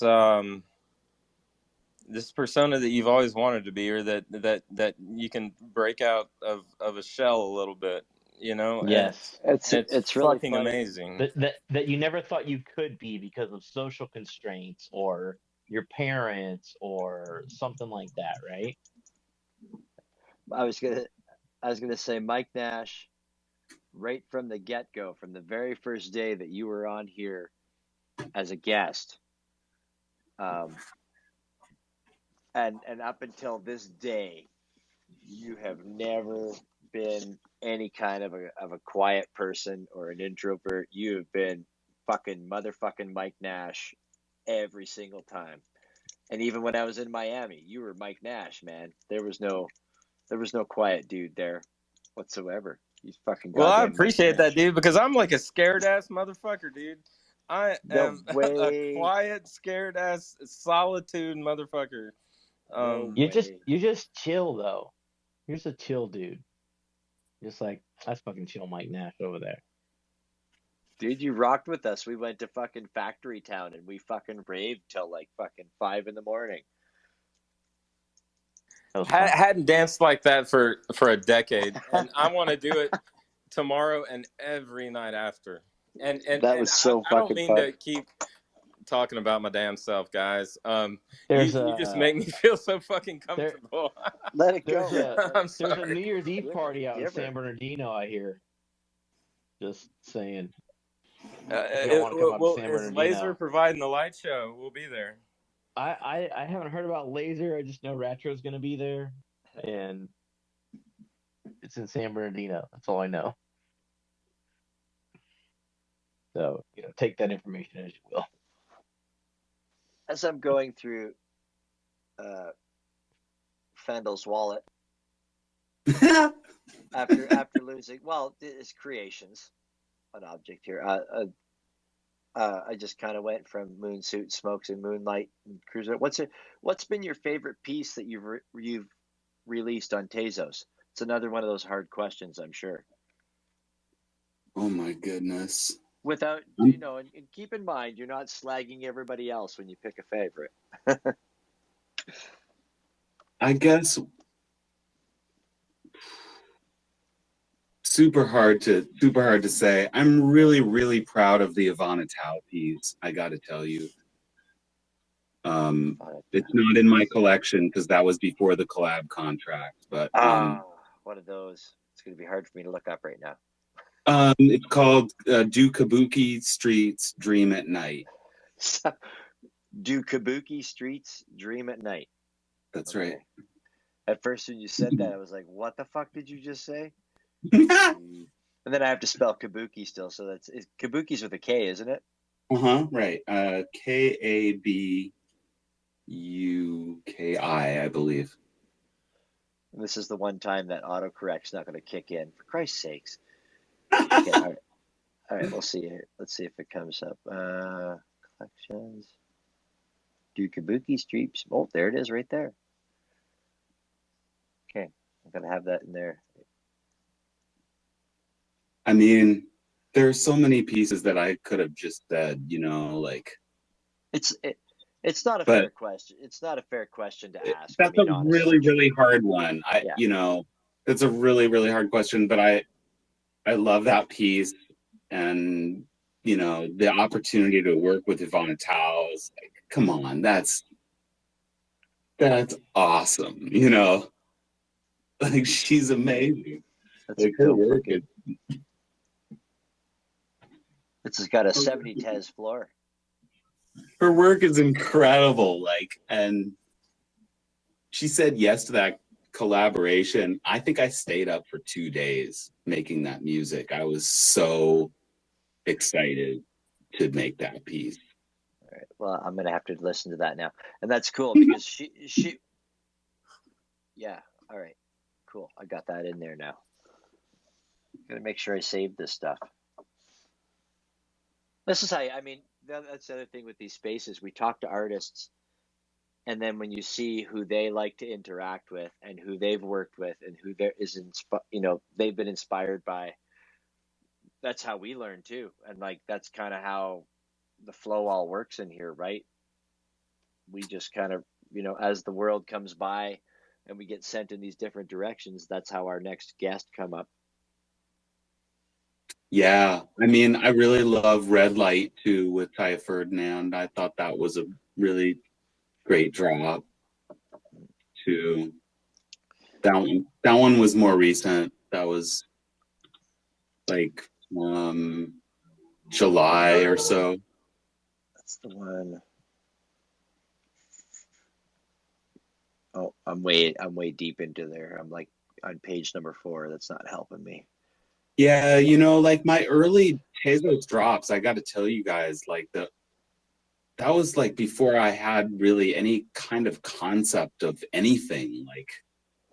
I did not know what the hell I was doing, at the beginning, and there was nobody at the early days of Hicket Nunk. I just didn't have anybody I could ask about how to do anything seriously. Well, so because once again we're at ground zero, right? Yeah. No, that was really ground zero, right? Yeah. Seriously. I barely knew what an NFT was when I minted a goat, the goat, the first one. So I was that brings up a really good question that I've been wanting to ask is you said you got an NFTs in the beginning of COVID, but you didn't really say how or you didn't really go into depth on that. So, you know, I got I wonder, into it. like what really got you in there? Like, how did you find out about NFTs? Oh, straight up from Mighty Moss. I don't know if you're hip to his artwork, but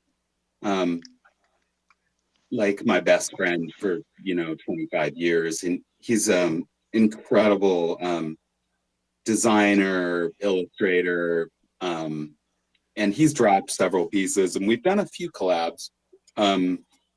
But he got me into NFTs early and was hip to Hic et Nunc, in the early days. So early by that, like, he was hipping me to it in April of 2021. And then I didn't mint until May 24th of 2021. My first my first drop. But yeah, Mighty Moss totally like got me. And as soon as like I kind of figured out like what was going on with blockchain and like sharing and a new way to share music and stuff, but it took me a minute to figure it out. And like, even like there's several drops and I'm just not that, like that's not what I would do today. And not the way I would approach the like dropping on Tezos, like I think it just took me some time to learn, like how, like what do you mean, like too many editions or not enough editions, or how have you changed since the early drops? What do you Well, expand on that a little bit? I just didn't, yeah, I mean, like I just didn't really have like a sense of, I knew what NFTs were and like, but I just didn't have a sense of like what a drop should look like. Should I mint I was just like, should I mint, music? And if I do, what's the cover? And like, what does the artwork look like? And, like there were so many questions that I had that I just didn't really have a grasp. And then formatting the stuff to like look right on the page on Hic et Nunc, and like I made like lots of errors there with my drops, and it's fine. No big deal. I'm not stressed about it or anything. It's just you're not like, oh, we need to find those and burn them. Yeah, exactly. I'm not like ready to just burn them all down or anything like that. It's not like that, but I just didn't really have a concept. And so like I minted several photos that I took, and I wouldn't really do that now. That's not really something that I wouldn't really be doing that now. Just because photography is not really the style you want to put out there as your style. Not especially, and I love photography, and I've taken a lot of photos for sure.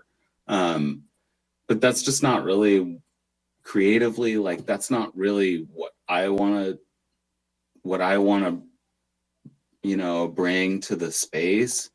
Like if it's visuals, like I mostly want to pair my music with people who do visuals all the time, so that it's really strong pieces instead of me like minting. But and then I just didn't have a concept, and so I did mint like several photos that I think they're nice photos, they're interesting, but I just wouldn't do that now. Like I just think it would just kind of like, it just doesn't kind of go hand in hand with the music that I want to present. So gotcha. And not that I wouldn't, like maybe do a different like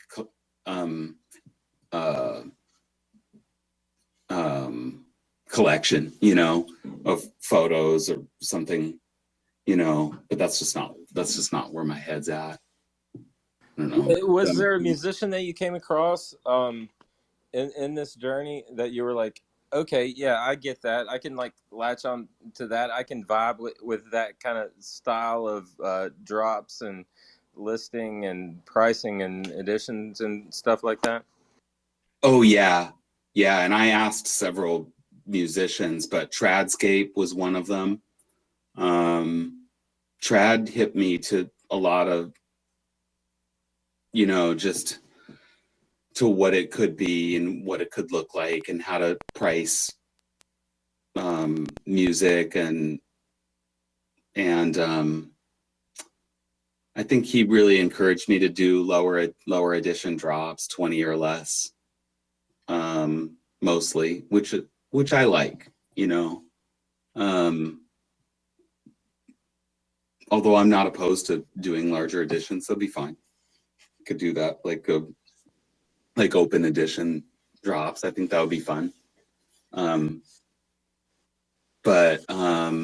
then you know, like Jay Byrne for sure was like a huge influence on just what music NFTs could look like, you know, with just dropping beats and having them be, you know, kind of utilitarian or, you know, I gotta say, I mean, I learned a ton just from hanging out, you know, in the grotto and just looking at Three's drops and the way that the absolutely unbelievable way that guy operates, dude, you know, right? It's beyond, it's so beyond like anything. I'm at a loss for words for how incredible that shit is. Yeah, it's another level for sure. Yeah. Man, really is. I was observing for a little bit, and then I got in last season when all of us peons were allowed in. I jumped in. I'm on the Cat Moms, and Team Cat Moms. What's that? I just said Team Cat Moms. Team Cat Mom. Meow. Meow. But the pieces. So I've got a couple base cards, and then I have also like the game pieces, as we'll just call them. Inserts. The inserts. Sorry. Thanks. Yes, Willie. Thanks. But God, Well, thank God. I want to be as clear as possible because he is still supposed to be on in 2 weeks. I know. Well, that's just crazy. I know, and I shouldn't. You know, Jesus Christ, that's an insult to mess up somebody's art. For God's sakes. So I just yes, no, it's all right. I messed up a lot, but yeah, I know. But I mean, hey, sorry, we're human. go ahead. Yeah. I am astonished in the last, I guess, just like 5 months. At like every day, the notifications that I get up as he does different things and moves around, and people are trying to get ready for the next season. I am astonished at the offers that I get on these fucking cards that I basically paid nothing for, like flat out. Let's just say that, like, other than my base cards that I purchased, but otherwise, like I barely paid anything for these, and they're fucking. I'm getting like, 3x offers on these cards. Like, that's nuts. He's brilliant on editions of 20 and 30,000. Right. Like not editions of 5, editions in the tens of thousands. I mean, this whole thing that he has going on right now with the keeping the light on with the Gelt tokens, like I'm totally just in there just to participate. And even after my first purchase yesterday, I was like, dude, what are you doing? Like, you should have fucking went in. Like, you should have bought more. But it's fun. I'm doing it. That's so awesome. Yeah, I really wish I had like more money to just drop on Three's project. Yeah, right. I just can't do it. And I would like that whole community is badass. There and participating. Yeah. But if you don't have the pieces to participate, it does make it kind of difficult. I get it, but he gets that too. Like, he understands. I mean, it's totally cool, and I'm not, and I'm not like bagging on it. I want you to know that. But I fucking love Three's, and I love his art, and I love that whole I would love to be like the Bob Euchre of that community, the guy who can't afford shit, but will just loves to hang out, you know. That's how I'm playing right now. Yeah.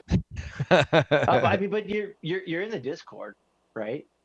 Yeah, I'm in the Discord, and I'm actually like a free agent, you know. I mean, I think I still am, you know, at least. I mean, I haven't really the stuff that I participated find the in it. funnest is just the people who like I don't know, find their jokes and are funny. Yeah. I don't know. It's a fun experience. I'm happy. That's amazing. So you're gonna have threes on in 2 weeks? Yeah, so there's only 2 Tuesdays that are on the 3rd, and the first one is in January, the 3rd, in 2 weeks, and the next one is way in October. So we're supposed to have him on. He says he might be traveling. He's penciled in, so it's not hard set. I haven't talked to him this week about double check, but that was last This week. is not Night Train Spaces. Not an official announcement. Yeah. But yeah, he's as far as I know, he should be on in 2 weeks. I was pretty excited. Yeah. I was a little moist, for lack of better terms, when I met him in Miami. That was pretty cool. It was pretty badass. That's awesome. You know, once again, to put a face to the voice, right? You know, and everything. So it was pretty neat. Well, and like everyone we met in Miami, he lays out the red carpet. Yeah. You know, just like Lou did, just like Mike Nash did. I'm hoping like next year. I'm hoping next year that WX8BK can facilitate that to other people. Like I think it would be cool if we could do one thing. I tried my damnedest. Yeah, well, we did. It was good this year, man. We showed up and we learned how it worked. We went and Miami'd. We went and Art Basel'd. True. Wagme Wines rolled out the red carpet for us. Yeah. Wagme Wines did. Yep, absolutely. Everyone who was there that we were involved with. Yep. Threes fucking pulled no punches. Threes invited us down and invited me down. You were already okay to go, but I had to be invited, which I was so grateful for. But I mean, he fucking invited me to the open bar and he fucking fed me burgers. He was just going like all of a sudden, like fucking, I don't know how many burgers, like bags and bags full of burgers showed up. He's like, I ordered burgers. He's like, I ordered burgers. You should eat. And he wasn't saying to everybody, you know, if you want, you can have burgers. He's just like, I ordered burgers. You should eat, which makes sense, I guess, right? You're feeding us fucking loads of booze. It makes sense. Everybody needs to be told. Everybody needs to be told to eat at 3:30 in the morning after you. After raving all night. Yeah, you know what? You should eat, dude. You should put something in your stomach that isn't liquid. That was good times. Yeah, Lou only invited us for free booze. Yeah, no burgers. Fucking lasers too, man. Come on, Jesus. I was a little too hungover to take good advantage of that free booze, though. Oh, man, I can't wait till all you guys can come down for some more Gator Bites, and we can staple some more $2 bills to the freaking ceiling. Whoop whoop. That'll be awesome, man. Mike, you don't know how bad I wanted to just take all those $2 bills. Like it took you just wanted all those physicals for yourself. 1-1 physicals from all you guys, from Mike Nash, Paper Buddha, Laser Lou, and Empress Trash. 1-1 physicals, dude. It took everything in me not to just walk away with those in my hand. Well, you know where they're at, but you gotta come stay with me to get them. So we might just have to like put some more on the wall. Yeah, no, I knew that the story and the mystique around where they're at is a lot more valuable to me than the actual physical pieces. Because if I take them, I'm an asshole. It'll be so you fun know? next year to like put up another set.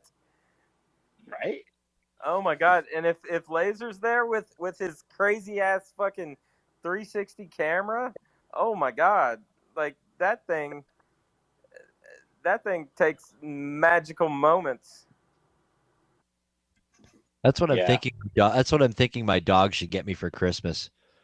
I'm sitting here trying to do some last minute Christmas shopping because, I'm getting the dog something and the dog is getting me something. And I've thought about that camera a couple You of should times. probably get a 360 camera, dude. It's pretty Yeah, sweet. well, why the fuck not, right? I mean, take it on dog walks with you. Yeah. I'm sure you got some nice. I gotta figure out where to get one of those, man. It looks like Lou disagrees. I'm guessing Amazon. I don't know, dude. I showed my kid those two Laser Lou shots that I posted earlier, and he was like, and he's singing, and I'm gonna call it a screamo band, but he calls it a post-hardcore Midwest emo band, I guess. It's just too many words.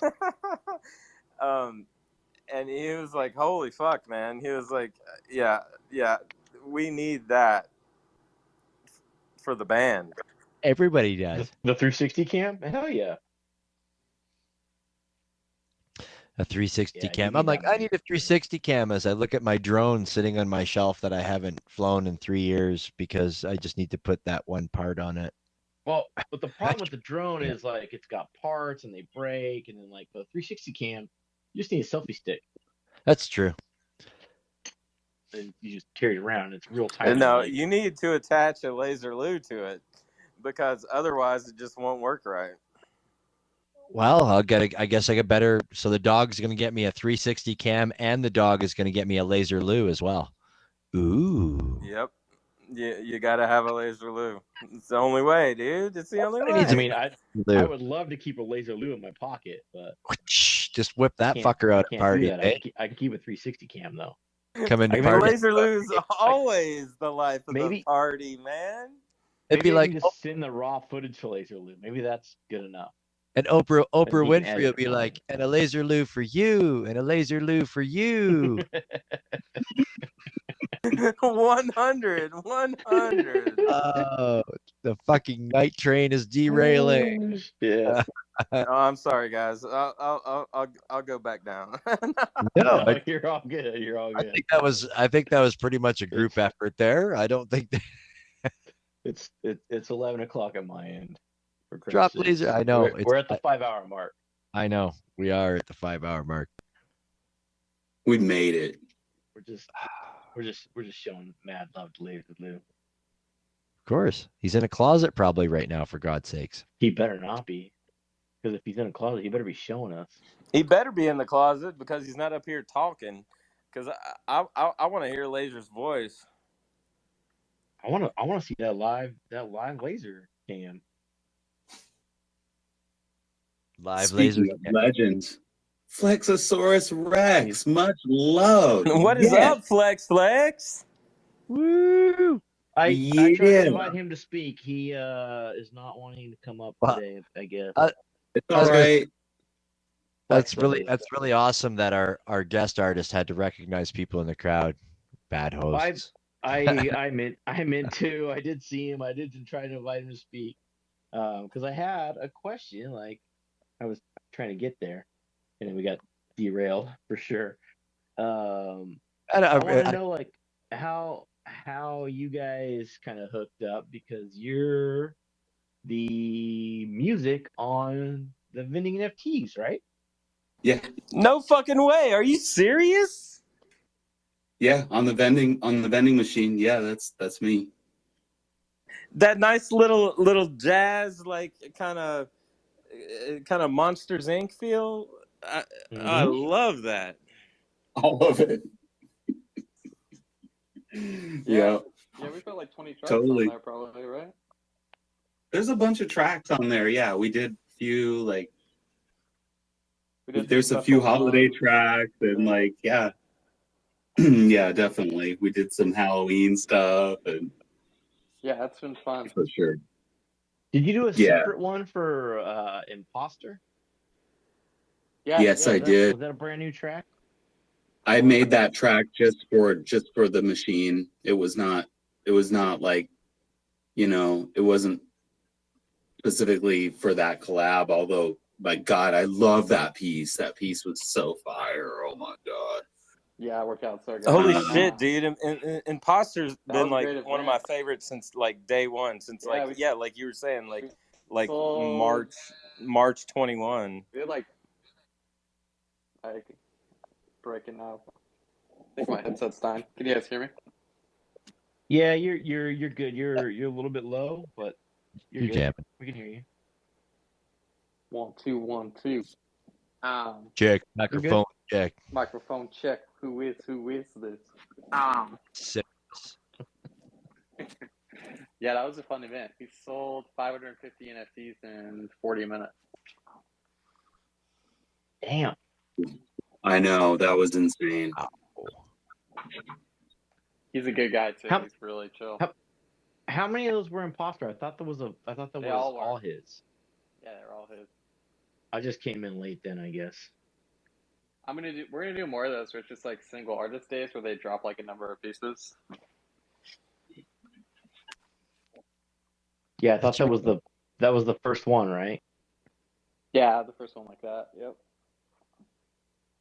Yeah, I will confess that after my binge of the vending machine that I have not vended in about a month. Oh, that's okay. This is the slow season.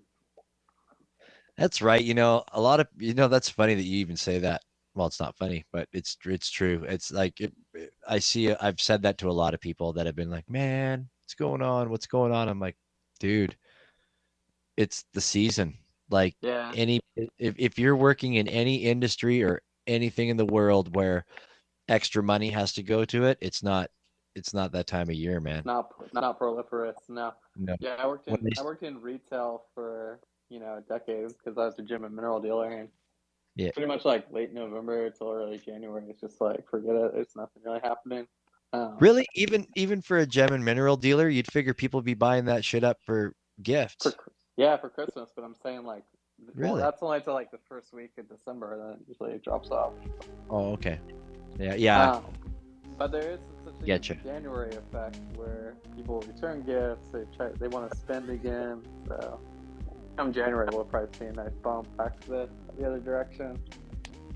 Yeah, wine and booze is the opposite. It goes through January 2nd, and completely dies until February 14th, like the 13th, 14th. It's just dead until then. Well, when I worked in the bars, as soon as this season came around, that was it. It was game over. Nobody was coming in. Yeah. January 2nd, you're done. So Flex, how you been, man?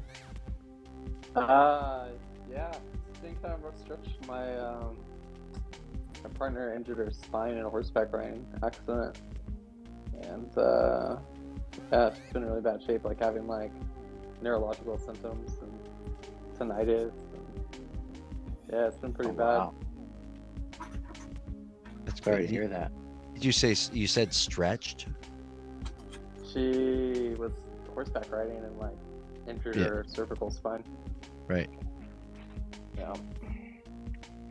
Dude. So been dealing with that, but that's life. You roll with the punches, right? Goddamn. Yeah. We have to, I guess. Doesn't offer us much other options sometimes. Nah. Yeah, I had to cancel because I was gonna go to Miami too, but I had to cancel. But it sounds like you guys had fun, so I was living vicariously through everyone else's adventures. We did. I think the one thing that everybody lacked in is we didn't share enough photos because I took like no photos when I went last year because I was just caught up in the moment. Yeah, that was the same thing with me. I mean, like I was saying at the beginning of the space, I was saying that I just talked to my mom for the first time since I've been to Miami, and and she's like, well, yeah, you weren't sending me any pictures like you normally would when you'd be off on vacation or blah blah blah, and and I'm like, Mom, I was just caught. She's like, no, I know you were caught up in the moment. Like, I know that's great that you enjoyed it. I'm like, yeah, I was drunk the whole time. Yeah, you Uber. don't know how I enjoyed it. Yeah, actually, my mom, yeah, she does. Never mind, you definitely for sure. We 100%. took a day at the end last year and rented a car and drove down to the Florida Keys too, and all the way up to it. It was fun. How was that? How was that drive? Because some people told me to do it, and then some people said it was shitty. It wasn't as scenic until you get to like the very end, and that's really pretty. But like Key Largo and everything is like not much. There's like a couple of good, seafood restaurants, but yeah, I've been to a lot more beautiful places. I will say that. So it was still cool to see. I mean, you're really like driving all on the water basically for like 4.5 hours. Well, now I want to know what the more beautiful places are. Duh. Yeah, it's skipping. Go to do the Everglades instead. Go to the Everglades instead. The Everglades, I thought. That's right up by Mike. So definitely have to get out there to the nest again. Yeah, that's what I would suggest, but definitely going next year for sure. Go wrestle some gators. Oh yeah, that's what I do. I just set up shop and wrestle. Oh, dude. Well, yeah, definitely looking forward to next year. Next year will be the time. That's when we'll meet Flex Records. Yeah. I'm stumbling on my tongue. And we'll trade stickers. Oh yeah. Got stickers, man. Palms. Mike Nash, I think I figured it out. So I've ordered a kit on Amazon that'll be here on Friday or Saturday. I'm gonna make my own coffee cups, and I'm gonna take like your GM sticker, your Mike Nash GM sticker, or sorry, I'm gonna take Skelly's GM sticker, and I'm gonna put it on my coffee cup, and then I'm gonna epoxy over top of it to preserve it. Wait, they make like a kit for that? Yeah, so you get like this little electric rotator thing. Oh so my when you god, dude! you Skelly's epoxy the gonna cup. be really impressed. Probably not as impressed as I am right now. Yeah, well, I'm telling you, that's what I'm doing. Holy smokes, man! I'm gonna preserve all my good stickers now. It's gonna be epoxy on fucking Starbucks coffee cups. I'm gonna be like one of them soccer moms. I'm just gonna have a fucking sippy cup no matter where I go. Hey, so test that first, right? Before you put some stickers in there that you don't want to lose. Oh no, dude, come on, fuck, seriously. Yeah. Hey man, I got plenty. I'll send them to you if you run out. I've got 50 WX8BK stickers left. And then I was gonna say, my wife's real crafty, so give us a call if it doesn't come out. Your wife? When you say your wife, you mean our AR department? I'm sorry. Yeah, the AR department is real crafty. That's good. So she likes that kind of shit. So yeah, if the first one doesn't come out how you like. Florida, man. I need the AR department to help me with my vehicle at the dealership. Oh, that's the wrong AR department. That's Pokey Shaman. He just did that. Okay, we'll do that. Yeah, he's a lot closer. He's the dealer AR department. Fuck that. Fucking dealerships. Horseshit dealerships. Well, I hate to say it, but it is it is like 15 minutes after the 5-hour mark. Have we all put another notch on our belt? Well, fucking rights we have. Is that what we're supposed to do? I thought we were getting NFTs dropped. We're gonna get the NFT. The NFTs are gonna happen absolutely next year. Well, next year we have to put the DAO token to use. And we got to get that underway. and we got to get our theme song contest on the go. We got lots going on. It's gonna be good.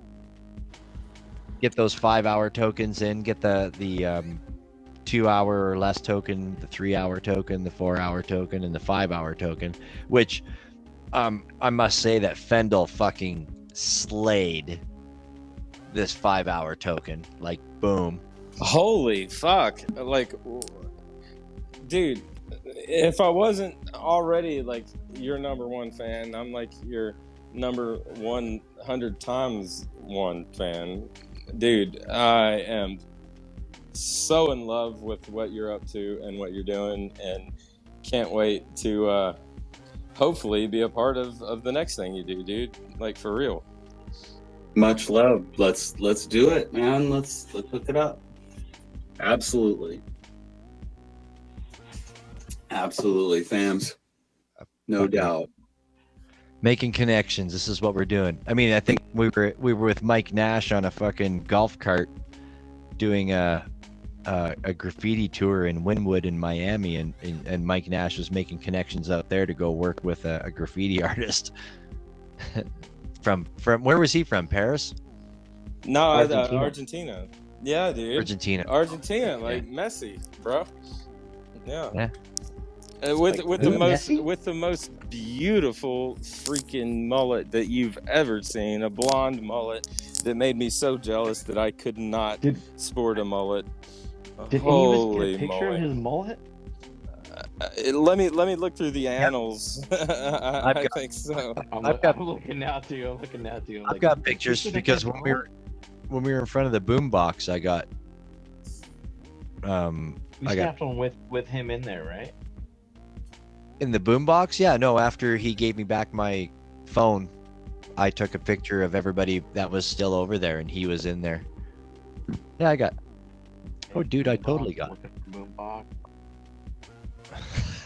This.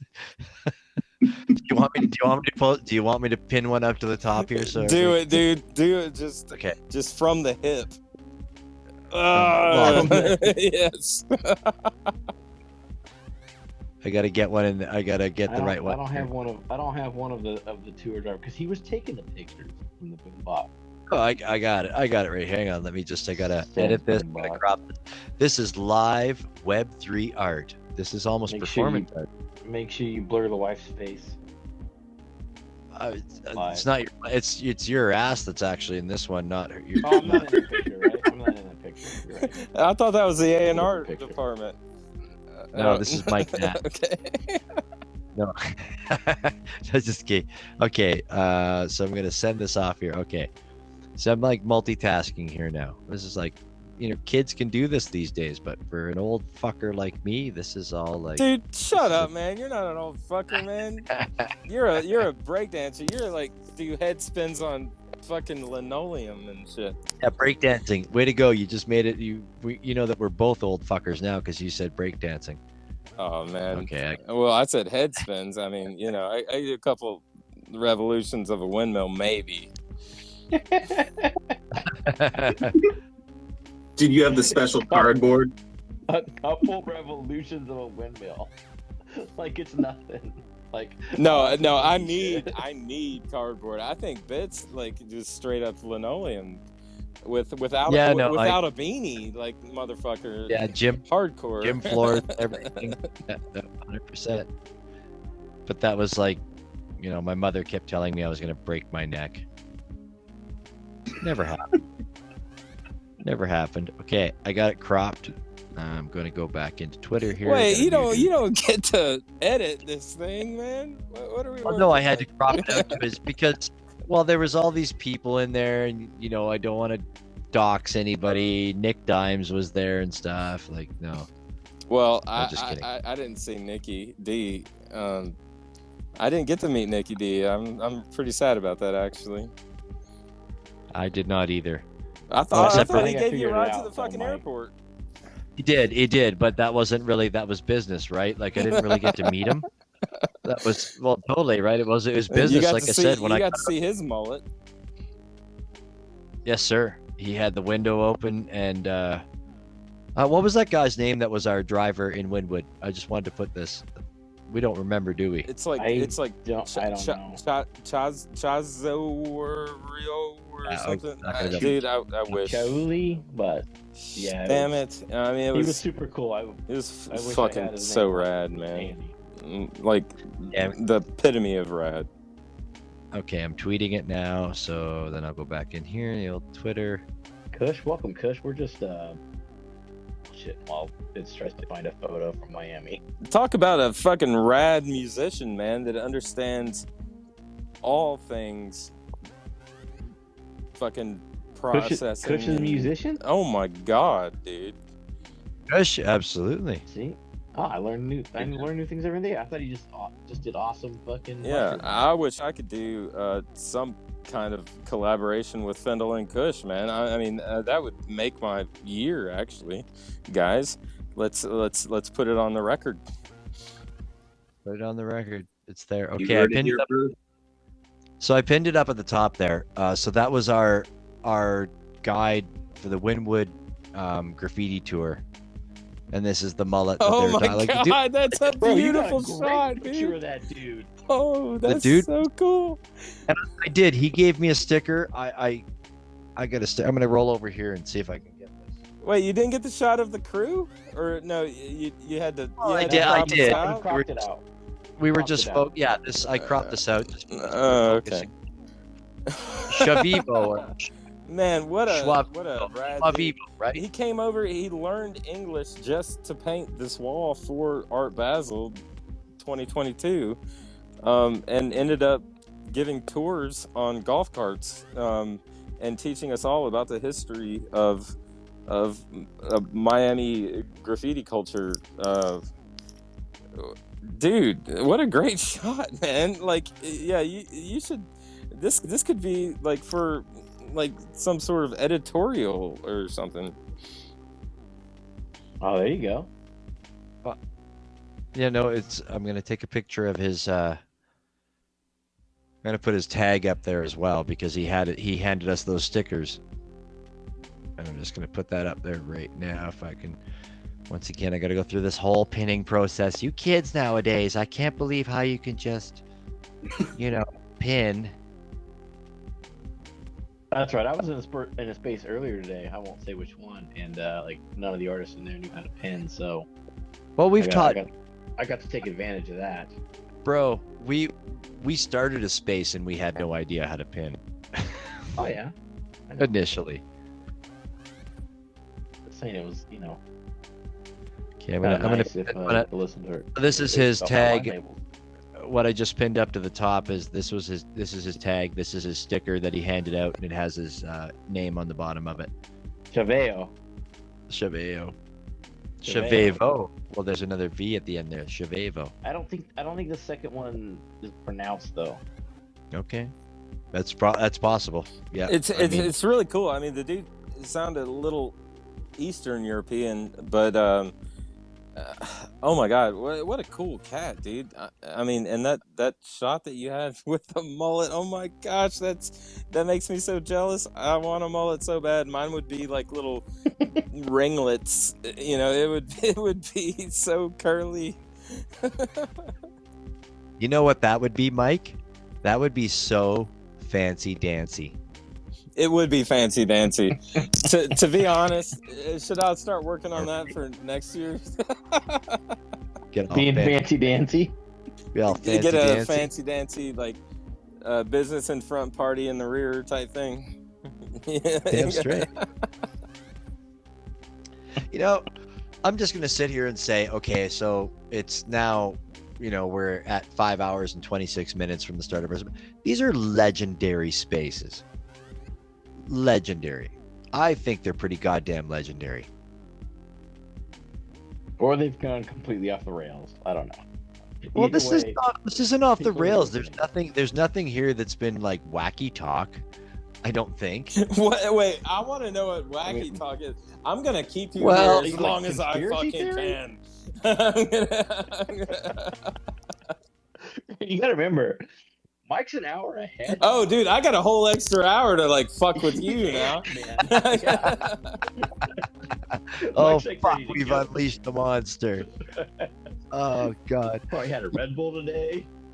The one killer thing that the one really groovy thing about these spaces that I think is neat is that initially in the beginning we'll get the big surge, the initial, everybody comes in. Like tonight I don't know what the final numbers were, but we were doing very well tonight. Not that it's all about numbers, man, because we do this space for 5 hours with just me and Willie talking to each other, and we would probably do it for 5 hours just with one of us talking by ourselves too, which is not entirely out the window. But I can't do 5 hours by myself. well, maybe I could, but like I like the rotation. Like I watch the screen and the rotation of people that go through. Like it's kind of like we have the early shift, the midday shift, and and then the night shift rolls in. The night shift, boom, coming in. They put it in, right? And you got the people that just hang out, and put in and I don't know what you would call the regulars.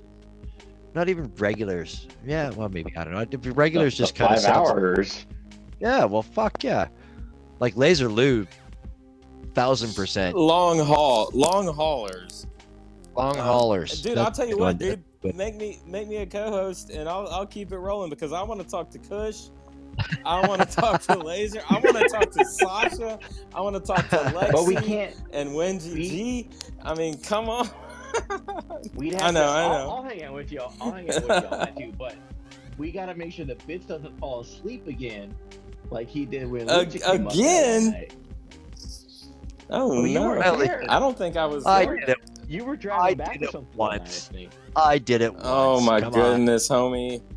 Would you take Yeah. take an extra long rip on the bong or something? Well, I was just gonna say, let's all put this into perspective too. I have to get up at 6 a.m., which is 5.5 hours from now. So You got to walk the dog too. oh, dude, it's so fucking. That's 20 minutes. That's Tomorrow, this morning is going to be the coldest day this week, and it's going to be like ridiculous. Let's flip over to let's check in with the weather forecaster right now and say what's going on. What's going on outside, Jim? What's the weather like outside? Well, motherfucker, it's real cold outside real right now. fucking cold, Jim. It's minus 26 Fahrenheit, minus 49 Fahrenheit with the wind chill factor. Those of us that are Jim. for those of us that are in the Celsius world, it is minus 32 degrees Celsius. Feels like minus 45 with the wind chill factor. Thanks, Jim, for that update, and back to you. Thank you, Jim. Love you, me. Jim in Tennessee, how are you? We're gonna make it for now. Is it still snowing out your way? It ain't snowing down here. Not yet. It's gonna be Arctic. I think it's gonna get into the 20s. Fucking Arctic tonight, and yeah, for the first time since last January, I think we're gonna have some 24-hour below freezing. No, you guys are supposed to get it down there. Don't get me wrong. You definitely the are. La Nina is coming through. Whoop your ass. Fendel, Whoop your ass. Got that heavy snowflakes. It kind of like petered out here, but it's pretty cold for the city, but the mountains are just getting it.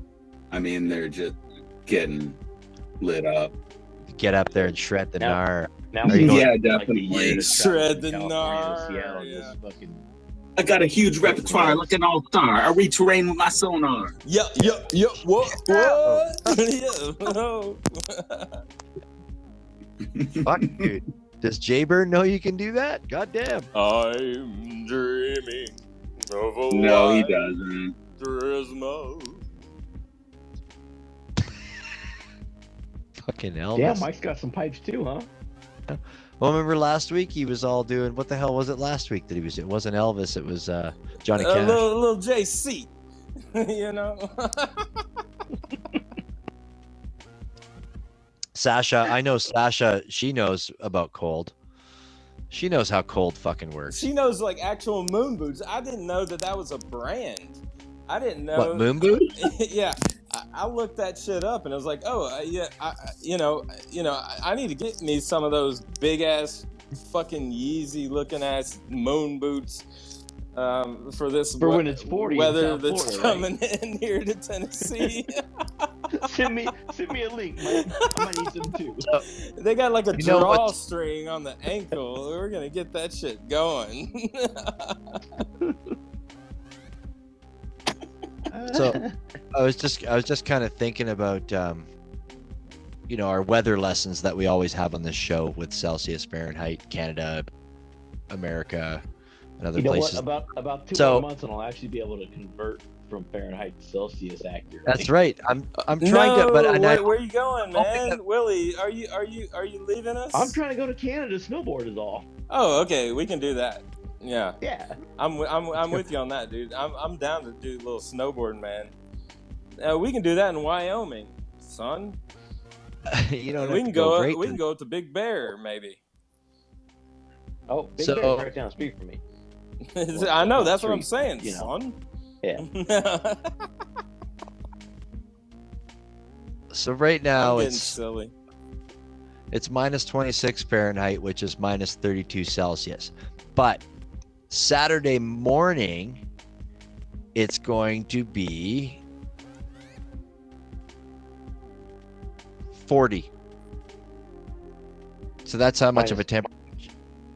No, it's 40? No, it's going to be plus 40. 39. Plus 40? Yeah. So that's the temperature swipe that we'll go through in 24 hours from Friday night till, because we have these winds that come in. 70, 80 degrees? Yeah, it's fucking wild, right? Oh, you got those high-ass winds that we were talking about, dude. Those winds coming off the mountains. Yeah, no, so that's what happens. Like, that's how we get lucky. Like, where I live, like, believe me, you drive an hour and a half, 2 hours away from here, and it doesn't happen there. But that's what'll happen to us is we'll go from these deep freezes, and then boom, we'll shoot up. You get some of that fresh pow. We can strap on the boards and wear short sleeves and just get after it. We're gonna ride split boards, dude. We're gonna go. I just learned about this split board shit, man. I remember that. Thanks to Fendel. I just learned about this whole thing where you turn your snowshoes into a sport vehicle.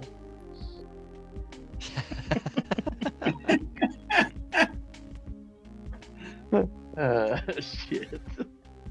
No, but like that, I always thought it was just like I thought it was kind of cool, and then to me I realized, I don't know, it seemed like a lot of fucking work. A lot of work. Seems like less work if you could do both without unhooking your damn boots. Yeah, but I think I don't know. You'd have to swivel a little bit. You need a little swivel. Swivel and a shake and a little whoop whoop. You need to shake it. Fuck. I'm just more of a lift operated man. Yeah. Man, have you ever tried to jump off a lift in a snowboard? I mean, it's an experience depending on where you're at, you know? Like at the exit or like halfway up? Well, halfway up, I mean, you're basically bungee jumping without a cord, I guess. I don't know. Yeah. This is not snowboarding advice. No, do not jump off of a lift. No, don't jump off of a lift halfway through. Not in any country. All right. Yeah, please wait for the proper exit of a lift. Yeah. Well, homies and my friends, I need to call it. I know we could talk for hours and into the sunrise of the Western world and the sunset of the Eastern, but I got to call it. Got to get up, got to go to work in the morning. It's all good, man. You keep us rational. Totally. Well, tell Poochie we said hi. Don't tell me I keep it rational. There's no way. If I didn't have to go to work in the morning, man. Love you, mean it, bits. our A&R department was telling me that I wasn't even supposed Keep to go to the bringing the rave on beats. the 3rd. Fuck. But yeah, thanks everybody for being here and for sticking it out for the long haul. For those of you did, Willie, you know I appreciate you. Mike Nash, you know I appreciate you. Fendel, thank you very, very much for giving us your personal time to come on here and hang out with us. And it was so appreciated. Much love, man. Thank you so much for having me. This was super fun. Dude. And thanks for everybody for being here. Mike Nash, Laser Lou, everybody who stopped through. You know I love you guys. You were rapping there again. That's awesome. Yeah, it man. Gets late, like I get loopy and I start wanting to think that I can rap or something. No, dude, you probably did better than any of us put up here for sure. Straight up poet, and you know it. Yeah. And everybody who just joined us, there is a giveaway just for the recorded listeners. So go back and listen to the recording, and you'll hear all about that and how to enter that. That's true. We do have giveaways tonight that Fendel supplied us with. We're going to be spinning wheels for some of them. We have the recorded space one that you can win. So if you go back and listen to the recorded space and find that magic word, we will post up a tweet that you can answer to for that. And we also have a tweet pinned up at the top that if you were in the space tonight, if you go up and interact with that tweet, we will be giving away one of the pieces for that as well. So definitely do that. And please do make sure you give our guest of honor, Fendel, a follow if you haven't. For those of you that are in here now, well worth checking out. If you ask Mike Nash, like, you're going to get addicted and you're going to buy a lot of stuff from that guy down there. That's for damn sure. Hell yeah, man. Hell yeah. Half cab, tail poke, Philip 66. I rip the trick like Nick the Quick, fast like Nick the Quick with my thumbs with the big. Fuck you, man. Yeah, no. Half cab.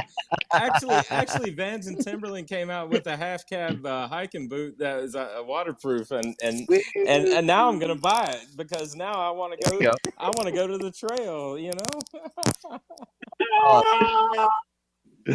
This has been off the hook. Well, thank you very much for everybody that made this whole session just absolutely amazing. We hope you come back and visit with us again next week. We're every Tuesday at 9 p.m. Eastern. Fendel, you're more than welcome to come back at any time that you want to come back and shoot the shit or promote something that you have going on. It doesn't really matter. Just come on up and ask, DM us. We'll have you up here again. Everybody, I'd love to see y'all come back again next week, Tuesday, 9 p.m. Eastern, on the night train. Please take care of yourselves and take care of each other, and we'll see you next time. If I were you, I would think about climbing. This is the Polar Express. I'm not having a glass of wine. I'm having 6. It's called a tasting, and it's classy. Food, all right. Show me what you're working with. Later.